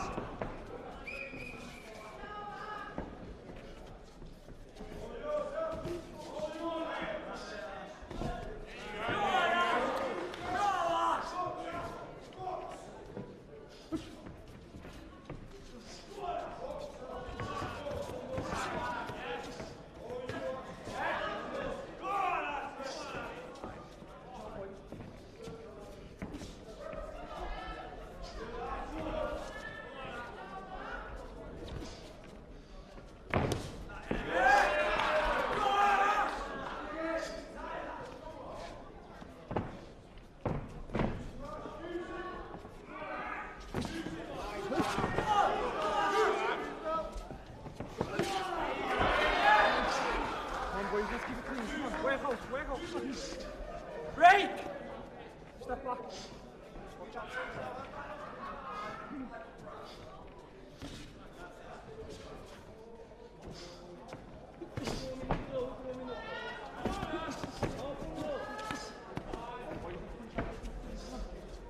Pombo's work just getting a little bit sloppy now. Tends to be slapping a little bit when he's throwing hooks around the side. But, you know, Marron still needs to keep switched on. Marron looking to pressure out of the two. Obviously that's all down to his conditioning, gym work, coaching. Everything must be going well in the gym. It obviously shows in the ring as well. Transfers over. Dedicated to the game, as Marron lives the life. As you've got to do in this pro game, you've got to switch on, stay focused. You know, if you've got a goal, set yourself a goal, set yourself a target, have a little bit of ambition. As Marron's doing that so far, and hopefully bigger things will open up for him. You know, all being well in this fight, still got to get through this one first.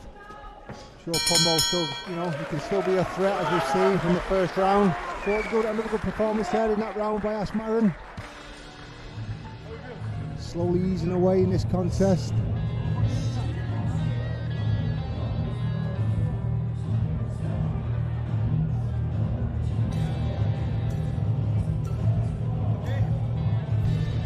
Pombo not looking too happy in the corner.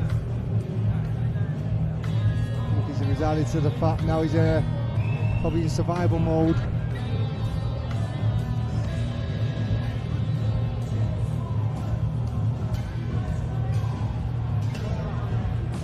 Still got another 3 rounds of this.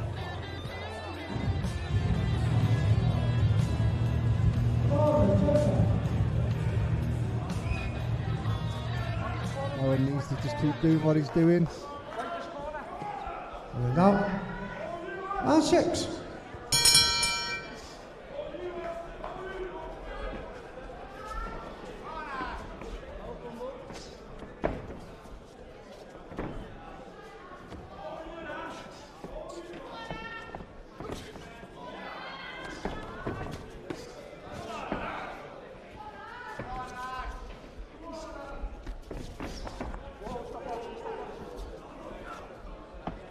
So that's what we were talking about earlier there, a little bit worse in the corner. That's why I'm just slipping in the corner. Got a problem with that all night really. They just need to keep their eye on it and make sure that's all tidied up before the bell goes for the start of the round.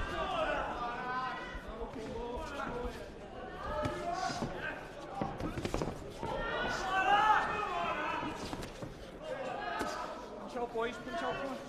Keep him there now.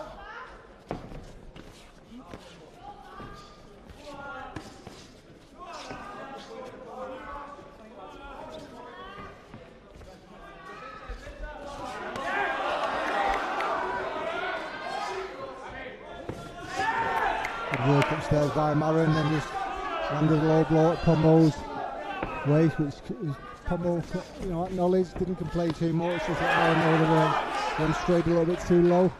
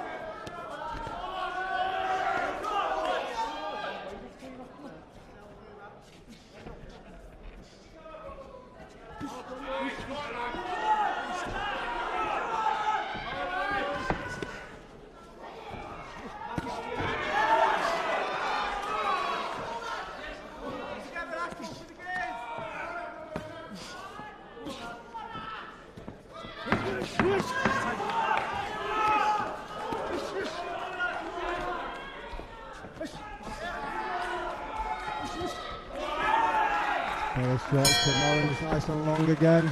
So a very good round for Ash Marron.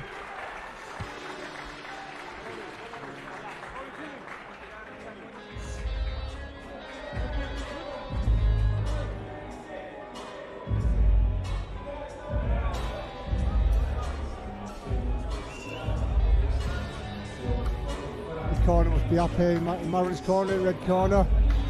Everything now seems to be going to plan. He's doing what he needs to do. He's doing plenty to win the fight. He's putting his shots together, throwing combinations. He's letting his hands go when he's working inside. Pombo just quite happy to try and spoil it a little bit. I think he's trying as much as he can. He's just looking a bit worse for wear now, Pombo. Knows he's been under the cosh a little bit in this fight. Send it down. Still in there though. And 7. Still in with a puncher's chance.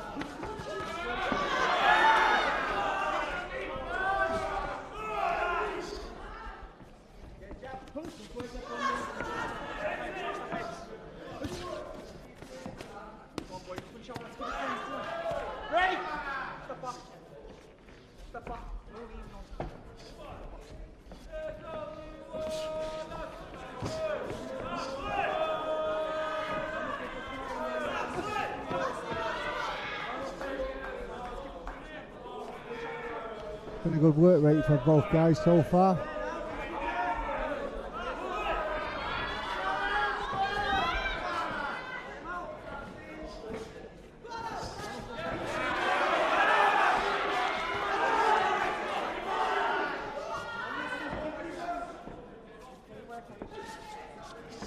Better conditioning goes to Ash Marron.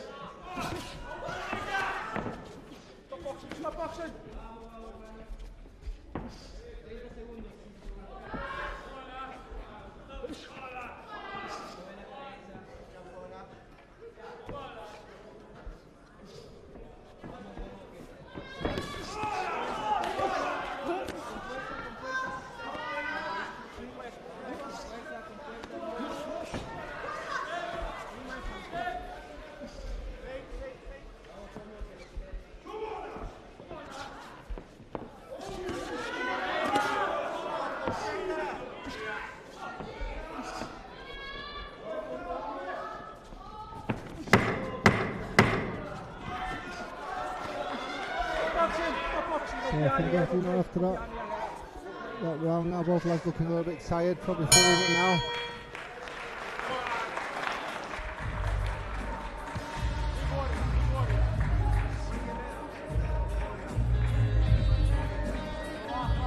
Coming up to the final round, seven good rounds, 7 busy rounds.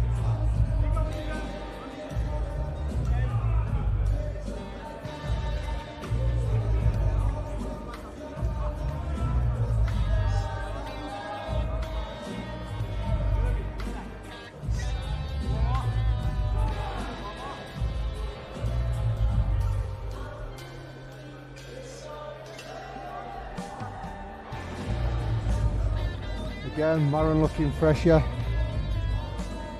Pombo with all the experience, with all the ring experience, so he's done this many times before, so I'm sure he'll know how to get through this last round. For the 8th been a tough night for Final him. round.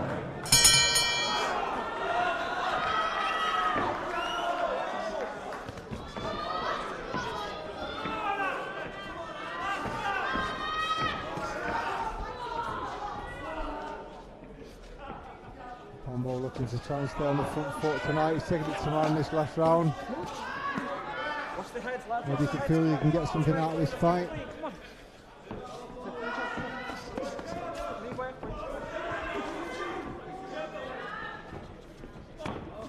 Goes the 8.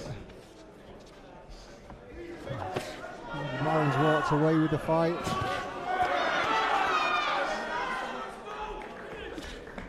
Has to stick to his game plan again. Stay switched on, stay focused. Stick to his boxing. Just don't get involved, don't mix it up. The Pombo, keep it long.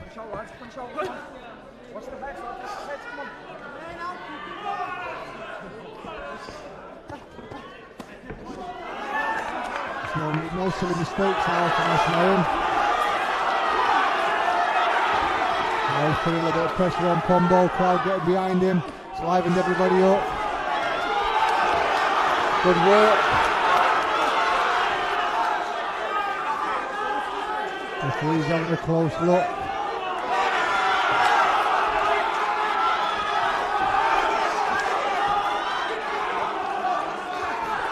Good left hook by Marron. Again, referee Dave Mulholland. Not too far away now. Be a good win this if Ash Marron can get the stoppage. A massive feather in his cap against the experienced Pombo.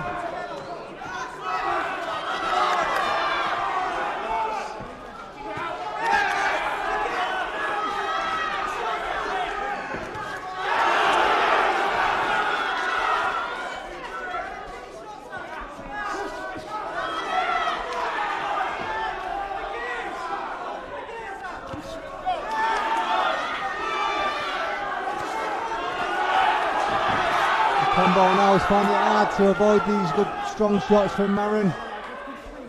Marron needs to keep the pressure on.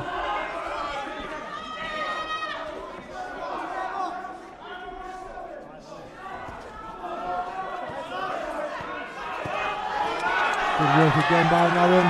He's to put his foot on the gas. Maybe a little bit too late. Looks like Pombo's going to see this one out. A great finish by Ash Marron. Great into the round.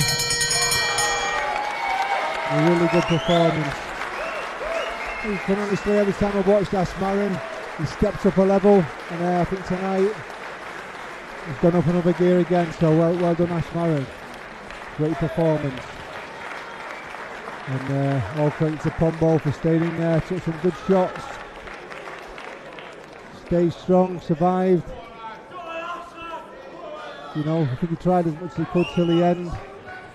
So all in all, good fight, and I'm sure you guys at home enjoyed that one.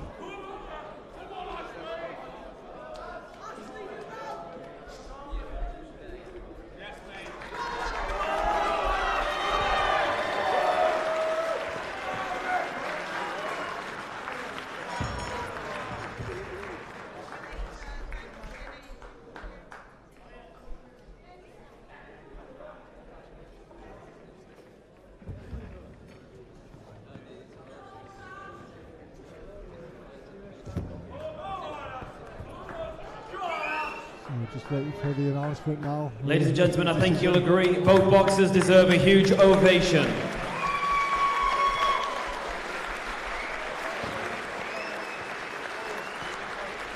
After 8 rounds of boxing in this international contest, we go to referee David Mulholland's scorecard, which reads 77 points to 75 points in favor of your winner, from Manchester,